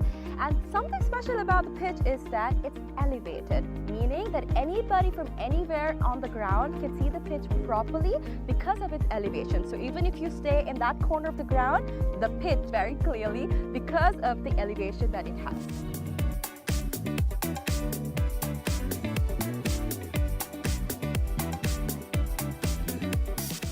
Alright, so we have utilized certain methods to ensure that our ground is free of weeds, right? So our first method is recycling water. We have a natural source of water in our land, and we have taken the water from that into a handmade pond covered by polythene, and water from that is taken to our ground through sprinklers, and that is how we water our ground. And that water is later on taken back into our drain, which I'm standing over, and this leads straight up to the natural water supply that we have in this land. All right. Apart from that, we've also utilized certain methods to ensure that no water from outside is brought to our land, our cricket ground basically. So these methods are basically what we use to ensure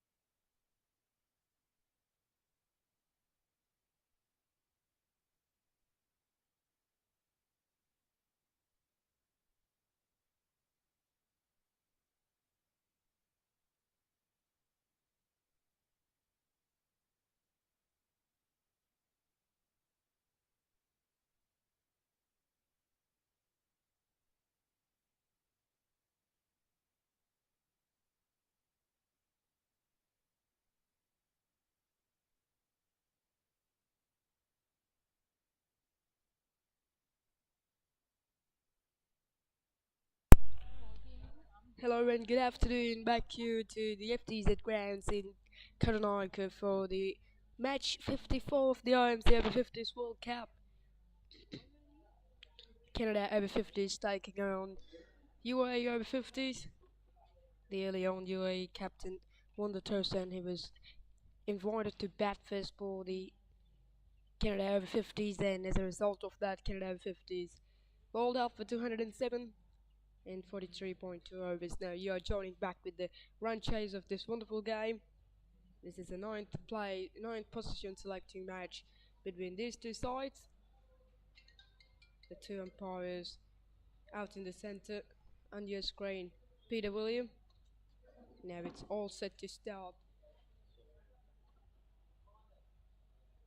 The target will be 208 for the victory for the UAE in 45 overs. Here's the first ball, the run chase. Here we go.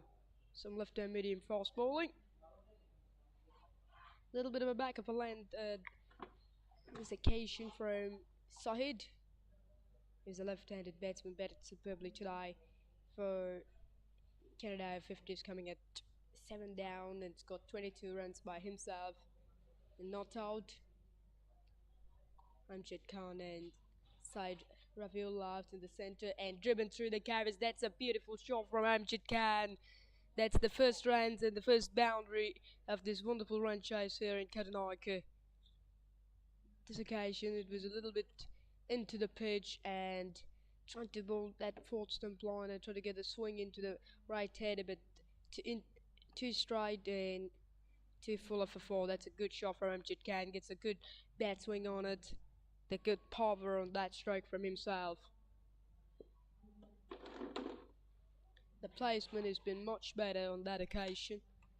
Now mid-off is pulled back into the longer of boundary, and now he will be come back to the 30 yard.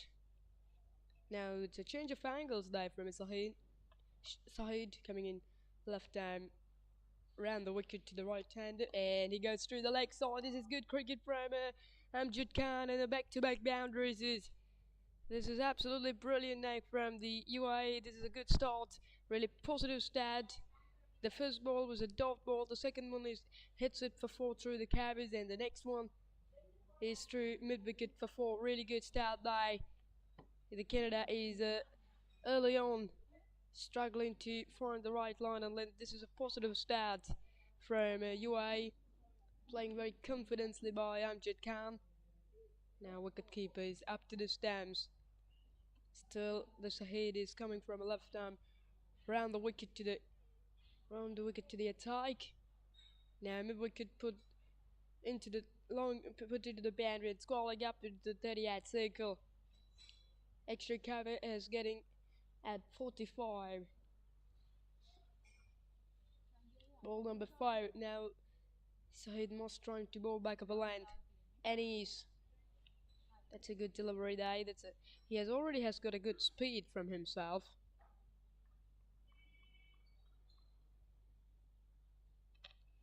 This is a good start there from UAE. Very positive start there for the UAE. It's a 8 without lost after 4 balls, chasing on a 208 run target. Now exactly 200 runs away for the victory for UAE. That's nicely played down to mid-on. Quick single day for him. The both sides are looking to finish this tournament with a victory. UAE has 2 victories in the league round, and Canada has got only 1 victory in the league round.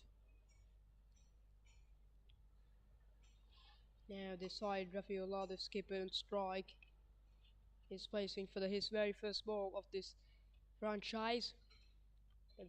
There is a slip and still to be played. Iqbal Mohammed at first slip. Only 2 fielders allowed the 30-yard. Third man and deep mid-wicket. Driven straight into the hands of extra cover into the first over, and 9 without loss. That's a good start, and that's a positive start indeed from the UAE.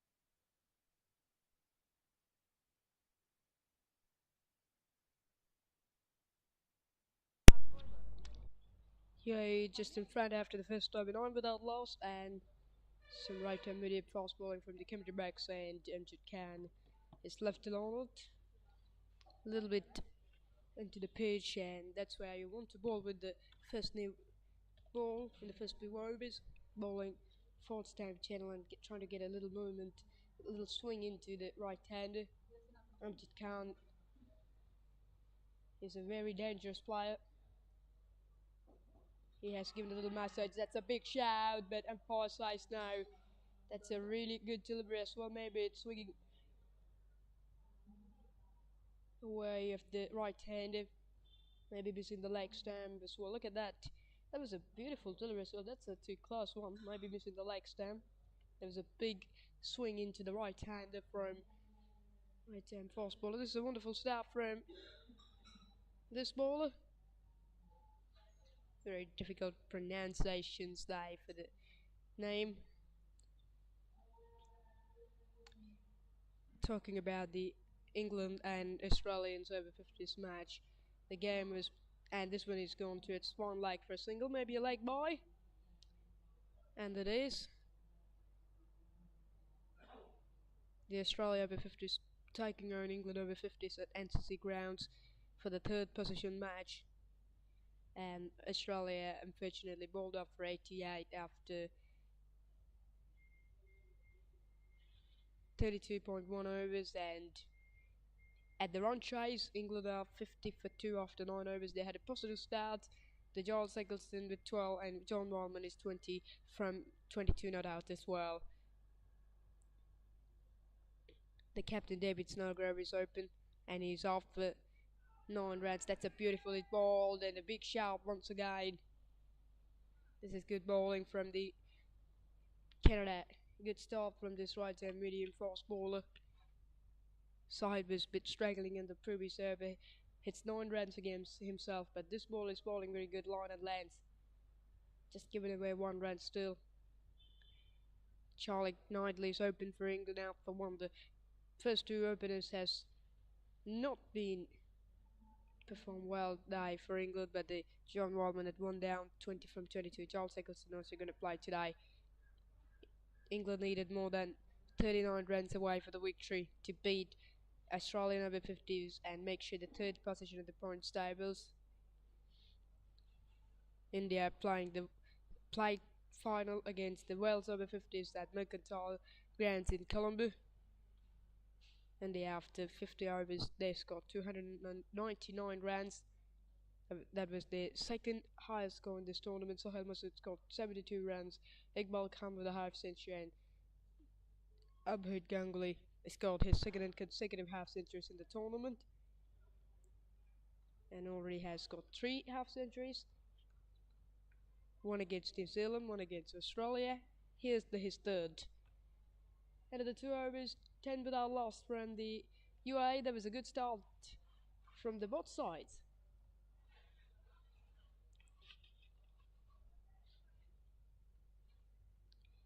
On the run chase, Wales are 2 without loss after 4 balls. Ibn Rees and Simon Holiday, the most runs in the tournament from Simon Holiday, over 300 runs. He's opening for Wales.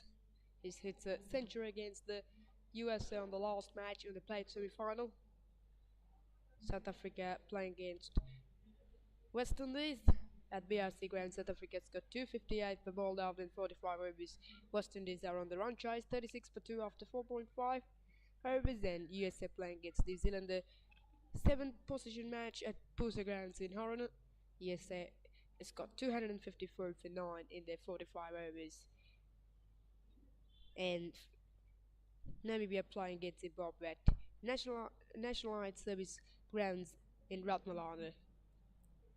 Namibia, after 45 overs, 177 for 8. Zimbabwe on the run chase, 6 for 1. And that is the news of the other 5 matches. Already playing 6 matches per day.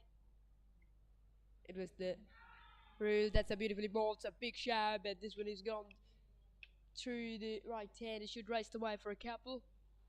And now it's gone for 4, I think. No. They're just a couple of runs, but looks like a foot was just hit the cushion. Let's see what happened there. Oh, that should be a 4, I think. That should be 4, but unfortunately, the umpire hasn't seen out to be a no DRS or a third umpire or TV umpire facilities for this tournament.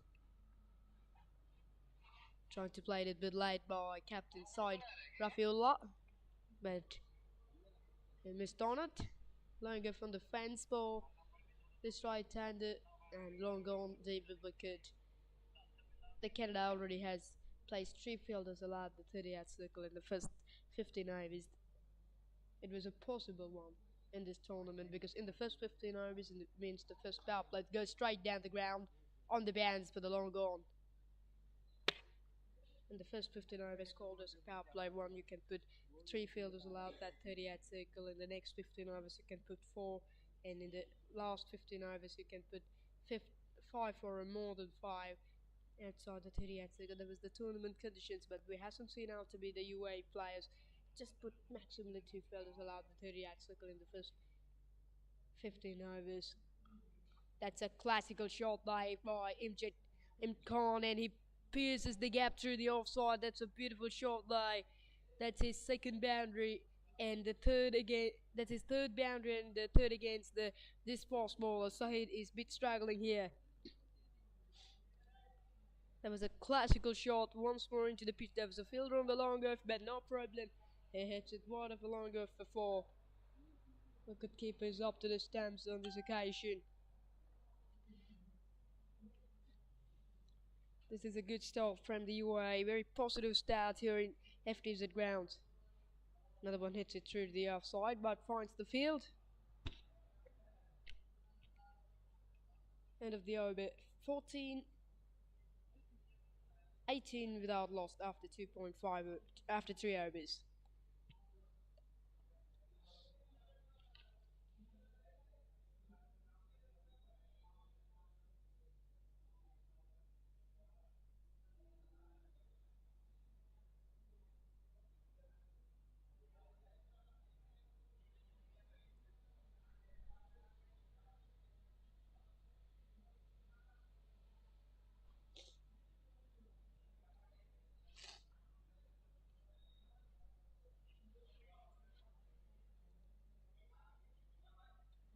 UAE 18 without loss after 3 overs. They're going exactly at 6 runs per over.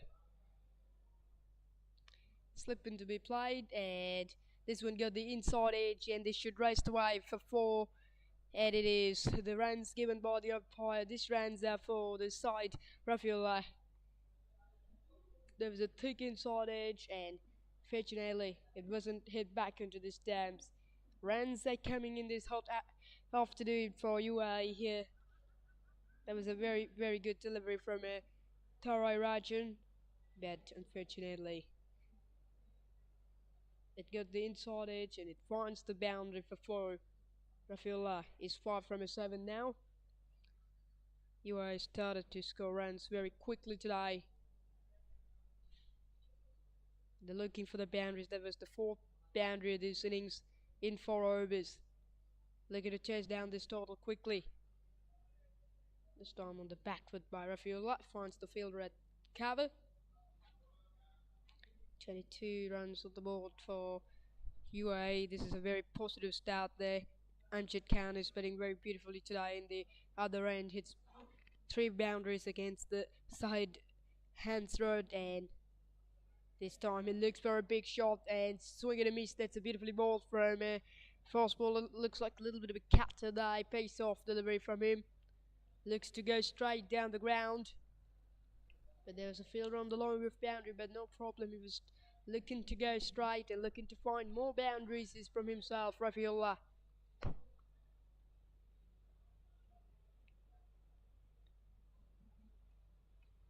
Here's a similar field day for himself still. Nicely balled. That's a good delivery, and it's a good pace day. Hit it a little bit too hard over there from a fast bowler, trying to get a little bit of a movement. The scene Ranjan is the most runs in the tournament for UAE. He's got 248 runs. He played the first 7 consecutive games for the UAE, but unfortunately he's not playing today. It's a rest day for himself. Rahan Khan is the second highest scorer in the tournament for UAE with 229 runs. The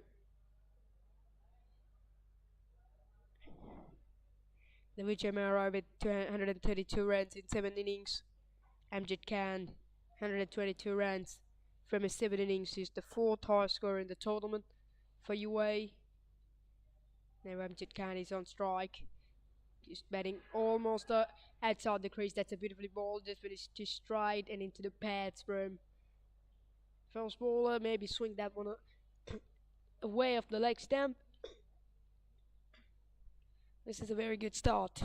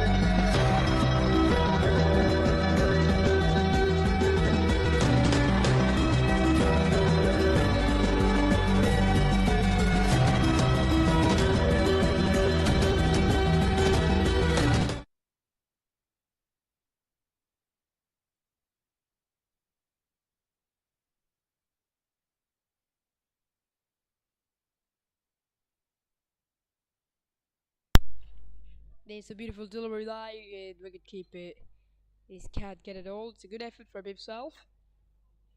Maybe a little outside edge on it, I think. Look at that delivery. That's a very good ball die. Maybe some outside edge on it. Maybe something on it. Yes, a pause. So give it the Reds. Abjad Khan is back on strike. 16 from 13. He looks very good today for UAE. He hit the ball very hard. A very positive start from himself. That's a good delivery. Plays it a bit light towards the backward point. Fielder on the deep mid-wicket boundary.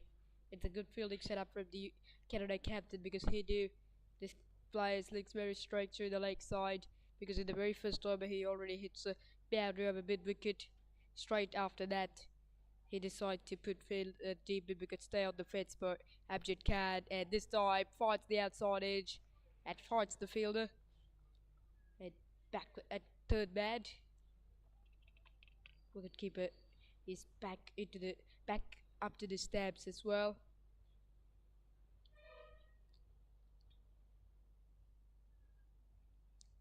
Tomorrow we had the final of the International Masters Cricket World Cup. This one has fought the outside edge once again. This is very good bowling from the side. In the first 2 overs he's gone right for himself, but the comeback is very good today. And very good with his third over. He's able to find the right line and let bowling very uncomfortable lines for the batsman. Ball is pitched and dedication in the middle and off, and gets a little bit of a swing away of the left-hander. Right-hander, that's a beautifully bowled again. Every time the Amjad Khan looks to go for a big shot, looks to go through offside. Unfortunately the previous one has swing and a miss for him. If he got any batting ball, that should go for 4, there's no doubt about it, because his bat swing looks very good today. Last ball to over. This is a very good over from Sahid, and once again he's trying to use the pace of the ball and trying to place it a bit light, but he missed on it. 24 without loss from the UAE after 5.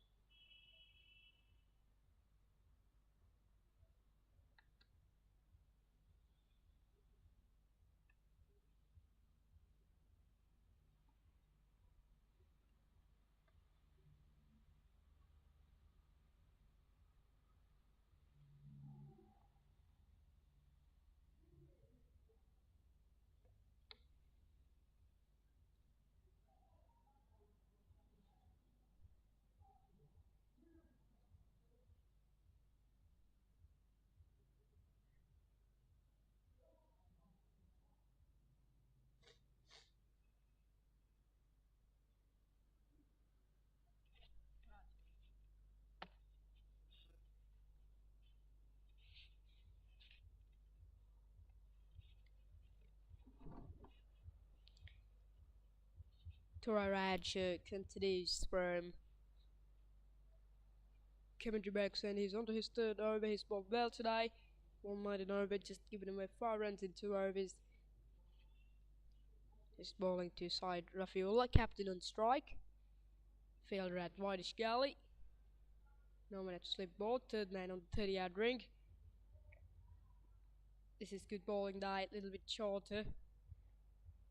A little bit back of the line, not much short actually. He's able to hit the ball deck harder. He trying to bowl back of the line, didn't try to bowl into the pitch as well, because when he was trying to bowl into the pitch, certainly these two batters are trying to driven it away. So this is a very good option from the fast bowler Raja. This one is too much into the pitch and driven firmly to its backward point, but no run. This is a very positive start there from UAE. This is what they needed at this occasion. A very positive start, because 208 will be not easiest of run chases in this venue, especially up against the Canada Over-50s, because they also had a very good bowling attack. This is a beautiful delivery. This is a perfect yorker from him. So the UAE needed a partnership. That's what they needed. That's what they did, identify and playing into a good plan out in the center. Very good understand between these two players, and the Amjad Khan is able to hit boundaries from the other end. So the side Rafiullah stay on the crease, then he was a defense's wicket and trying to rotate the strike and give it the striking opportunity for the Amjad Khan, because he knew Amjad Khan is better than himself today. This is a good start.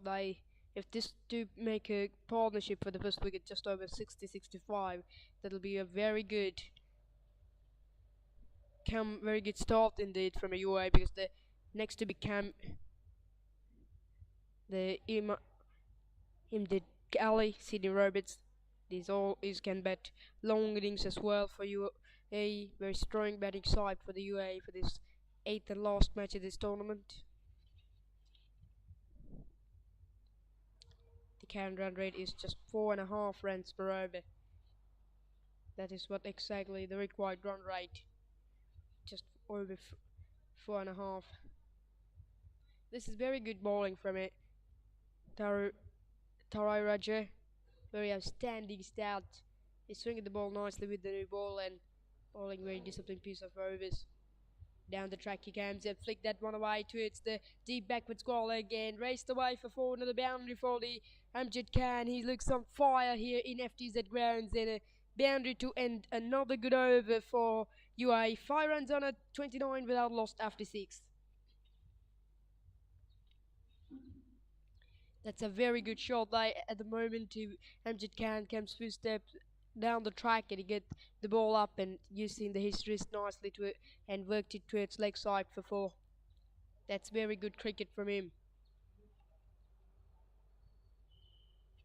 That was his 4th boundary and first one against the Tarai Raja. That's very good cricket from Amjad Khan, because he's analysed this bowler. He's trying to bowl everything back up a lane, so when he comes few steps the ball is a bit up for himself, so he get the ball up and work that towards the deep backward score leg boundary for 4. That's a very good start there by the UAE. Very good cricket, very smart cricket from themselves.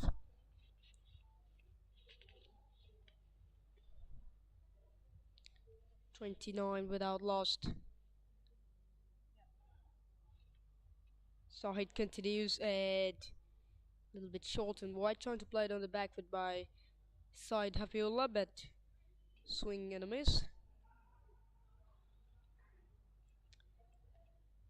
The Canada looking to get a couple of wickets in the first few overs as well, because that's what exactly the UAE bowlers have did in the first few overs.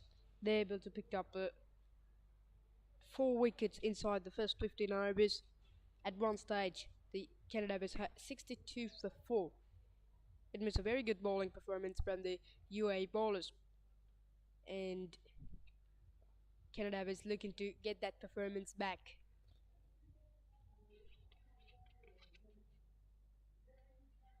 The Sahid He's a very good bowler for Canada into the tournament, done a good contribution for the UAE side as a fast bowler and as a batter also. Nicely bowled.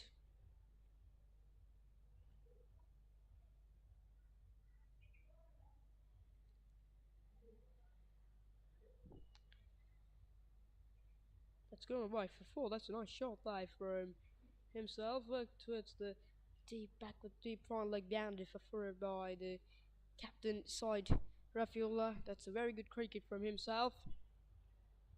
Played it round the corner towards that front leg boundary. He picked up his second boundary as well. UAE 33 without lost after 6.5. The run rate is just over 6 runs per over. This is a very good start as well. Looking to chase down this total quickly now from the UAE. Very quick start.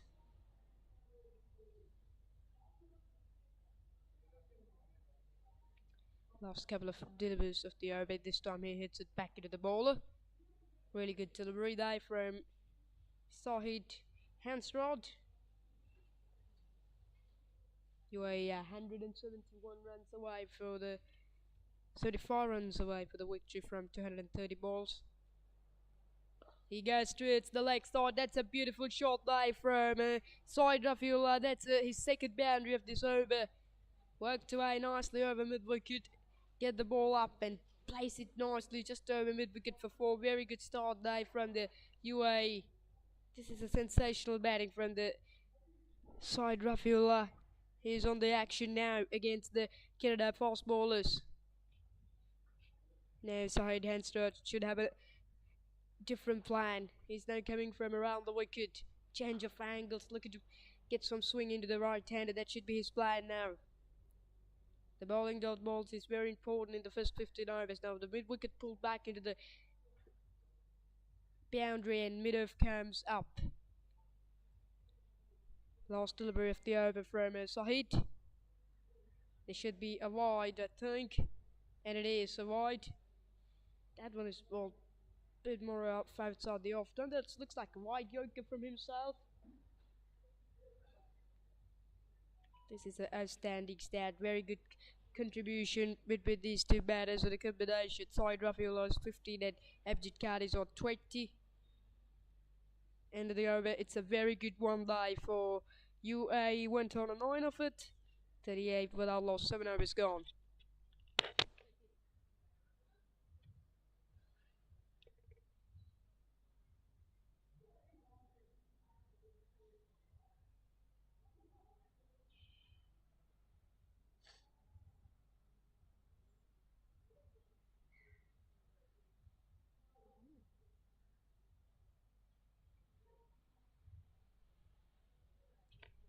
At the moment, the bowling change is so important for Canada because the first 7 overs is gone wrong for Canada.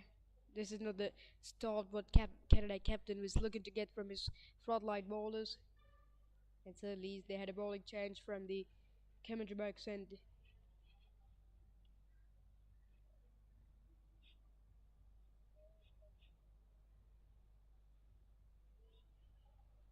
Ahmed comes into the attack. Ahmed punch up way up. The man who coming at 1 down scored well for coming at 4 down. He scored well, scored 36 from a 52. And now he comes into the attack from commentary box end as well. Looking to get us some wickets. Wicket keepers up to the stumps. It is right down medium fast bowling from him. 9 matches, 5 wickets for him. Third man is up. No one actually bowled. Sweeper cover on the fence. Long off and that's only 2 fielders allowed. The 30 out circle. 2 umpires out in the center. Saurabh Nikumar, one contestant and Peter William.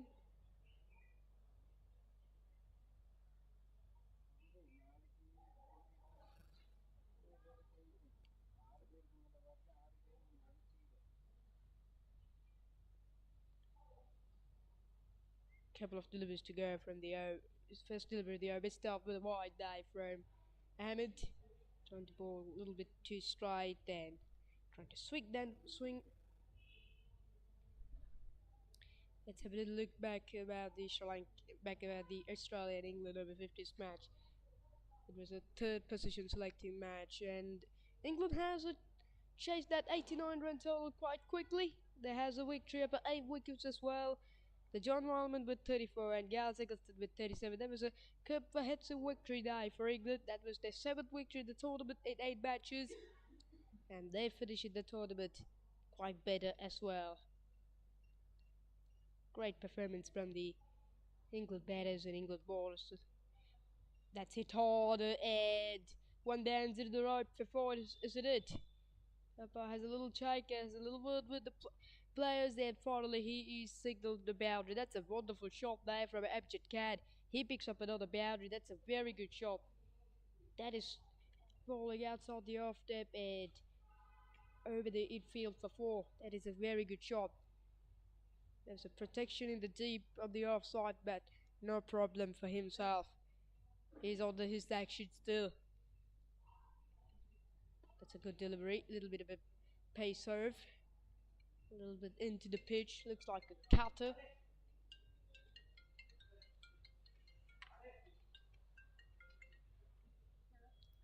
This is a wonderful start from UAE. Just in front, 44 without loss. This is a very good start. This is the start what you mostly important in the first 15 overs. Very positive cricket from these players. Good delivery. That one is swing back into the right hand. A good sharp swing die. 6 runs off the very first 2 deliveries of the over. Ball 2 wides from Mohammed and hits the boundary against himself on the next ball. He was a bit struggling there. He's under pressure now. Makes some room and goes to the leg side and it finds the gap and finds the boundary for 4.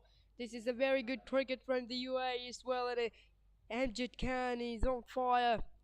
He picks up his 6th boundary and the 2nd against the Ahmed as well. He's on fire today. This is very good cricket. He played that one round the corner and nicely played. The placement looks absolutely good. Nevertheless, that's not easy of shots to play. And the flick of the wrist there from him. He's on 28 from a 23. This is a wonderful opening partnership between the Amjad Khan and Said Rafiullah. The last 5 overs is so good. 35 runs of the last 5 overs for UAE. They are just in front. This one has been kept live. Good delivery from Ahmed, but already the damage has been done for Canada at the moment. Some great cheers there from the Canada spectators. The last delivery, the 8th over. He goes over mid-on. This should go all the way for 4. This is a good start from the UAE. 14 runs to the over and picks up the 50-run partnership. 52 without lost, 8 gone. There should be a time for the drinks for the batters.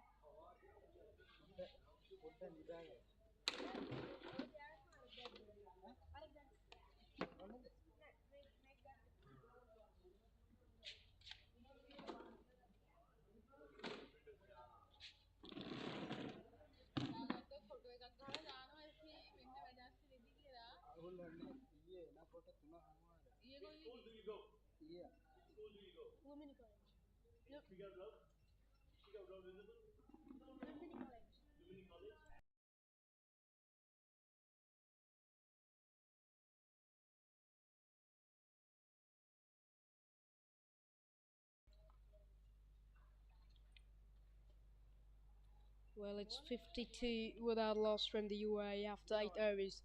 This is good start from the UAE. The players, the supporting staff, the fans of UAE will be certainly happy about this performance. It's a bowling change from the both ends. After up comes into the attack from 4 ends and they're spinning from himself. The side Rafael has been on a good show on the previous over. It's 14 runs, picks up a 3 boundaries against the Hamid, and he's batting very positive today against these Canada players. This is a very outstanding start, and this one is a little bit into the pitch and looking to sweep that one away to its the leg side, but he missed out on it. This is good bowling. Very outstanding start. Long on, long go from the fence, deep mid wicket. 3 fielders allowed the 30 yard. That's a beautiful delivery as well. Good chop turn die back into the right handed. Good bowling from FTZ. Good start from his well. The side Rafael was completely beaten for that turn. And it's a good take from wicketkeeper. This one got the inside edge, but doesn't go in any way. This is good bowling. Crinsley's the wicketkeeper today for the Canada Over-50s.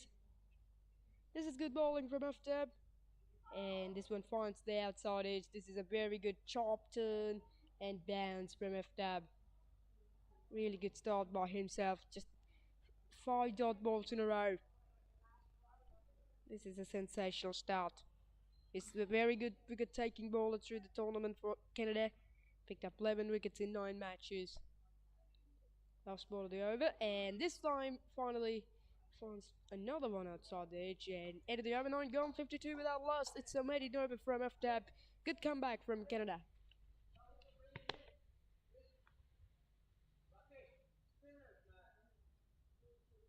Husa Leisure Private Limited is inviting you to invest for this project for the development of golf course and 120 individual houses, which will be selling outright. Required investment is $30 million US, which is the value of 49% of shares, and is available for you to invest. Whatever amount you can invest will yield benefit within less than 5 years.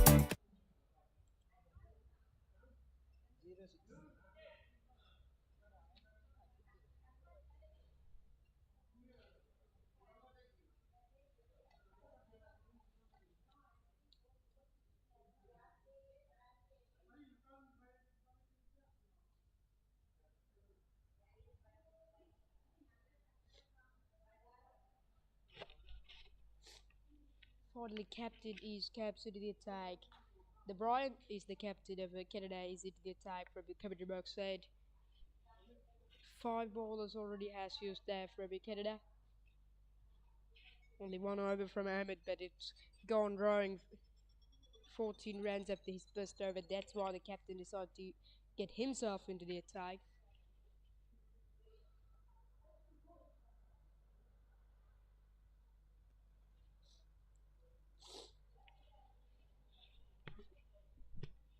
He's a very talented player into the tournament. As a very good he's a very good captain too. This one is going straight up in the air. There should be a chance. It's very high, and he lost it for the side. Well. And it's even a no ball. There was a 4 fielders allowed the 38 circle. This is what I was told you straight early on.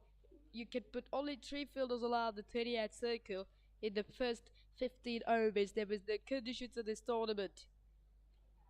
However, with the field round, we could also drop that one. If we take it, it's also not out as well, so no problem for each side. This time he goes to the leg side and he gets 4 more. Abjid Khan is absolutely classical knock today. He picks up his 8th boundary. This is not a good start from the Bryant. Into the pitch, he played that one on the back foot with a good shot. That is really good shot. Gets the power of his bottom hand, and he pierces the gap with wicket at square leg. Boundary to start the over. Canada are stay on a tribal. Only Amjad Khan is the dangerous for you, Canada. 36 rep 27 striking at 133 at this occasion. Very talented and very classical batting from himself. Very positive shots we see out to be from himself with the new ball against these players. This one has got a little bit of extra flight on it from Brian. Man, who is good with the wickets, 7 wickets in 9 matches in through this tour. Great delivery. This one is a little bit of a quicker, but too much outside the off stump. He must try to get the ball outside the off stump, or try the ball outside the off stump and try to turn it away to try to turn that one into the right hand, and that should be his plan actually. Talking about these kind of right hand spinners, we remember the rubbish benders who also had this similar action like this, using the 10-15 of a bowling run up, running quickly, and has a good effort when he was releasing the ball. This guy also getting good effort. This is good delivery. Boundary of the very first delivery of the over, but the comeback is good with the next 4 balls. It's 4 dots on the row for Brian Rajanari. Went for the sweep shot and it's gone over the top of midfield, and this should race to way for 4, and it is. That's a good shot. Boundary to end the over, and boundary to start the over, and boundary to end the over indeed by Amjad Khan. 61 without loss, 10 overs gone. This is very good shot from Amjad Khan to finish the over.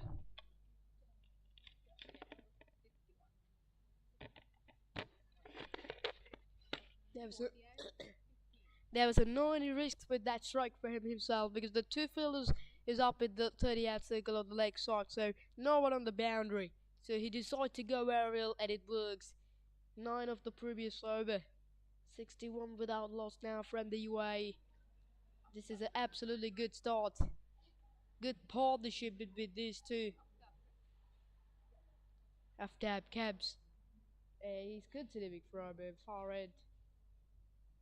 We both very good line and length against the side. Rafael on the previous over, bowled a baiting over, and continues. This is good delivery. In the previous over, a couple of times, the fights the edge of the bat of side Rafael, and that's why there was a slip fielder in place for the side Rafael, and even the FTZ also bowling very disciplined piece of bowling, in everything in a good spot. This time he looks to go for a big shot, but he hasn't connected well.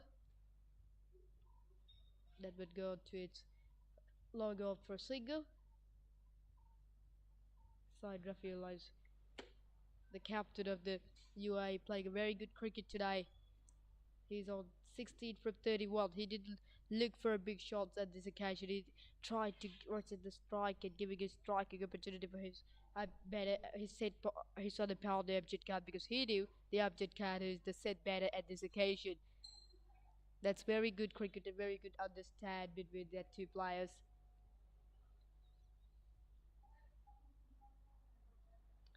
The runs are coming now on the board for UAE. 62 after 10.3 overs. Then this one has been a bit shorter. Hits it towards long on for single.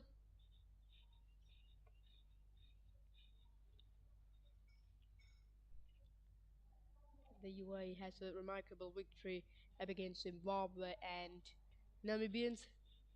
They finished the league round with 2 victories. They lost it to New Zealand, USA, Sri Lanka, and England. This is good bowling from FTZ. Just the 1 run of the first 4 deliveries of his spell, bowling very tidy line and length. Only he's been the successful bowler through this bowling spell. That's a beautifully delivery, and this one has got the outside edge. Maybe hit the ground, or a bat hit the ground. That's a good delivery too. And another good over for UAE, for Canada. In Canada, UAE 63 without lost after 11. It's time for the drinks.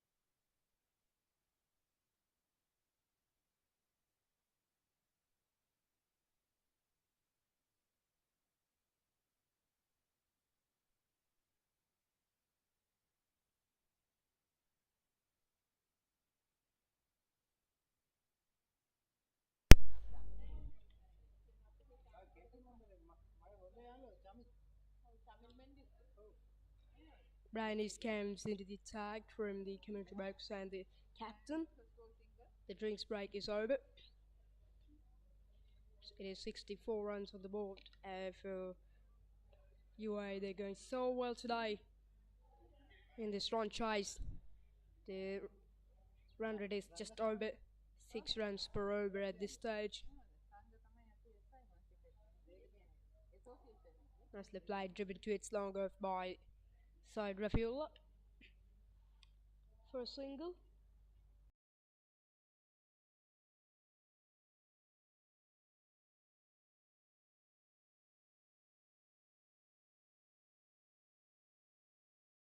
Amjad is on 42 from a 35, just the 8 runs away for his 50. He was a look for a big shot, and finally Brian has been success. It's the 9 runs against himself on the previous over, and this time the Amjad looks to sweep that one into its mid wicket and hit the off turn. That's a beautiful delivery from Brian. This is good delivery, maybe a little bit of inside edge on it. And ball, that's where you want to ball, Brian. Get the ball bowling the fourth stump line and get the turn into the batsman, and that's what exactly Brian has did on that occasion. 66 for 1 from 65 for 1 from the UAE. The Amjad, the set batter, is on his way for 42 from 37 as well.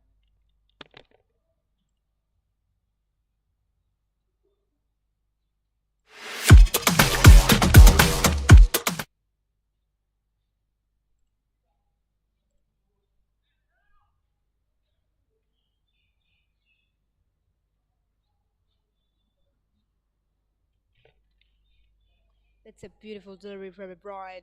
The Amjad is looking for a big shot further, but this time it's gone wrong for himself. A little bit of inside edge and hits the stumps. Great bowling. The captain has his wicket, has his man of Amjad come for 42 runs. It's 65 for what it's a good opening partnership with that too, but it comes to an 8 now.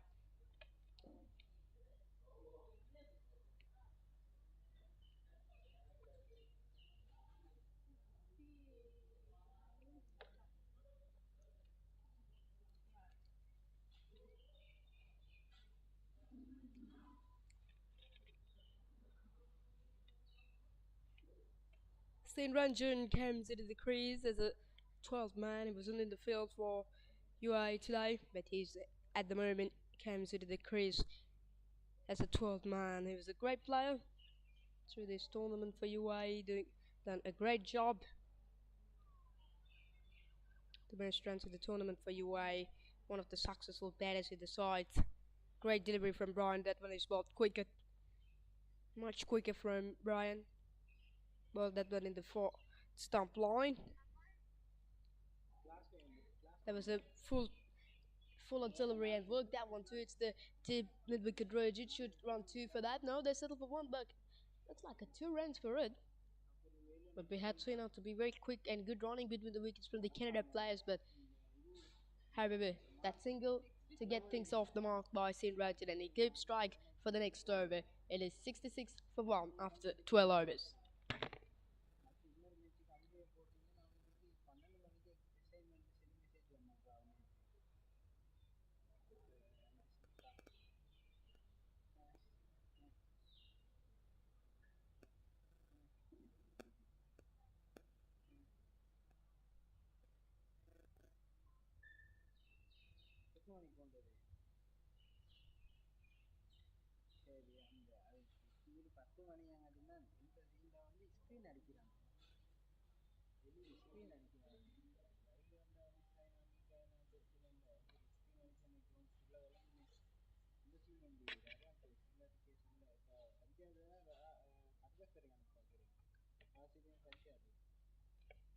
After I continues, beautifully bowled. That one is a little quicker.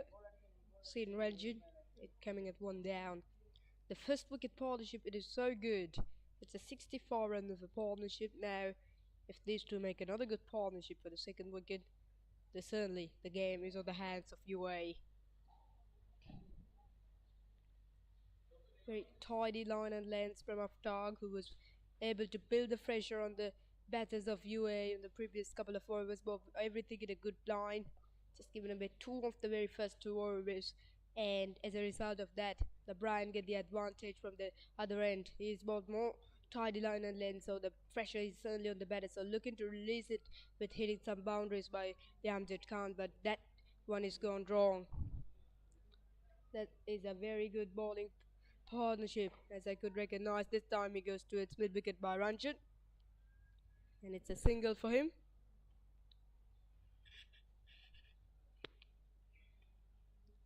Last ball coming in the 13th over, only 2 runs still so far.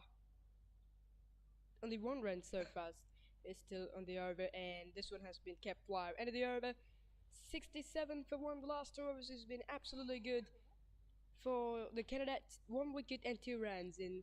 It is 67 for 1. 13 overs gone.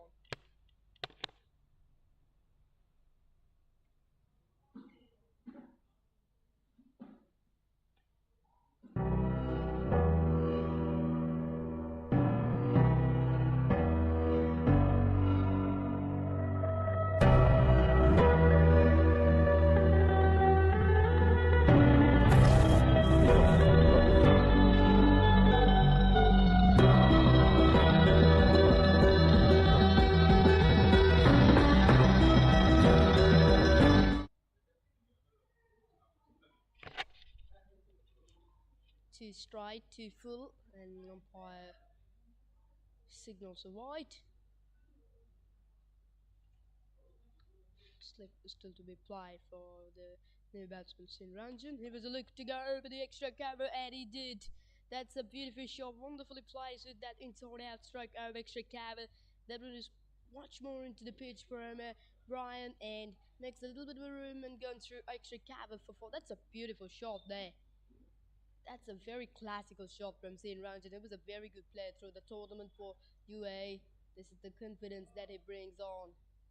Good stroke there from him. That's his first boundary of this very hot afternoon, and that boundary brings UA onto 72.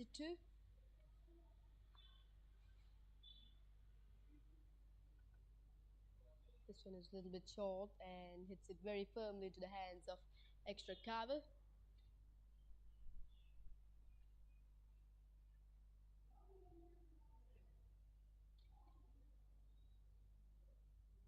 He was going for a big shot. This time the mid-on is up, so he goes over mid-on and should go for 4 as well. That's another boundary. This is an absolutely beautiful shot. Just short of a 1 meter, 1.5 meters near the boundary rope. That's a very good shot as well. He looked to clear that boundary, but it's a very big boundary here in FTZ Grounds, but no problem. The boundaries are very important, and they picked up another boundary.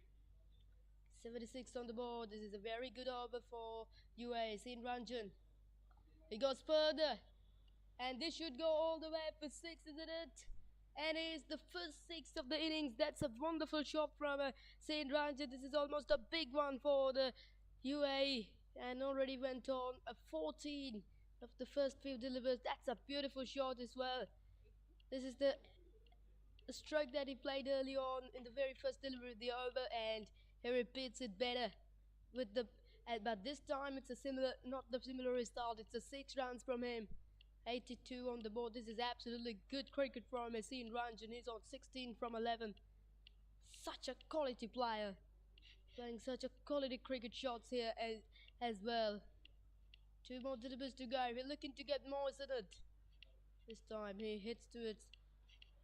The extra cap. It doesn't run anything. It's a dot ball, but this is very good cricket. It's 14 of the first 4 balls, and next one is a defensive one. But this time he goes up and over extra cover, and they should run away for 4. That's a beautiful shot from Yasin Ranjan. It's a big over. It's a massive over indeed. 19 on foot. 86 for 1. 14 gone, and 1 more over to go to finish the first power play. And these 2 players are getting a great advantage in the first 15 overs as well.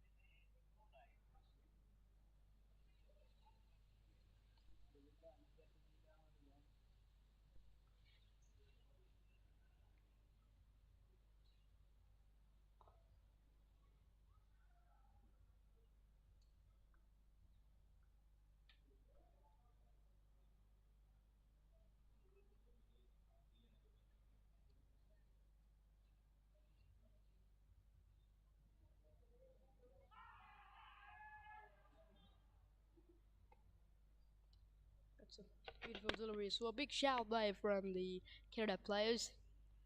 Side Rafael loss on 17 from 38. The scene range comes at 1 down, 20 from 13. Put on a magnificent shot in the previous over. Hits a 19 rounds. Hits 3 forces and a 1-6 against the Canada's keeper Brian and put him under pressure now. This time played on the back foot and hits it straight into the hands of backward point.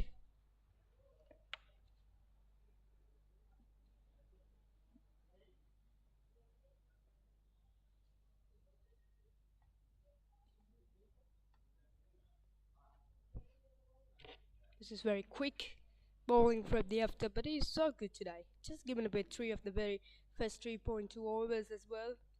Bowling very good line and length and a good consistency from the himself through this bowling spell. But this time hits it down the ground, but only 1 run.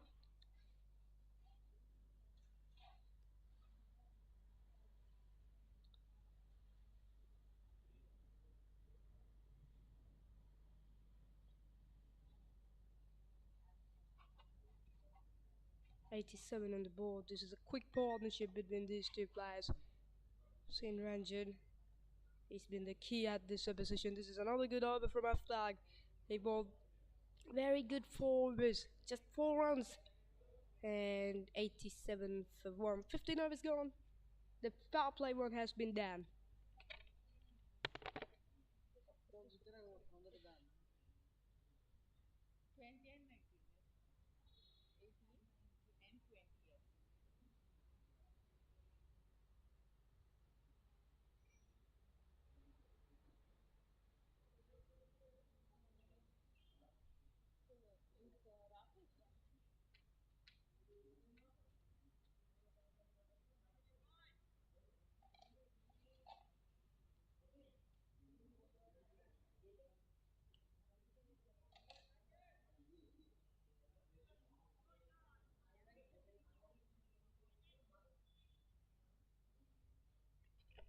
Change of bowling die. Rakesh comes into the attack. It's stopped with a beautiful delivery. And up guys the finger. Wicket of the very first delivery from himself. What a beautiful delivery that is. Very stunning one there. It's a little bit of a flight on that occasion. And giving it to the slow bowling. And it works. The captain is on his way. The side of Hula is gone. It's the pot for 17 and 87 for 2. This is a wonderful start from the Canada as well. The wicket of the very first, very good start from this left arm orthodox bowler. Wicket of the very first delivery. And 87 for 2 from the UAE as well. 2 quick wickets to be falls, but brilliant work from the captain. He's got for 17. Done a good contribution to make some good quick partnerships for the first and second wickets. But this is a good comeback, I recognize, from the Canada Over-50s.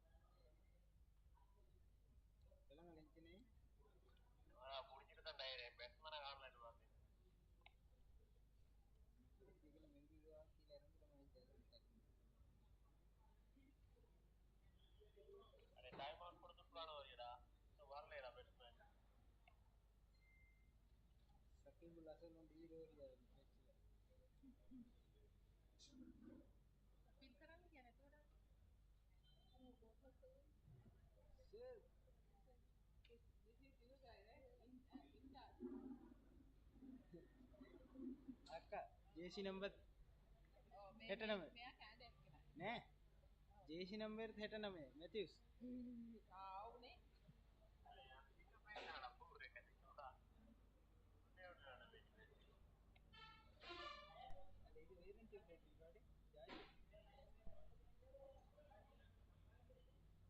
අඩේ අවන්ට JC number 89 ඩා Angelo Matthews Akib Hasan வந்து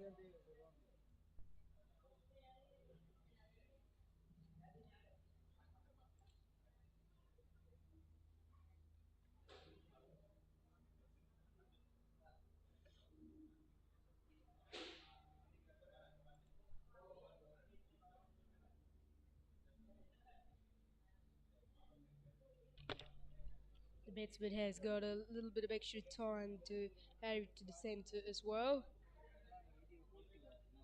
Imdad Ali at 2 down. The Rakesh has a wicket of his very first delivery. This is absolutely good bowling from himself. Picked up a wicket at the very first delivery. Great celebrations like a shikadavan as well. And slipped into the play. Then with the speed ball a little bit slow in the air for the left-hander, and it started with a dot ball. This is the very first over of the second power play.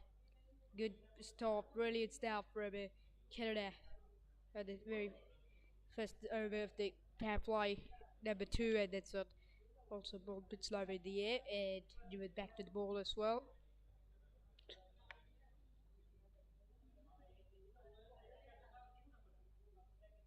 Three more balls to go. That's the ball. That was a quicker one this occasion from Rakesh. Change of variation. The first 3 balls he ball a bit slower, and the next one has tried it very quickly.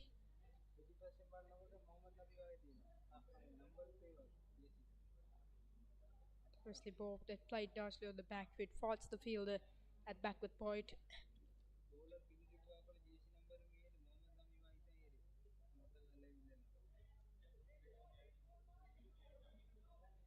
Last delivery coming of the over. Looking to finish the over with a batted from Rakesh. And that's good bowling. This is an absolutely good over. Wicket animated. 87 for 2. No change of the scores, but a change of wickets. It's up to 2.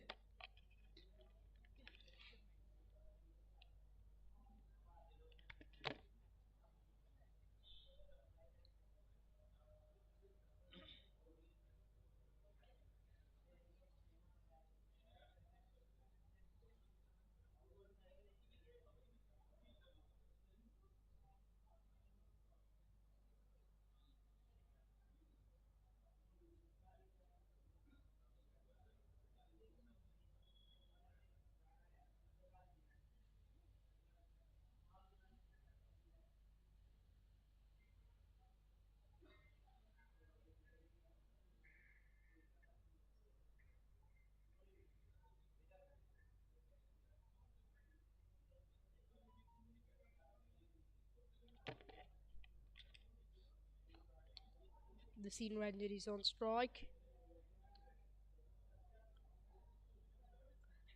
3 fielders on the leg side, boundary deep, the wicket deep. Fielder at cow corner and Longard. And Longard out to the offside boundary. 4 fielders getting allowed the 38 circle because this is the second power play, and work that one round the corner, and another boundary for the scene Rashid. He's stay on his action. That's his 4th boundary of the innings as well. That's a beautiful shot. It's a little bit of a short that time from the spinner, and put that one into the gap for 4. There was this calling up in the 38, so hits him wide of himself for 4. That's a very good shot from Sid Rajat. He's still on fire. 90 comes up from the UAE with that boundary. This is very good cricket by Sin Ranjan. They have to go very well on the first 4 overs, just giving away 4 runs, but the start of the over is not good. Start with a boundary. There was still a similar field.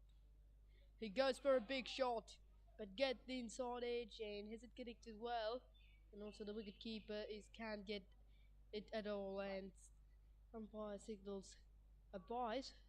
So that means there was an inside edge, I think. Then Peter William is a very experienced umpire and has umpiring for a long time through this tournament. Good contribution as an umpire. As we see now to be the Jeff Charlesworth, the umpire from Australia, has been overheated in the last day at this venue, and he was admitted to the hospitals, but hopefully he's okay now. This is a very good over day for UAE. 5 runs in the first 3 balls. 92 on the board. The batsman Imdad Ali on strike. This one is a little bit of a shorter and Trying to pull it away, try to create some room and try to create some shot towards the leg side by Ali. But he hasn't connected well at all there. It's a little bit of a shot also comes out from the players of Canada, but that may be going over the stabs.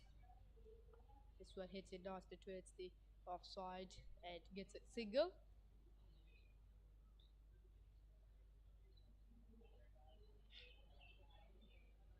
One more delivery to go from this over from FTAB.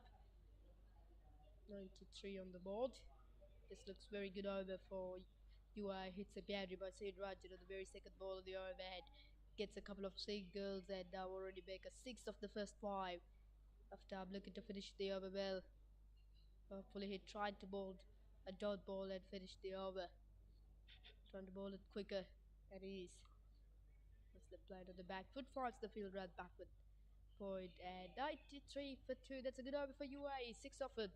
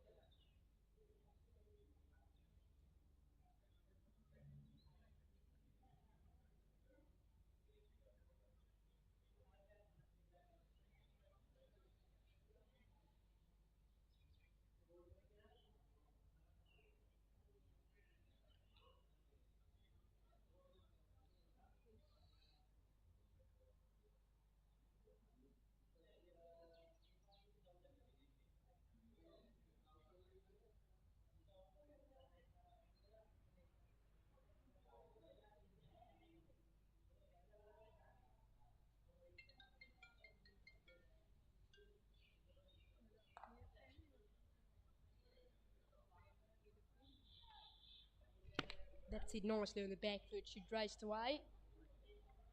We'll run a couple of runs for that.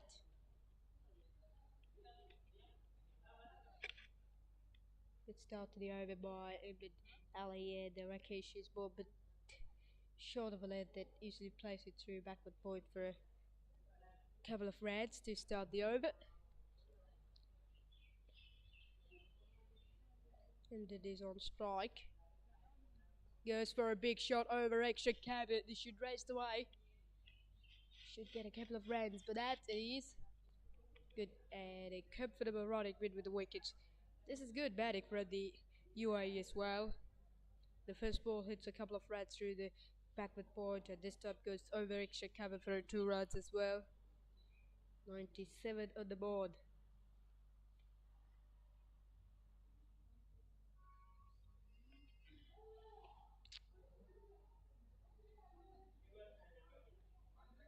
Four runs make it for the first 2 by UAE. Ibn Ali is the 5 from a 10, and this time he goes towards the leg side but fights the field rat. Shot fine leg.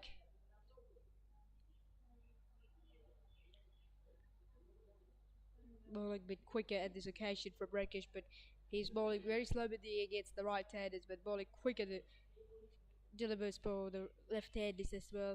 That was his game plan, because when you bowl slow in the air, batsmen had a long time to come and get the ball up and had an opportunity to hit big shots as well. That's good cricket from the Canada. This is an arm ball once again, trying to play it a bit late, but finds the field, and 97 for 2, 4 runs to the over, 18 gone.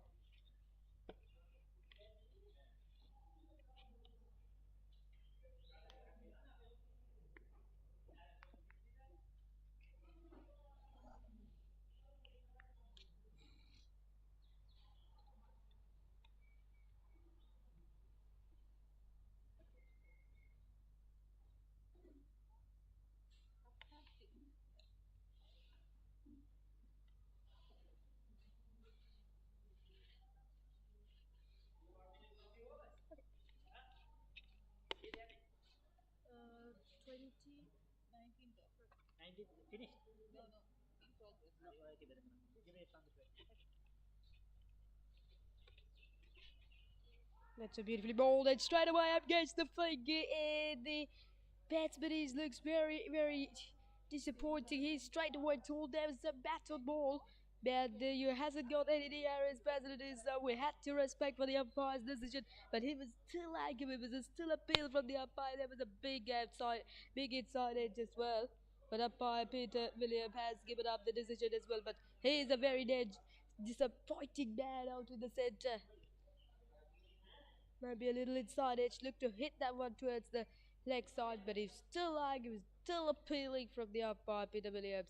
But he can't change the decision, and he cannot do anything because has up goes the figure early on. So the third wicket falls. The aftab finally had a wicket.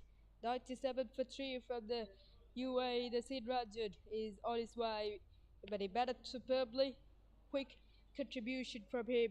97 for 3 by the UAE.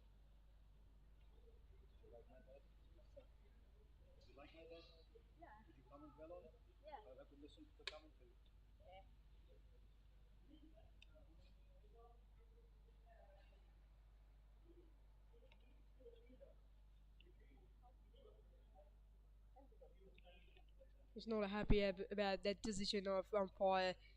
It was a argue for a long time.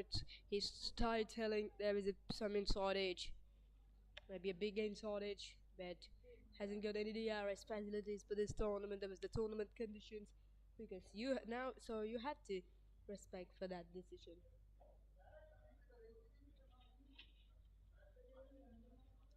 It's a good comeback from the Canada Over-50s. At one stage, 62 without loss. Now 97 for 3. 3 quick wickets die to be falls for the UAE. That's very good bowling.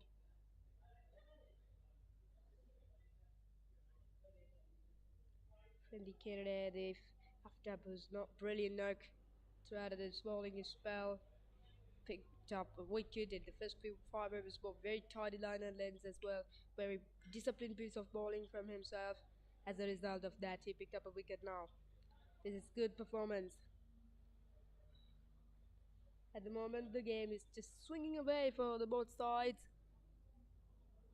The game is a 50% for each side. If these two batters make some good partnerships for the fourth wicket, something like a 40, 50, 59, 80 from partnership for the fourth wicket will be great. Beautifully bowled by Aftab.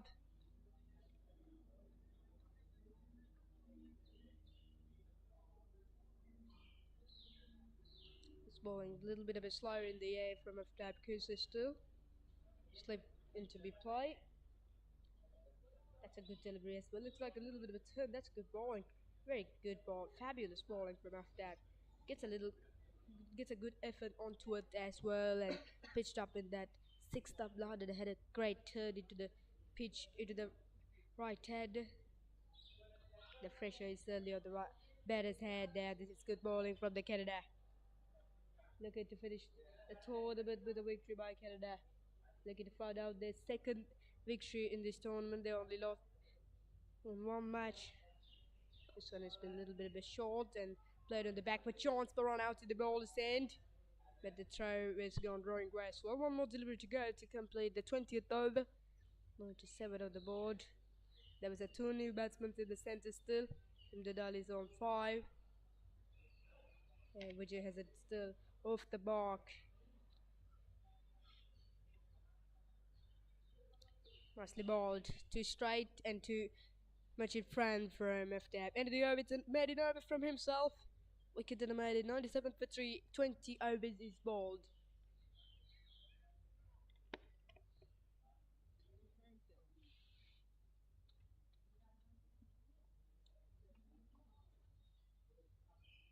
Husa Leisure Private Limited is inviting you to invest for this project for the development of golf course and 120 individual houses, which will be selling outright. Required investment is $30 million US, which is the value of 49% of shares, and is available for you to invest. Whatever amount you can invest will yield benefit within less than 5 years.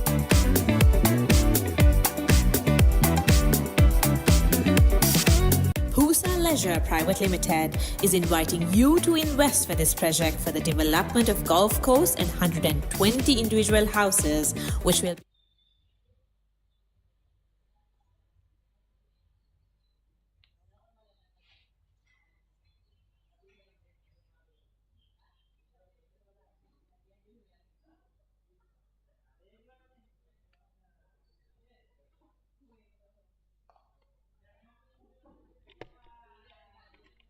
Little bit of a short and wide played on the back foot by Ended Ali, straight in the hands at extra carrot. The Rakesh continues. Man who picked up a wicket on his very first delivery of the spell, and now he's on 1 for 5 into .2 overs. Brian has picked up a wicket after Pezzo picked up a wicket on the previous over, and Rakesh also picked up a wicket. Change of field for the right-handed. Slip implied.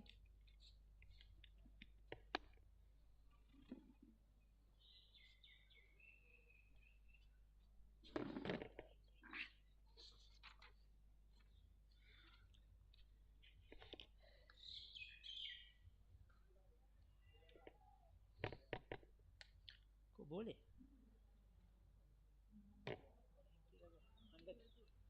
So 100 on the board for UAE, 102 now. For the loss of 3 wickets. So they're progressing well, need of a partnership. Canada have managed to drag themselves back into this game, picking up a couple of quick wickets. But if you take a look at this tournament, the UAE batting has been rather strong. They've scored runs. It has been their bowling that probably has been on the lighter side. Canada hasn't got a big total, just a 207. So UAE will feel that it's certainly gettable. Canada need a couple of wickets just to put the pressure on, pile the pressure on, just to stay in the game.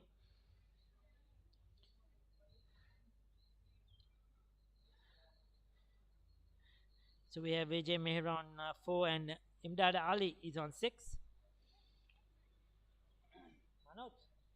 Manoj. Imdad tamay bat karo.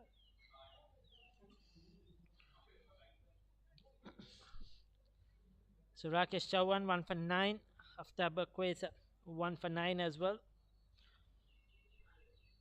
Chauhan, the left arm spinner, he's had a very good tournament. He's picked up wickets in almost every game. Could be slightly expensive, but he's a wicket taking option. Just likes to bowl a good line, good length. He's good against the right-handers, but can be expensive against the left-handers. Rajesh Chauhan mix up in the center, but gets back quickly. Yes, no call.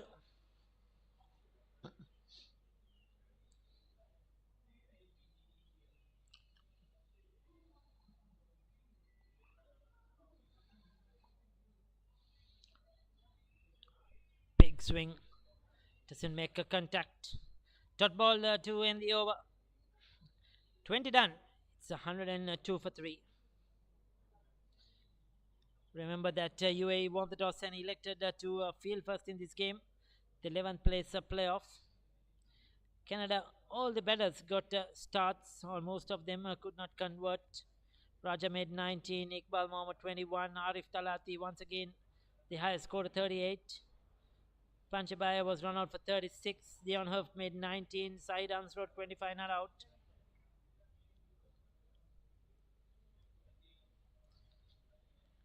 Four for 35 for John Flory. He bowled really well. 1 wicket apiece for Nuruddin and Sydney Roberts. 2 for 37 to Rayan Khan.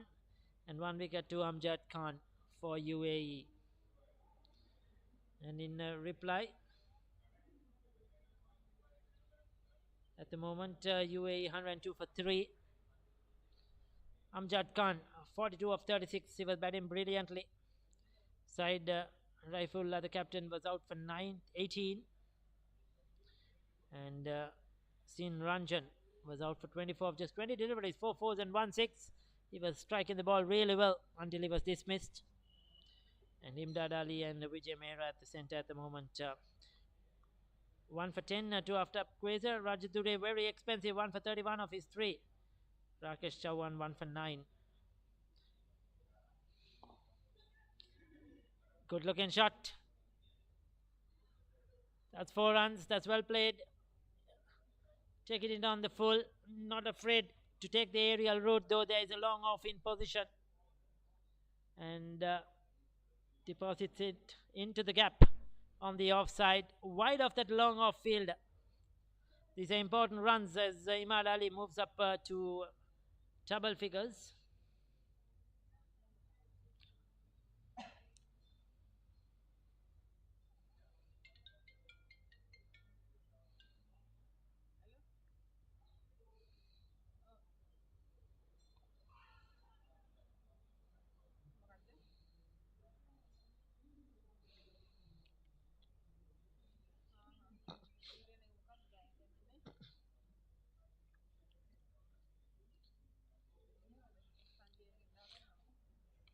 Another short delivery and pulled away once again.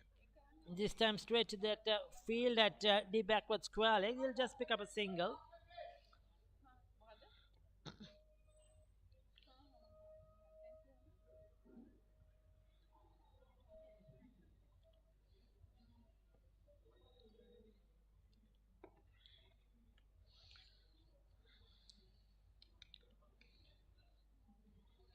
Take up the ball. Mày tuần này cái đứa bé ní vậy bé nhân có đi khác đi.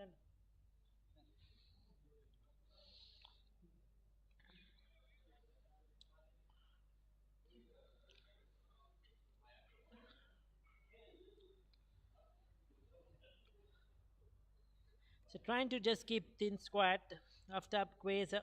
He's had a good tournament overall. Failed today with the bat, but he's been among the wickets, been among the runs. He's been one of the better contributors for Canada on this tour. Another good over, decent one. 7 overs done. 1 for 15 for after Quasar.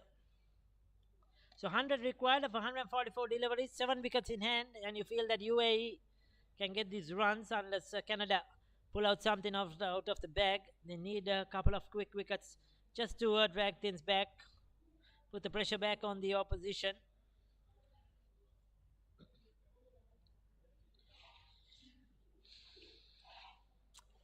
Rakesh Chauhan will continue.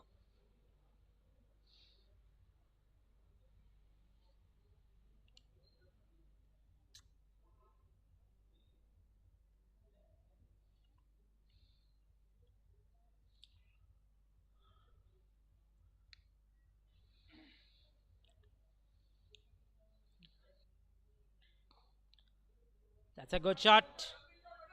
Plugged it through the offside. That's very powerfully struck. Imad Ali, he likes to hit the ball hard. He likes to go over the top. He likes to play his shots. And he's looking very good as he moves into 15 now. Just 19 deliveries. 2 boundaries.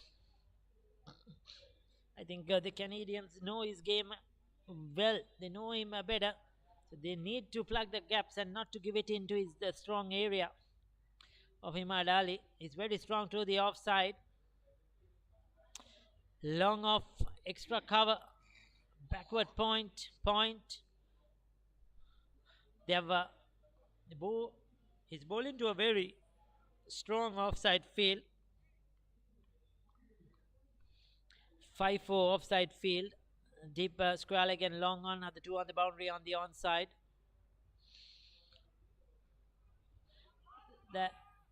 That's much better. That's on line. You cannot afford to give Imad Ali the width. Generally, you cannot to the left-handers. They love to freeze their hands through the offside. and with this quick outfield, big outfield, you feel that you could hit the gaps quite regularly. There you go again, poor ball in, he'll get away with it. But once again, the width outside the off stump. So this partnership growing quietly but surely. 16 of 21.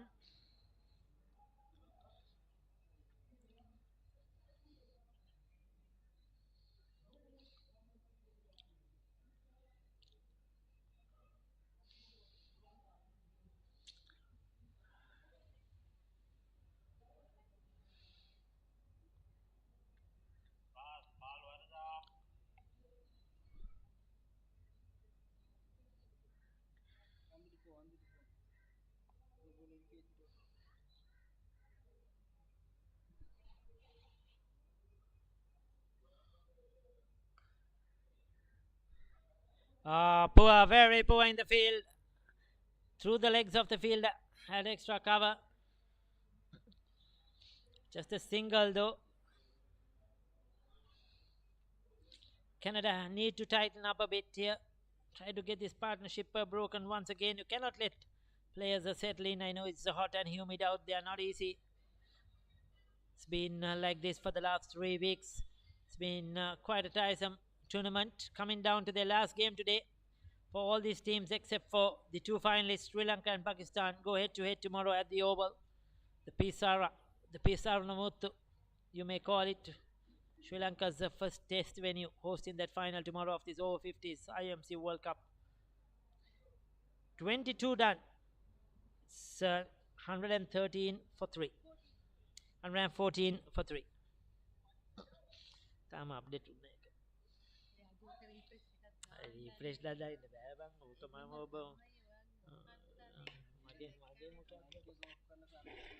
මගේ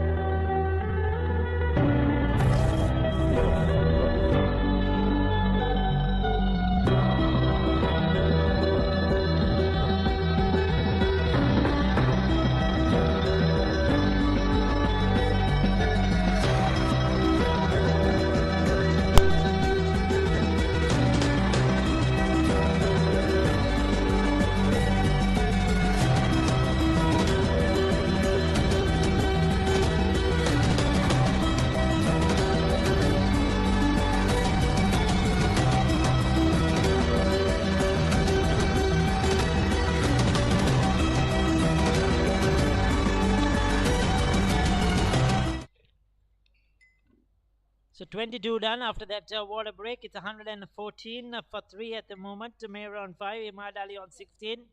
It's looking very dangerous. Do we have a bowling change?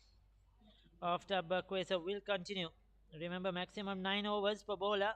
So he's going to bowl his 8th over. Interestingly, Brian Rajadure giving after Bakwesa to go through his spell. He's one of their better bowlers. He's been very accurate today.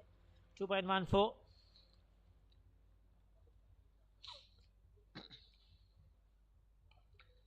Keeping a bit low.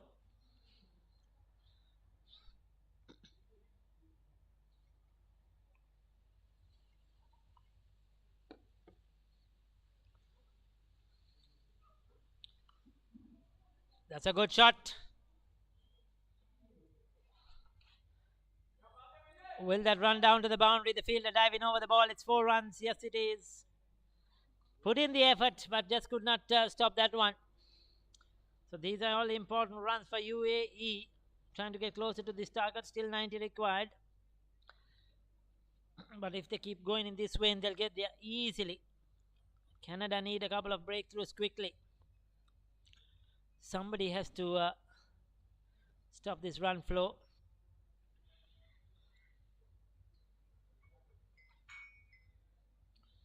The fielder has dropped back now onto the boundary.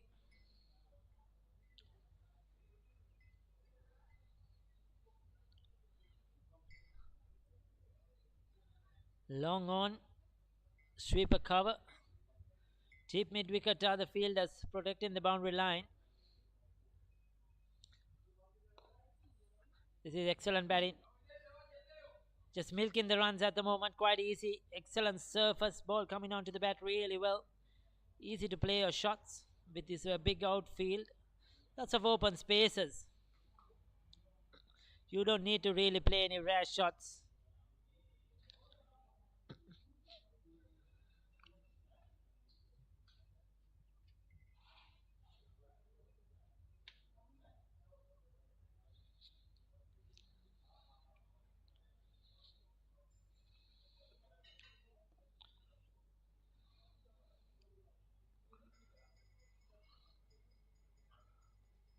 Dot ball to end the over.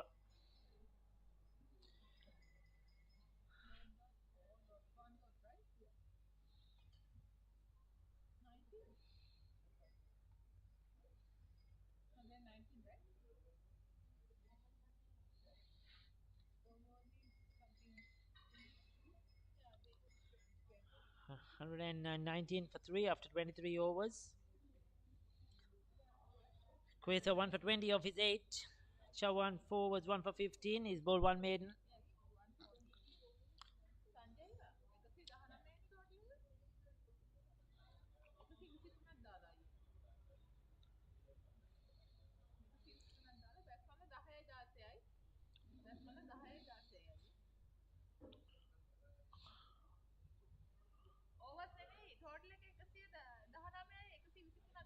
Overs 23ට total එක 123ක් කළා.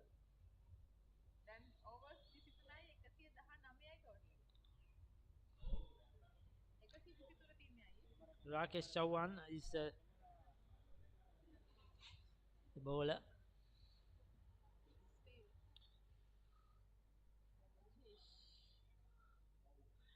Quickish delivery outside the off stump, flatter.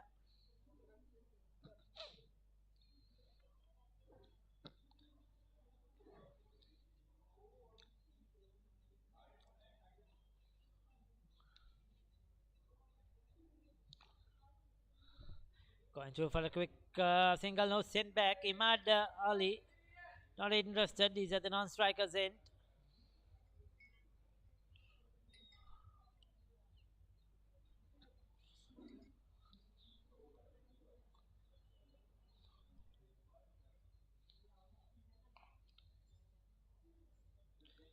Using the depth of the crease really well. Good footwork by Vijay Mehra. Rocking back, going deep. So that he could execute that shot really well. So this is good subcontinental condition batting by these players. I'm sure that Vijay Mehra would have played a lot of his cricket in India at some point of time. So the sweeper cover coming very straight on the offside. Long off is pretty straight as well.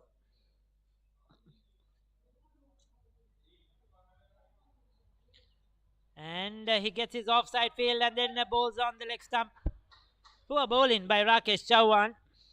He strengthened his offside field and then landed it on the leg stump. Easy for Imad Ali. Gets him into the 20s. This is a very important knock from Imad Ali.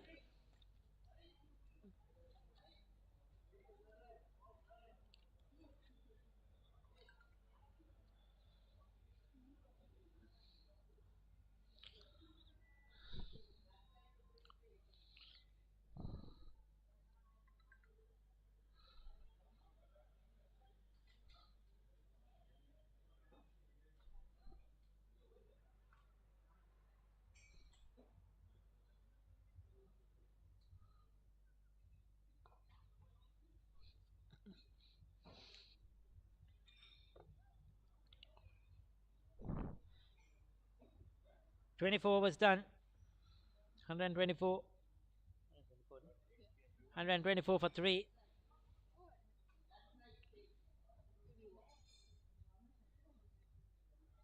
It's a good bowling at the moment. It's been hit for 4. Rakesh Chauhan coming back strongly in that over, delivering a few dot deliveries. 84 required of 126 deliveries for UAE. They have 7 wickets in hand, so they're certainly in top. In a very good position. Required run rate just 4 runs per over. Current run rate 5.17, well ahead at the moment. I think after Burquest is going to bowl his last over. He's been brilliant. 8 overs, 2 maidens, 1 for 20.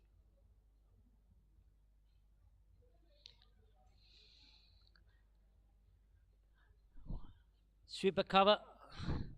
Extra cover point, backward point on the offside. They have a square leg. Deep mid wicket. Mid wicket very straight and a long on. Long off as well. Good hands, very good rotation of his wrist. Just knocking it down towards the long on, not trying anything fancy at all, Vijay Mehra. Just a maneuvering the ball into the gaps, picking up the singles. Remember, there are so many games happening in and around Colombo. Today, India made 299 for 5 in 45 overs at the MCA Grounds. Wales 108 for 2.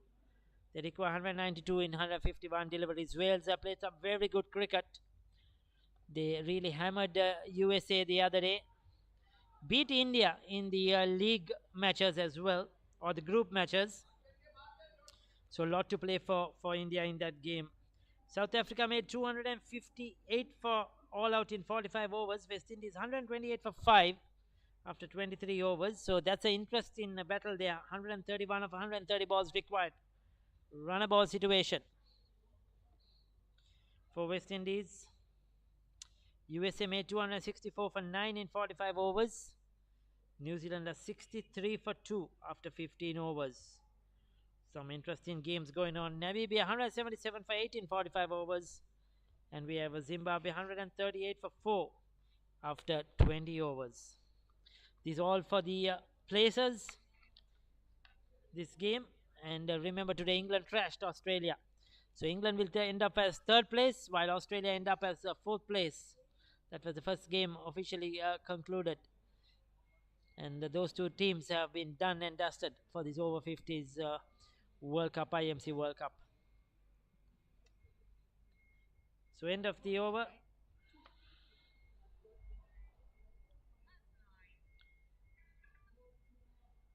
So 25 overs done. 126 for the loss of 3 wickets.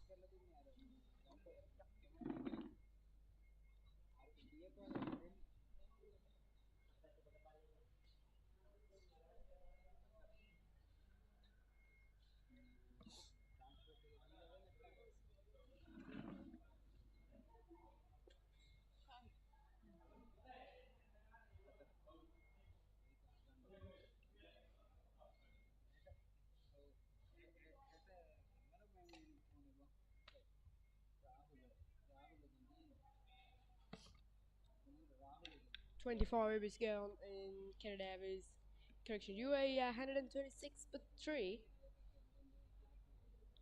They're just far away.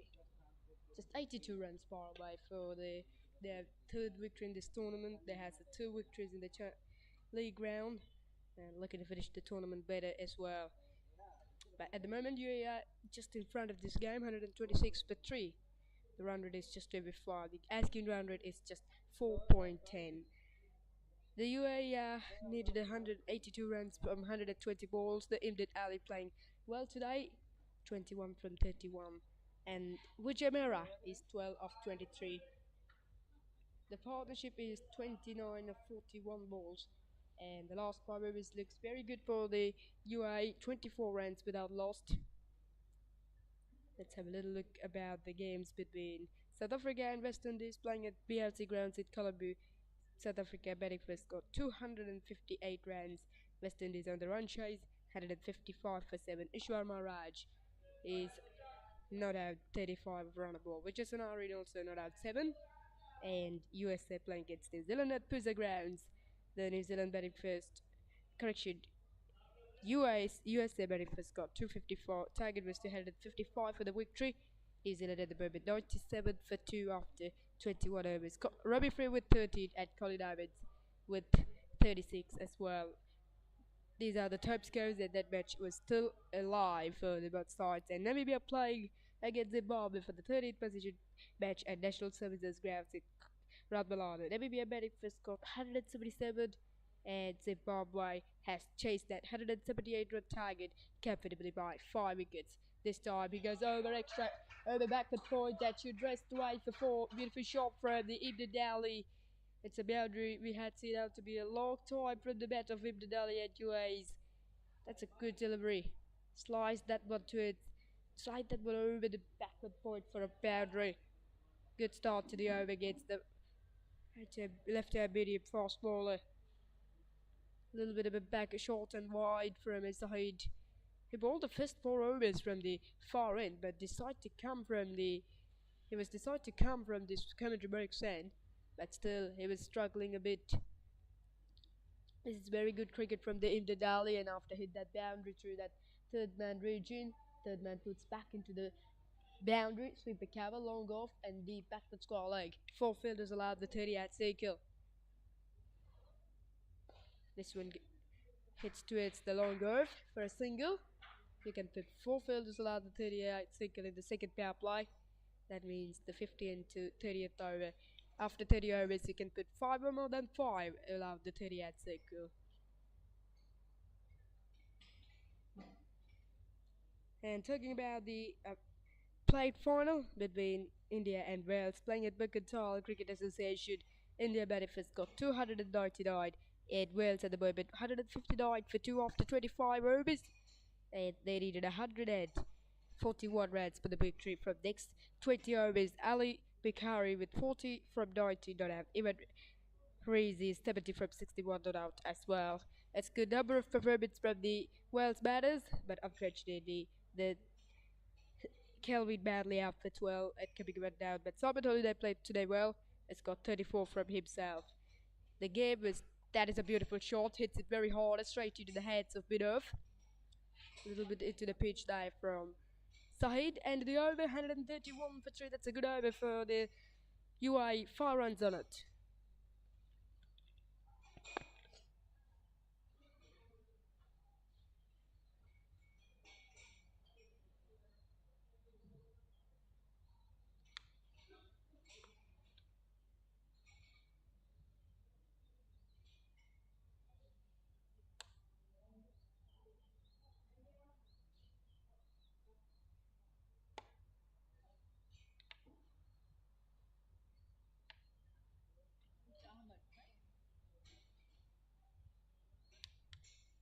Husa Leisure Private Limited is inviting you to invest for this project for the development of golf course and 120 individual houses, which will be selling outright. Required investment is $30 million, which is the value of 49% of shares, and is available for you to invest. Whatever amount you can invest will yield benefit within less than 5 years.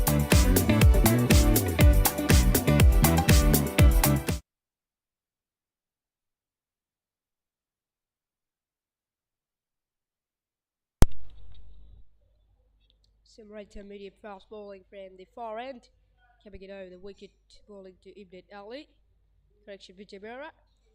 There was the two left-handers out to the centre for UAE. Vijayabera is on 12. Plus they played back into the extra cover region. A little bit of a misfield, but no damage there for Canada. Just the dot ball again for Mohammed. Correction, Ibn Ali is still on strike, 26 from himself.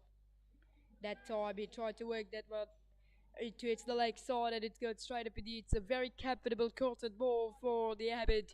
And Ibn Ali looks good, but now he had to on his way. It's a very poor shot selection from himself.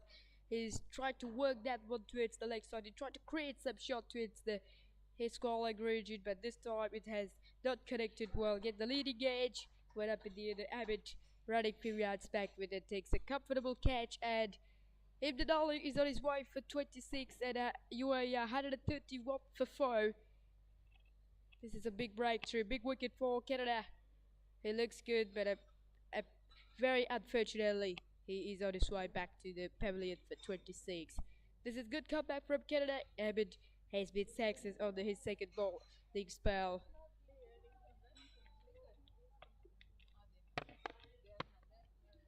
The 14 runs of the very first over from Ahmed, he bowled that one from the commentary box end, but at the moment he's on to his second spell on the second power play from the far end, and it was work for himself. Big wicket, this is Ahmed is on his way, so now John Flory coming at 4 down for UAE.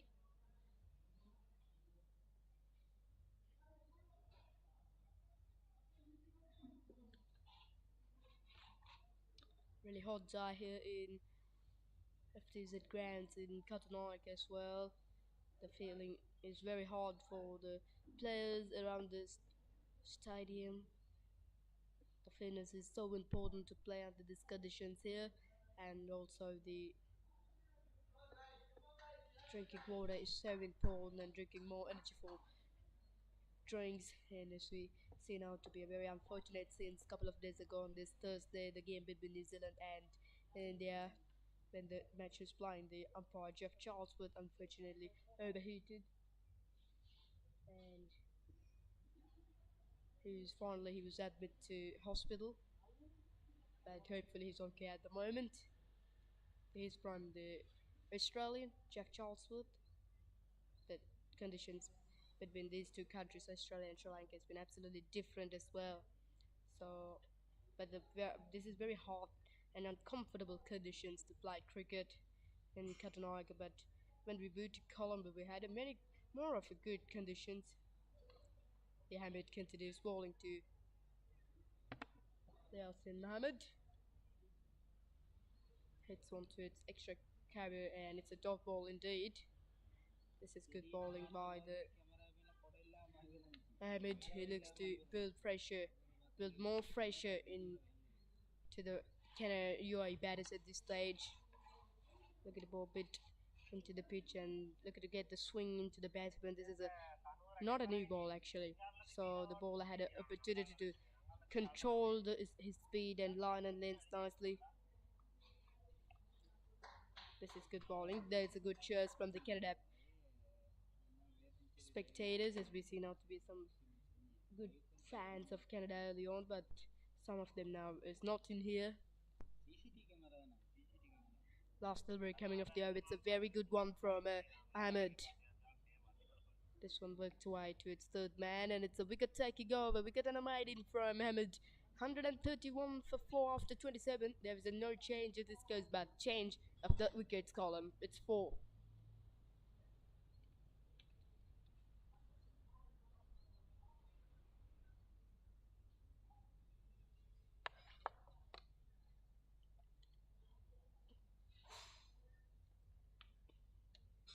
Cameraman is obviously looking to get a beautiful picture around this nature in Katunayake. The plenty of trees, and we had seen now to be the plenty of planes is just flying over here because the Katunayake International Airport is not too far away. It just looked like a 500 or a 1 kilometer away from here on your screen.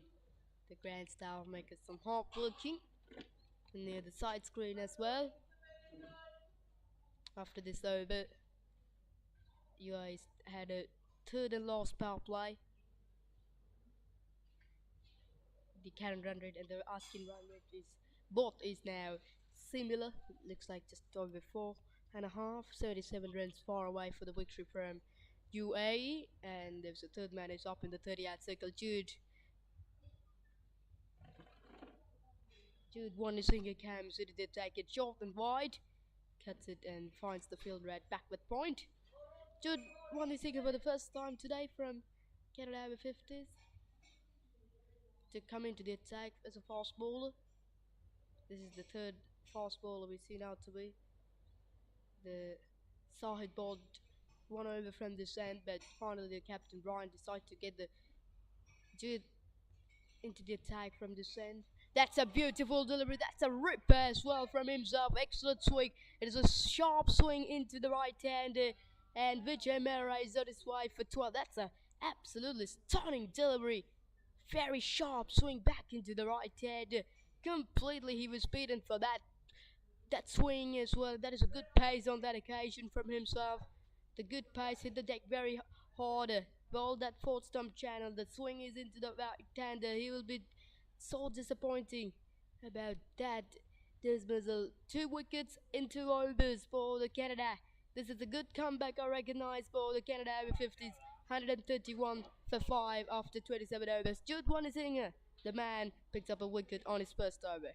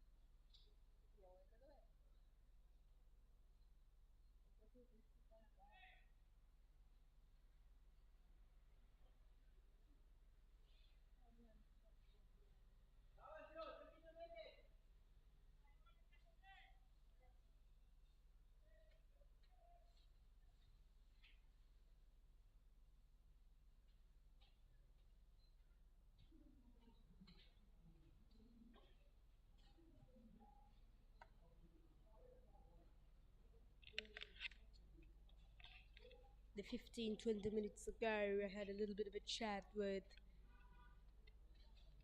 the UAE player Amjad Khan, who's born in Kashmir in Pakistan as well. He's played his very first class match in 1988 as well, and he played many years for USA, and now he's back with the UAE side and played for plenty of sides as well. Amjad Khan was a very classical cricketer as well, and a great number of performances for himself. This is good bowling there from Jude Wanisinger. The new batsman Rehan Khan comes into the crease at 5 down. The Hams team looks like in front of the game. This game was swinging for the both sides now. At one stage, a couple of overs ago, 126 for 3 from the UI. Certainly they are front of that game after 25 overs, but now that's nicely played by Rehan Khan. The flick of the wrist, they should rest away. It should be a couple for him, and he's getting things off the mark with that 2 runs. This game is very, very close for each side. At one stage, it was in the hands of UAE, but now it's back into the Canada. The game is possibly 50-50 for each side. In the back end of the game will be we had a very crucial finish so far, surely. A very crucial finish in the back end of this game. The because the both sides looking to finish this tour and looking to finish this tournament better. Jude one is seeing a good bat swing there from Rehan Khan, but past the outside edge. Dot delivery to end the wicket taking over from Jude, and a little bit of a shout there from behind the stumps by wicketkeeper Crinsley, but no problem. 133 for 5, very good over for the Canada. 2 wickets in 2 overs.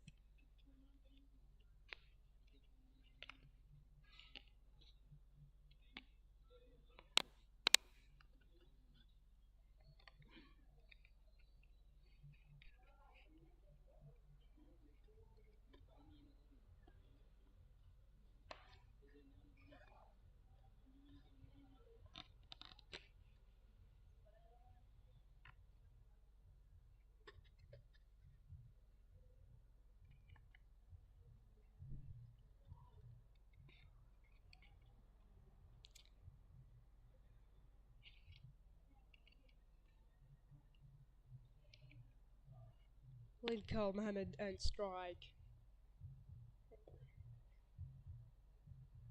Lincoln Mohammed on strike, and Mohammed continuing from far end onto his third over.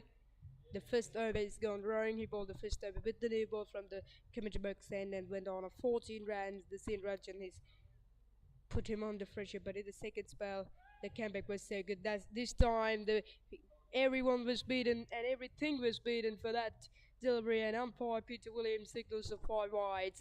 This is all important runs indeed for the UAE at this occasion, and wicketkeeper Crinsley is getting up to the stumps there, and Ahmed missed his line and a little bit down the leg side, and wicket batsman also trying to flick it from his hands, but he also missed out on it, and the wicketkeeper missed on it. And front leg up in the 30 yard, he also beaten for that delivery, and gone past the boundary for 4. It's a 5 wides. This is not a good bowling from Mohammed.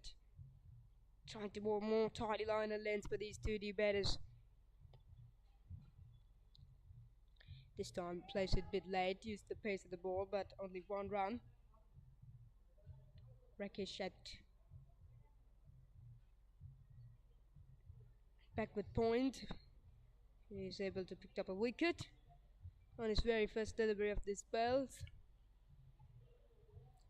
The game between the Australia and England has already finished. It's 1.5 hours ago to the result. Australia batting first scored 188 runs and bowled out, and England has chased down that total very comfortably. It's a target of 89. The match was already has played at FTZ Grounds, and it is a very comfortable run chase indeed for England.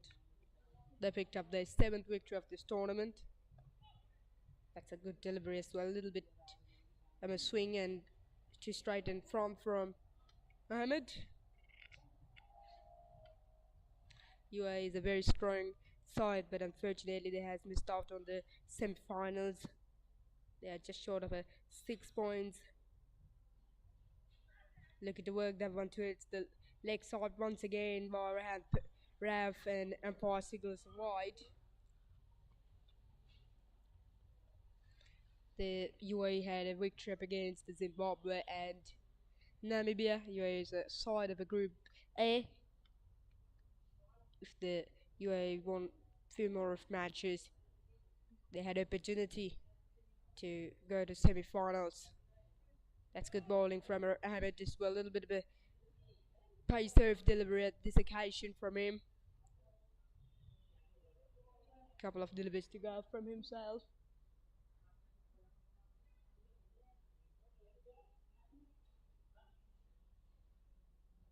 This time he's looking to pull that one, and pulled nicely to its front leg by Rehan Khan. When we're talking about Rehan, I'm remember Rehan Rauf. He's from Pakistan Over-50s. He's an absolutely great leg spinner indeed for the Pakistan Over-50s. He will be playing tomorrow final against Sri Lanka at Papare. He's such a classical bowler indeed, and a very good contribution for Pakistan Over-50s. Talking about himself in the next over. 29 overs gone, 142 for 5 by the 142 5 by UAE.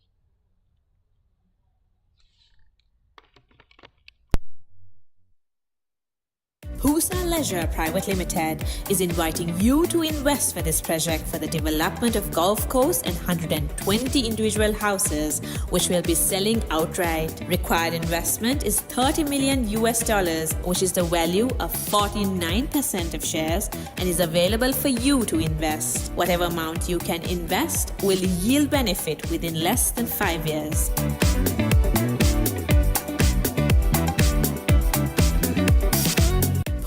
Leisure Private Limited is inviting you to invest for this project for the development of golf course and 120 individual houses, which will be selling outright. Required investment is $30 million US, which is the value of 49% of.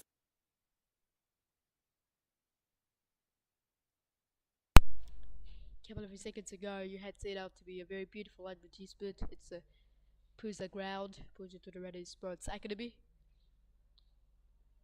That was absolutely a beautiful ground as well. It's located in Bandaragabe in Calabar district as well. Very beautiful, and the nature is the mainly you can see around the stadium. The plenty of trees and the plenty of beautiful places has been located, especially something like a ponds as well. This time he nicely played that, but wide the backward point, and that should go for 4. It's a beautiful strike indeed from right-hander. He picked up his first boundary. That's a great shot. Used that pace of the ball a little bit of a short and wide. There was a very quick outfield here in FTZ that were very dry outfield.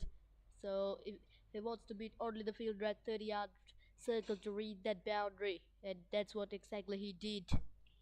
147 on the board now from UAE, just 3 runs short of that 150 run mark. Chelsea got a 208 run total. Talking about the Rehan Rauf, who's been the highest wicket taker in the tournament for Pakistan over 50s, man who picked up 14 wickets in 6 matches. The best figures is 4 for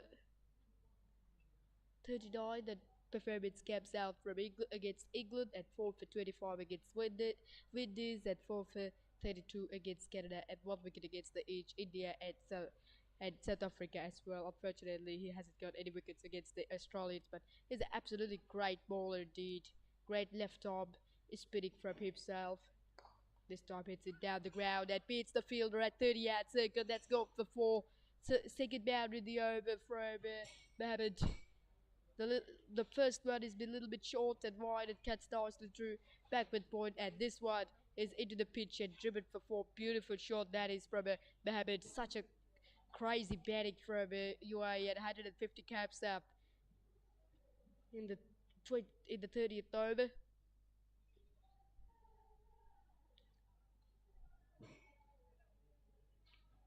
Charles Eccleston has finished out of this tournament with on the top of the most runs table. It's got 349 runs in 6 innings. For England, the average is 174.5 as well. What a beautiful average. 37 against Australia today, 47 against Pakistan a couple of days ago, 29 not out against New Zealand at St. Thomas's College Ground, 55 not out against Sri Lanka, 109 not out against USA, and stand the tournament with 72 against the Zimbabwe. That is absolutely great performance as well. Only 2 times he was out, 4 times he batted not out as well. That was the reason for that high average for himself. Jason Earls from Zimbabwe with 342 runs. He's a very good player. He scored a century already. Century that up against the England on the very first match, at 58 against New Zealand, 71 against the UAE, and finally scored 57 up against the Namibia today match. Talking about Zimbabwe and Namibia's match, it was played today, and Namibia scored 177, and as a result of that, Zimbabwe chased down that 108 total comfortably as well. And Chesed has odds, it's got a 57. Let's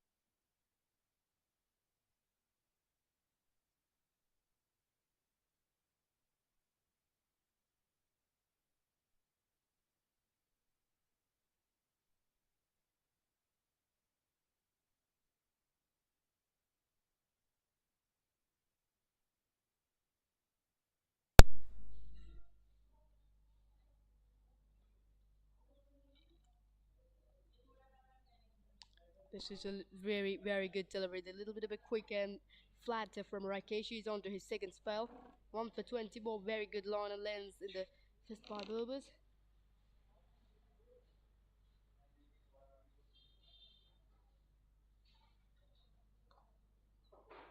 Nicely played down to Loricon. They should run two. This is good running. This is absolutely good running as well from a UAE that doesn't get a miss out at any quick singles at this occasion. Let's move to the plate final between India and Wales playing at Mercantile Cricket Association. The Wales Over-50s are chasing a 300 run target at the moment after 31 and a half overs. They are certainly in front, 229 for 2. Their current run rate is just over 7.3, and Ali Bukhari's been a man putting on a magnificent show, 96 from 42 for him. And he's not out as well. He was looking for his first century in this tournament, looking to finish the tournament better. 10 fours and a 7 sixes for himself, even raised with 85. We early on talking about the Ali Bukhari as a bowler, but he's not only a bowler, he's a great performer as a batter for the Wales Over-50s. Good number of performance from himself. As a bowler, he picked up 20 wickets, and he's a number of batter too for Wales Over-50s. Picked up a great records. He's the third highest scorer in the tournament, so 471 runs in 6 matches for Wales. He scored a half century against the Pakistan in the first match, and 42 against India, 22 against South Africa, 46 back against the Australia on the very second match. And today he's on 95, no doubt. If that scores, if that records up to this column, he will be certainly on higher. 154 for 5 from a UAE after 32 overs. They're going so well at this occasion. We had a ninth position match at IMC Grounds. South Africa has got 259. West Indies are chasing that 259 run title. At the moment, West Indies 198 for 9. Yes, they're playing against New Zealand at wonderful IMC Grounds in Horner. Yes, our batting first scored 254 for 9 in 45 overs. And at the moment, after 28.2 overs, 138 for 3 from New Zealand. Richard Pedro with 14. Colin Evans scored 53, not out. As well, these are the top scores. New Zealand need 170 runs for the victory in 100 balls as well.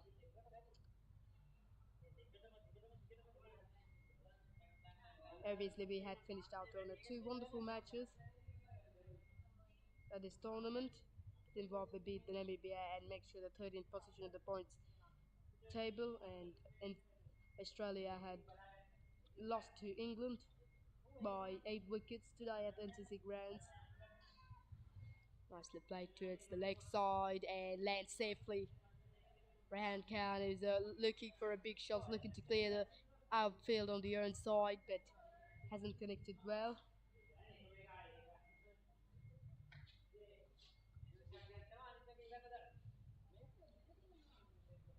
Now the Mohammedis 11 from 18. Rehan Khan is on 17. These two are looking for a big shot, especially from Rehan Khan, but looking to go for big shots, looking to clear the boundaries. After this over, we had the third and last drink strike.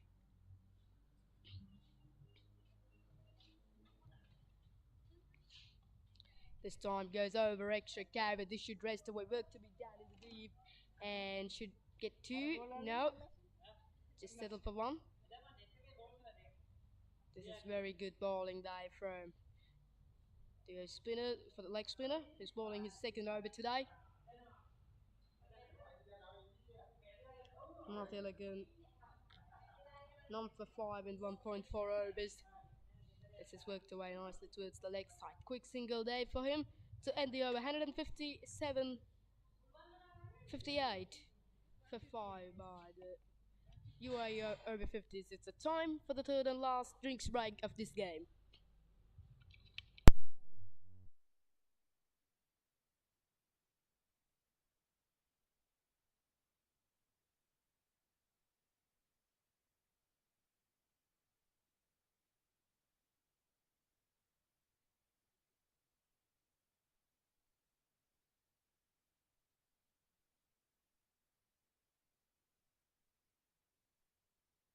Husa Leisure Private Limited is inviting you to invest for this project for the development of golf course and 120 individual houses, which will be selling outright. Required investment is $30 million US, which is the value of 49% of shares and is available for you to invest. Whatever amount you can invest will yield benefit within less than 5 years.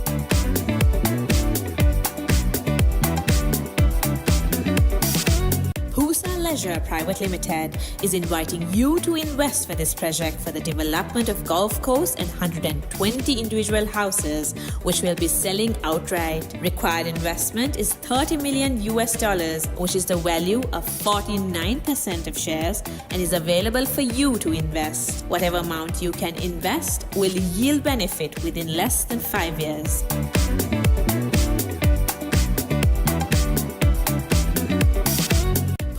Leisure Private Limited is inviting you to invest for this project for the development of golf course and 120 individual houses, which will be selling outright.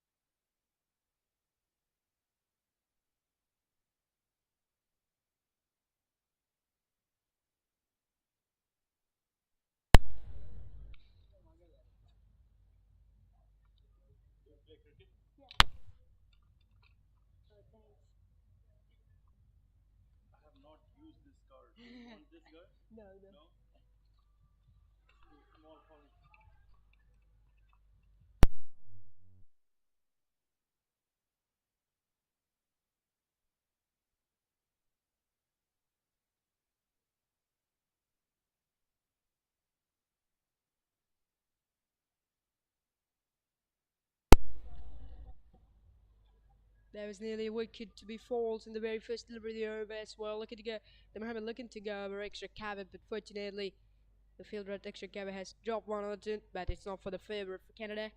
That can be a game-changing point of this match. This is very poor fielding from the Canada that must be taken That can be the game turning point. Couple of deliveries to go. Now last delivery of the over. That's a beautifully balled. It's a big shout, and once again the umpires size now end of the over 159 for 5.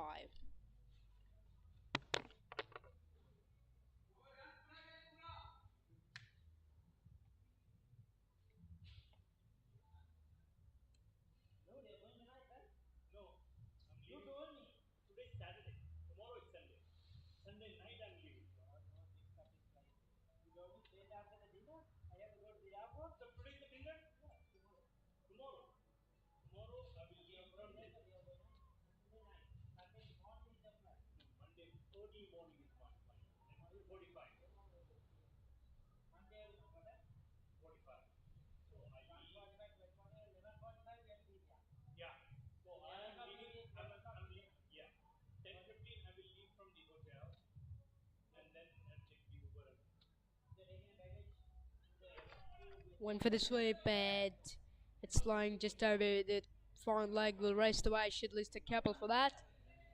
That's good running.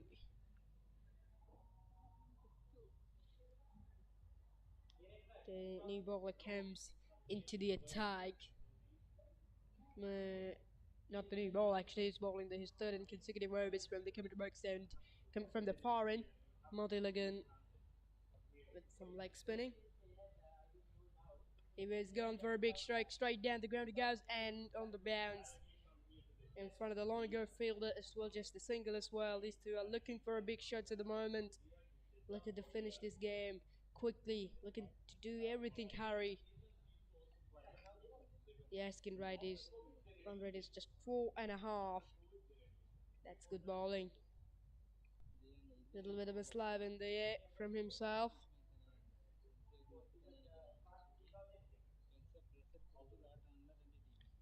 Three more balls to go. The Canada now looking to break this partnership because this partnership looks very dangerous.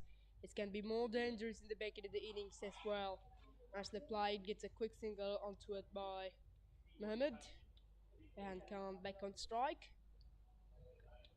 There is the two right-handers out in the center.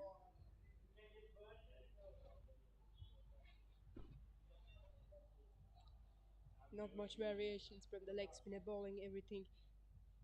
Some right-arm leg spinnings as well. And sometimes we see now to be there's some variations from some of the leg spinners, but not from this man. Bowling everything slow in the air. That's good bowling, good wrist work towards the leg side and gets a quick single on it. And this should be over. Tries, very unusual. This is absolutely poor cricket from Canada Over-50s. That must be. That should have been a 1 actually, but as over shows, they got 2 for that. The UAE has not gonna miss out anything at this stage. Last ball coming the over. Short and wide and played nicely on the back foot for a single. 65 for 5 from UAE after 35 overs as well. Exactly 10 more overs to go. They need then 54 runs for the victory.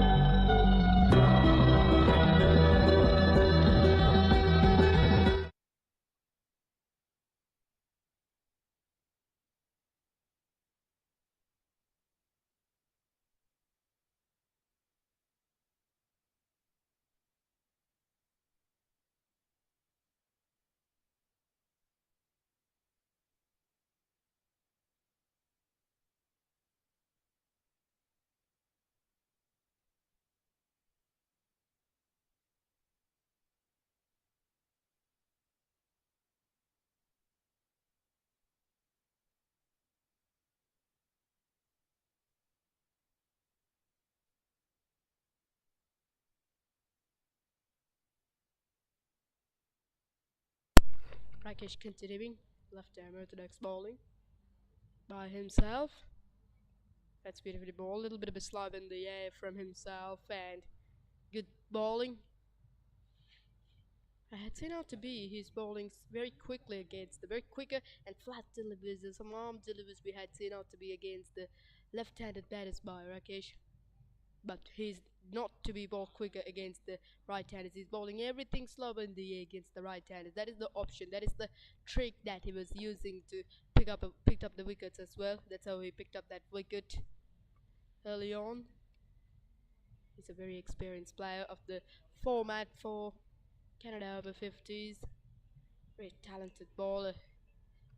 When he got his very first wicket, he had some very good celebrations as well, like a Shikhar Dhawan as well. Hit his hand gate and hit that's one in the air, just going over extra cover, and it is little bit of a disappointment once again for the Canada Over-50s. Now the Canada Over-50s are always looking to break this partnership as well. It's a good partnership, 38 from a 51. These two are looking very good at this occasion.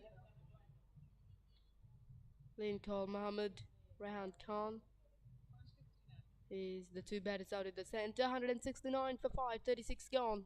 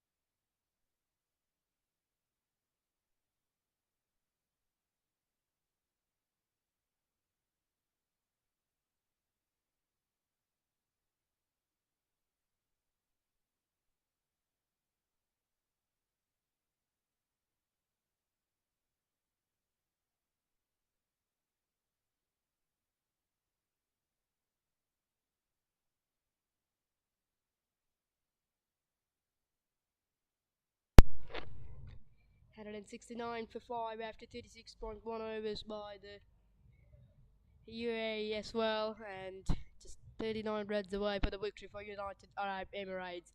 The Rehan Khan is 17, Lincoln Mohammed is 14 from 31. This is a quick partnership between these two.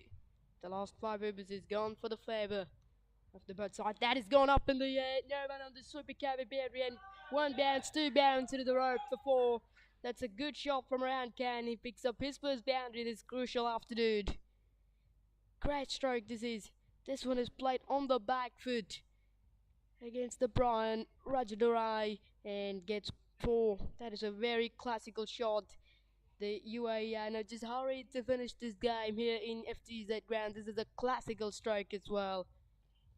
Good, very clever cricketing. And another one too short. Another one played on the back foot, but this one has found the fielder. That's very good cricket from Rehan Khan, playing very nicely all around the ground. He's so good with the wrist works and so good on the back foot. Just a couple of delivers to go to finish the over from Brian, the captain. 1 for 35 in 3.5 overs. The economies looks a bit higher, exactly on 10 runs per over. It's been a very good as a captain during the tournament for Canada Over-50s, but today was a bit struggling. man who able to pick up a wicket but hits up plenty of runs against himself in a 3.4 overs. He bowled 5 overs in the first power play, but it's gone wrong. But now he isn't gonna bowl any overs for the second power play, but back into the attack from third power play as well. What's the play towards the cover? Just a single there for him.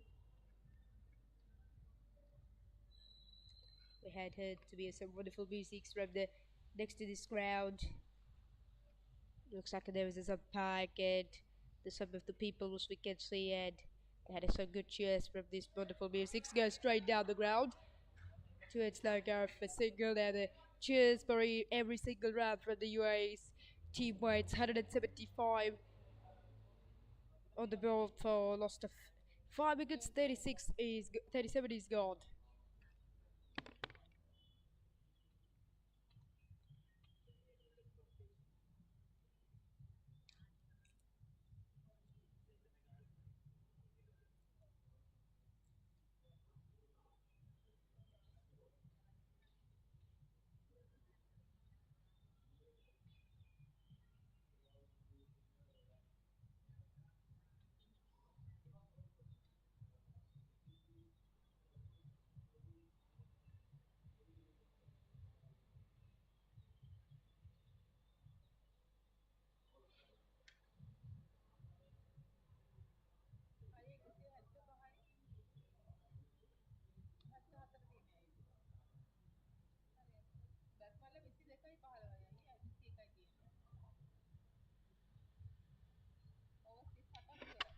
Rakesh into the attack and goes down the ground by Mohammed. Finds the fielder at long on, just a single there. The Mohammed looks very good and very comfortably scoring the runs in this hot evening. 22 from a 29, the Red Can is 16 of 34. One boundary for himself. This is beautifully played on the back foot. Has a quick single out there for him. Let's move back to the played final between India and Wales Over-50s playing at Mercantile Cricket Association in Colombo 7. Wales are chasing a 300 run target. At the moment they are 244 for 4. The Ali Bukhari scored a century from 49 balls and he was out in front of Ravinder Bandari as well. It will be the fastest ever century at the IMC Over-50s World Cup. Magnificent hitting that is from Ali Bukhari, 107, and he finished this tournament very nicely for himself, and the captain even raised out for 87, batted superbly. He also bowled in front of Ravinder Bandari. Now they are just 69 runs away for 56 runs away for the victory against India to get the victory of the plate finals, trying to be the champions of the plate round. And 177 for 5, 38 overs gone. Let's talk about the next matches and next over.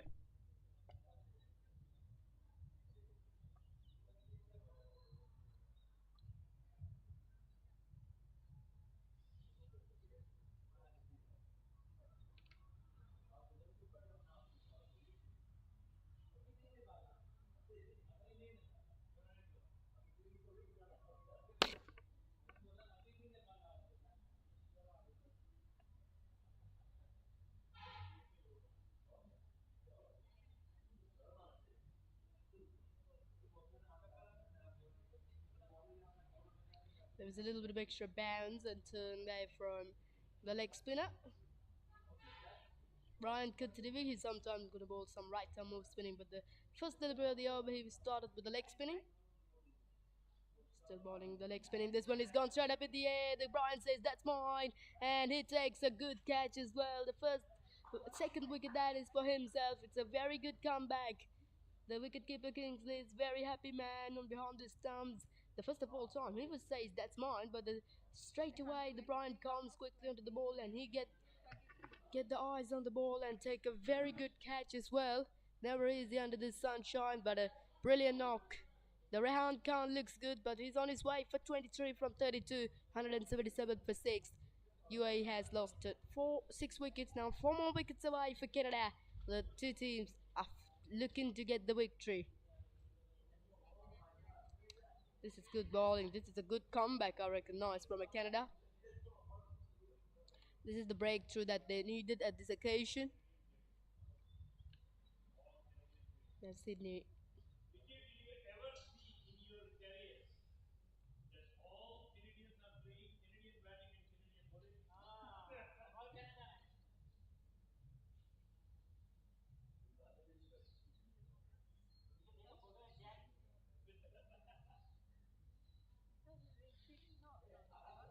Kilcounty comes into the crease at 6 down. Playing with the low angle in called Mohammed.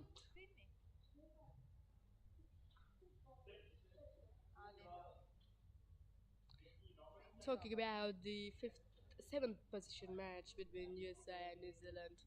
USA's got 254, Tiger was 255 for the victory for New Zealand, and New Zealand on the run chase 169 for 3 after 33.4 overs. The required run rate is just over 7.5. And they did 86 from 68. Colin Ivins with 65. Richard Petrie is not out of 32.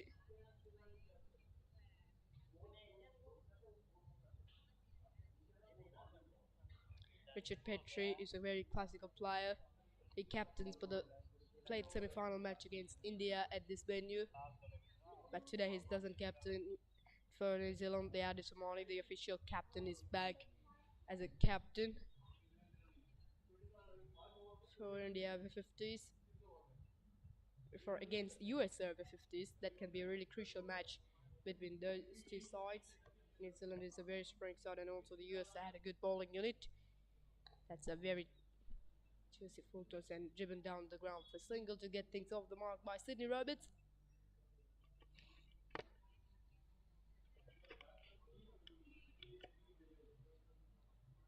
.178 on the board. Well, I think it's a good morale for the players out in the center, because that music will get good morale, because as we see now to be the couple of times the Papare band also joins with this tournament, when that the kind of a music are playing away of the stadium. The players had a very good morale and had a good executed a good cheer. It's like a good cheer for players. This time also trying to play it on the back foot by Mohammed, but he missed out on it. That's very good bowling.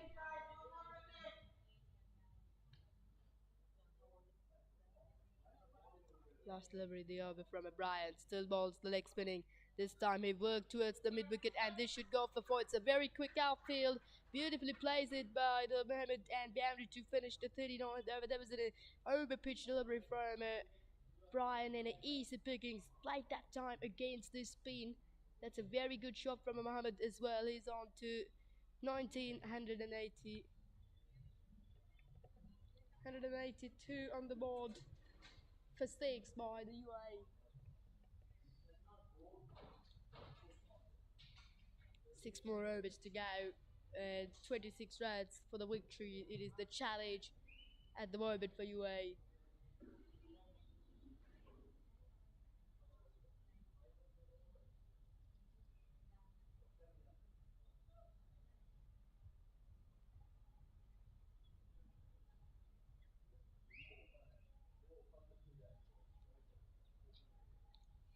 Sydney Rabbit is on strike. He's on 1 of 1.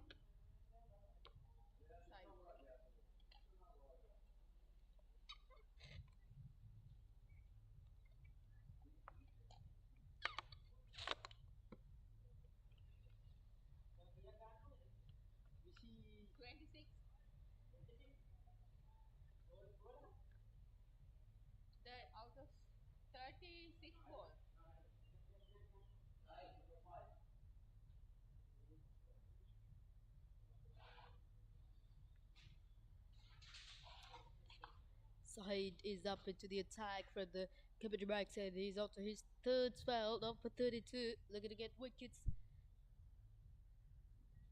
If they had 2 more wickets, certainly the Canada in front of this match as well. 182 for 6.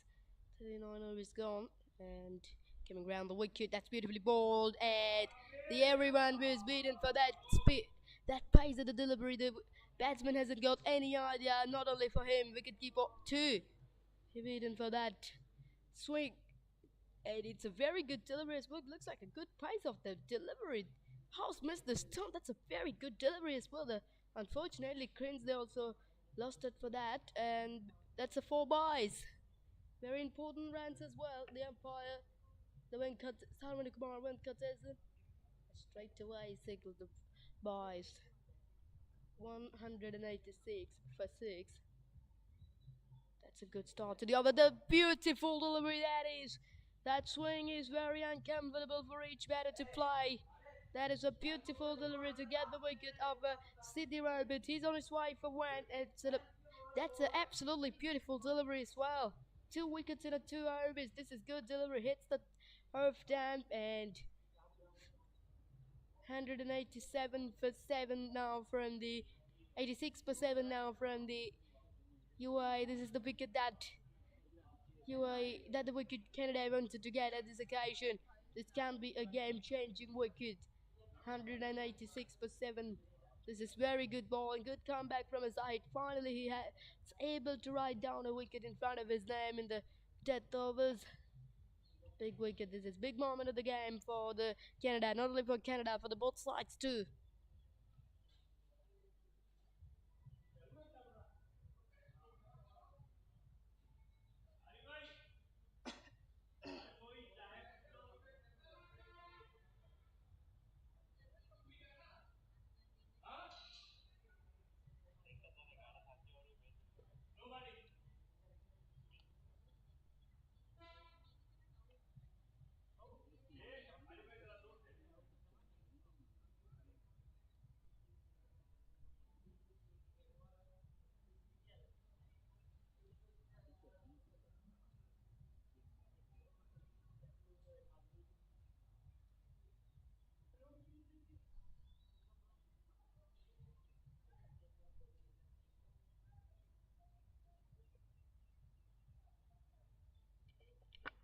Biju Kumar at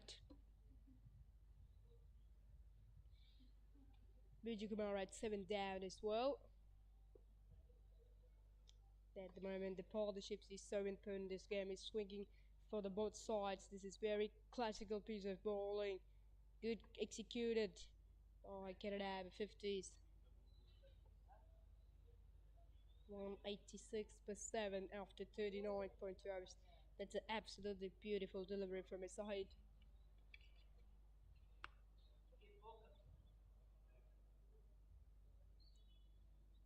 Exactly 22 runs away for the victory.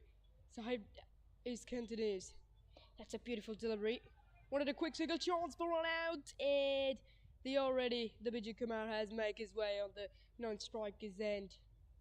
A little bit of a miscommunication. There's the two mind from these two batters. Does that run or not? Vijay Kumar is, however, looking to rotate the strike towards the non-strikers end because he's new. The side is very dangerous at the back end of the innings as well. He's very good with the odd ball.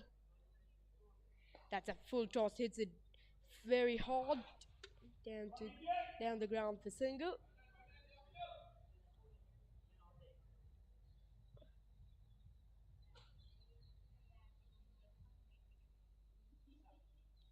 Sahid is back on strike. Nicely played, and it's inside edge, back into the stands. The Biju Kumar comes and he's gone.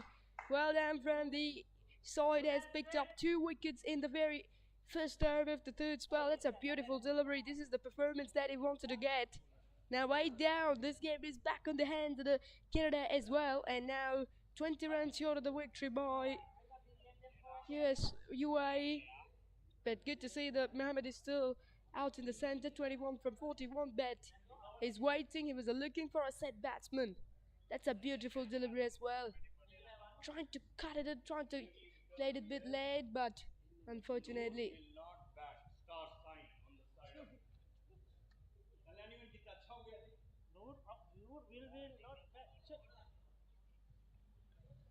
Looking to cut it away, but get the inside edge and hits back onto the stump. That's a beautiful delivery as well. This is good bowling. This is high quality bowling. Very impressive knock dive from Sahid. 2 for 34, 2 wickets in the over. 188 for 8, 20 more runs away for the victory for UAE. 2 more wickets away for Canada to get the victory. They are kicked out of the hotel. What's the bus? You go. Right.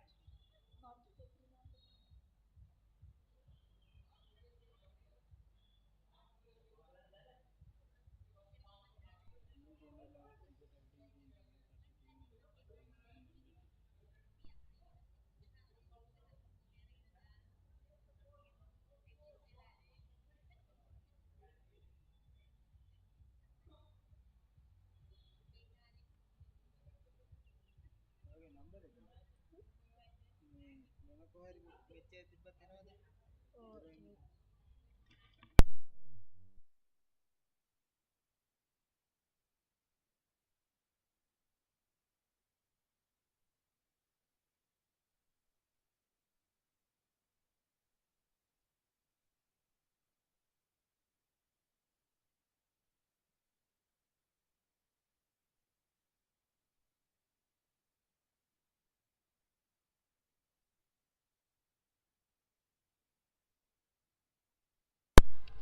Sahid continues.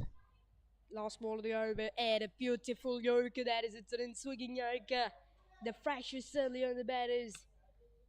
188 for 8, 40 gone. 5 overs to go for UAE.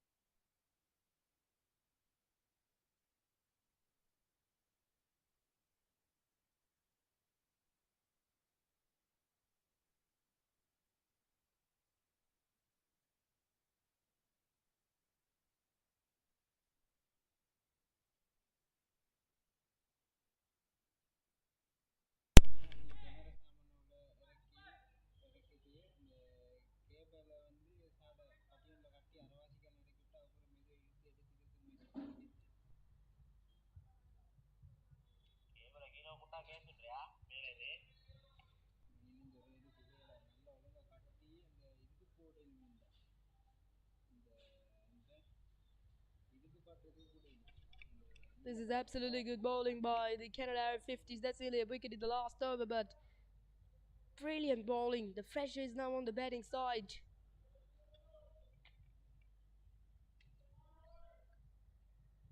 Kilkenny is on strike.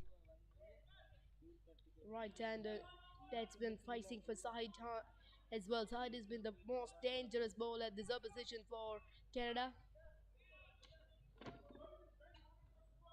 A little bit of a discussion out in the center.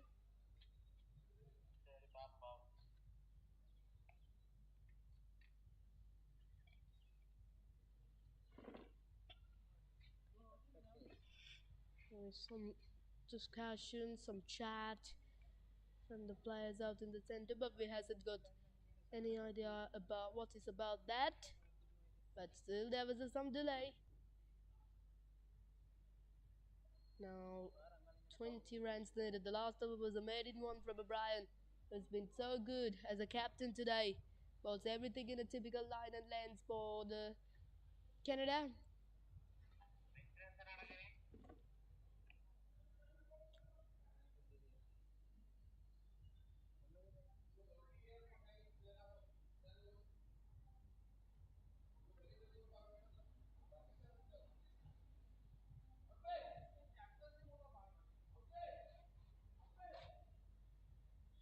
The pressure is on the two sides. They have the Canada looking to defend this. The player of UAE side has arrived to the center but hasn't got any idea about the reason for that. Let's see. Papare Sarvanikumar Venkateshan has a discussion with himself. Kumani on strike.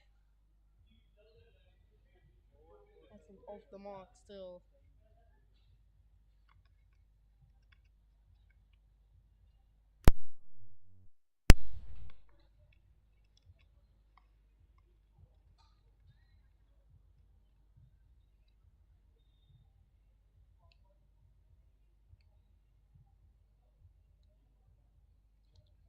Is now removed from the stadium, and 188 for 8. 20 runs for the victory. Kalkumar Kukani on strike is a difficult pronunciation, and wicket. That is an absolutely beautiful delivery as well. And Canada has always been celebrating that wicket, and even the ball's off. That's a big wicket as well. Now 9 down for the UAE. What is happening on here? This is absolutely classy bowling from the Sarid in the death overs. It was absolutely gone wrong in the first few overs, but now it's been so good.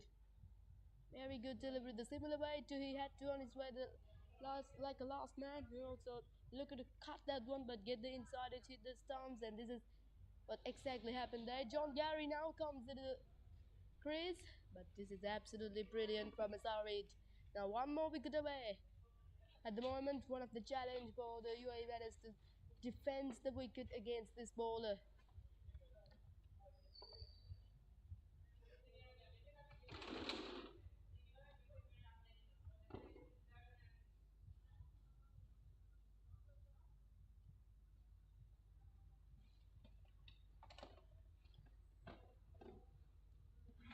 "20 runs away. Look at how quickly this game has changed for the favour of Canada. And well. John Fleury into the crease at number 11. Noor is the man who isn't going to play today. Isn't going to bat today for UAE, but he is bowled well today. The scene runs to the man comes as a 12th man and batted few time for UAE.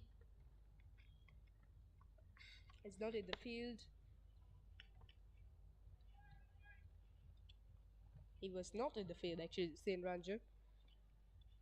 Here we go now, Sarit is on strike. No correction, he's going to bowl it from around the wicket, trying to get us some sharp swing back into the right hand. Joe Flory on strike. 5 more deliveries to go, the over 20 needed of 23. This should be a very good game for the both sides. The pressure certainly is on the betting side at the moment. But still that set batsman Mohammed is on the centre. He's on 21 from 47. Here we go. got the outside edge. What are the quick second chance for run out to the bowler center? It would have been gone, but Cherry's gone drawing way. And even there was a no run up to the bowler's end to catch the ball. But a very, very good game we had here. This is very good game. This should be a crucial game. This is what I was told you early on. In the back end of the innings, this can be a very crucial game as well, because the Canada bowlers also very strong. They had a good executed now. He's bowling to Mohamed. Mohamed looked to go for a big shot. Looked to go down the ground. Should be two. No. Settle for one. John Flory always make his way quickly on the non-strike on the keeper's end bat. Mohamed doesn't get any extra risk out there. Now the two batters had a little discussion. That's good.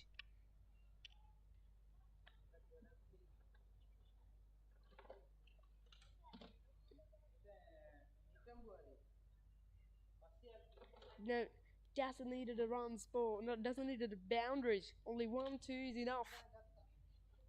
There's one got the inside edge and looking to get a quick single. Nicely bowled.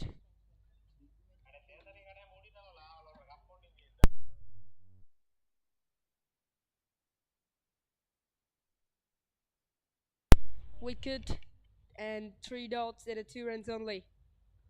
This is a beautiful delivery. It's a big shout. Look at the driven that went through the offside.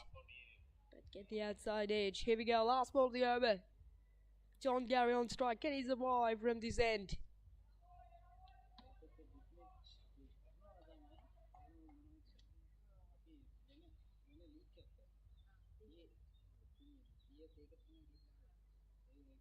Last delivery of the over.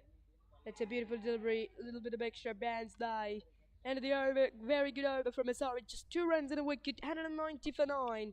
3 more overs to go.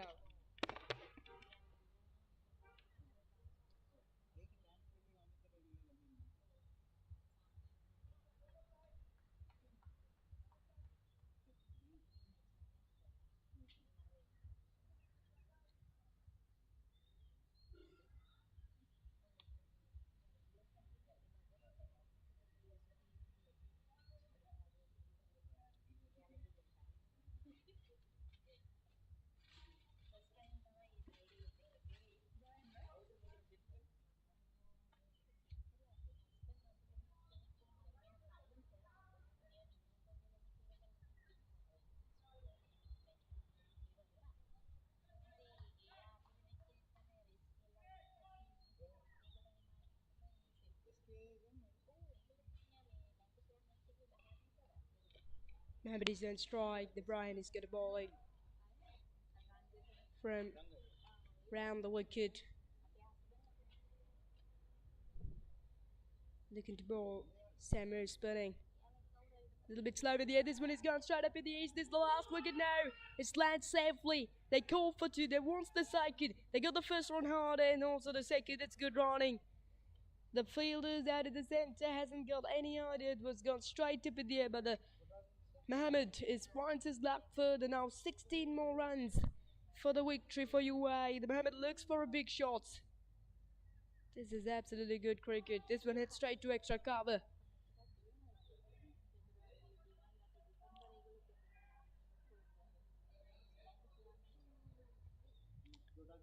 This is nicely bowled. It comes down the track and a brilliant work there from a wicket keeper Kingsley.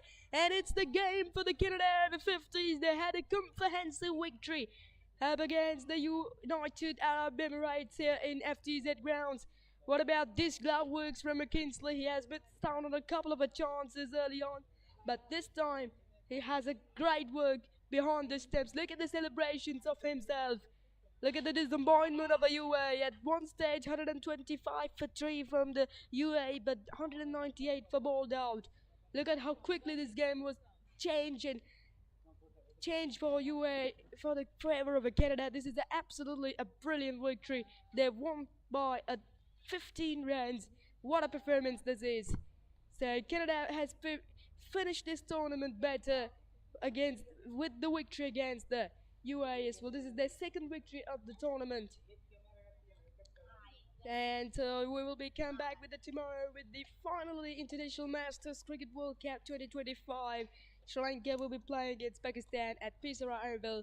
So it will be a very wonderful match. They will be broadcasting on live on the Papare. So I hoping you guys will be enjoying the final also.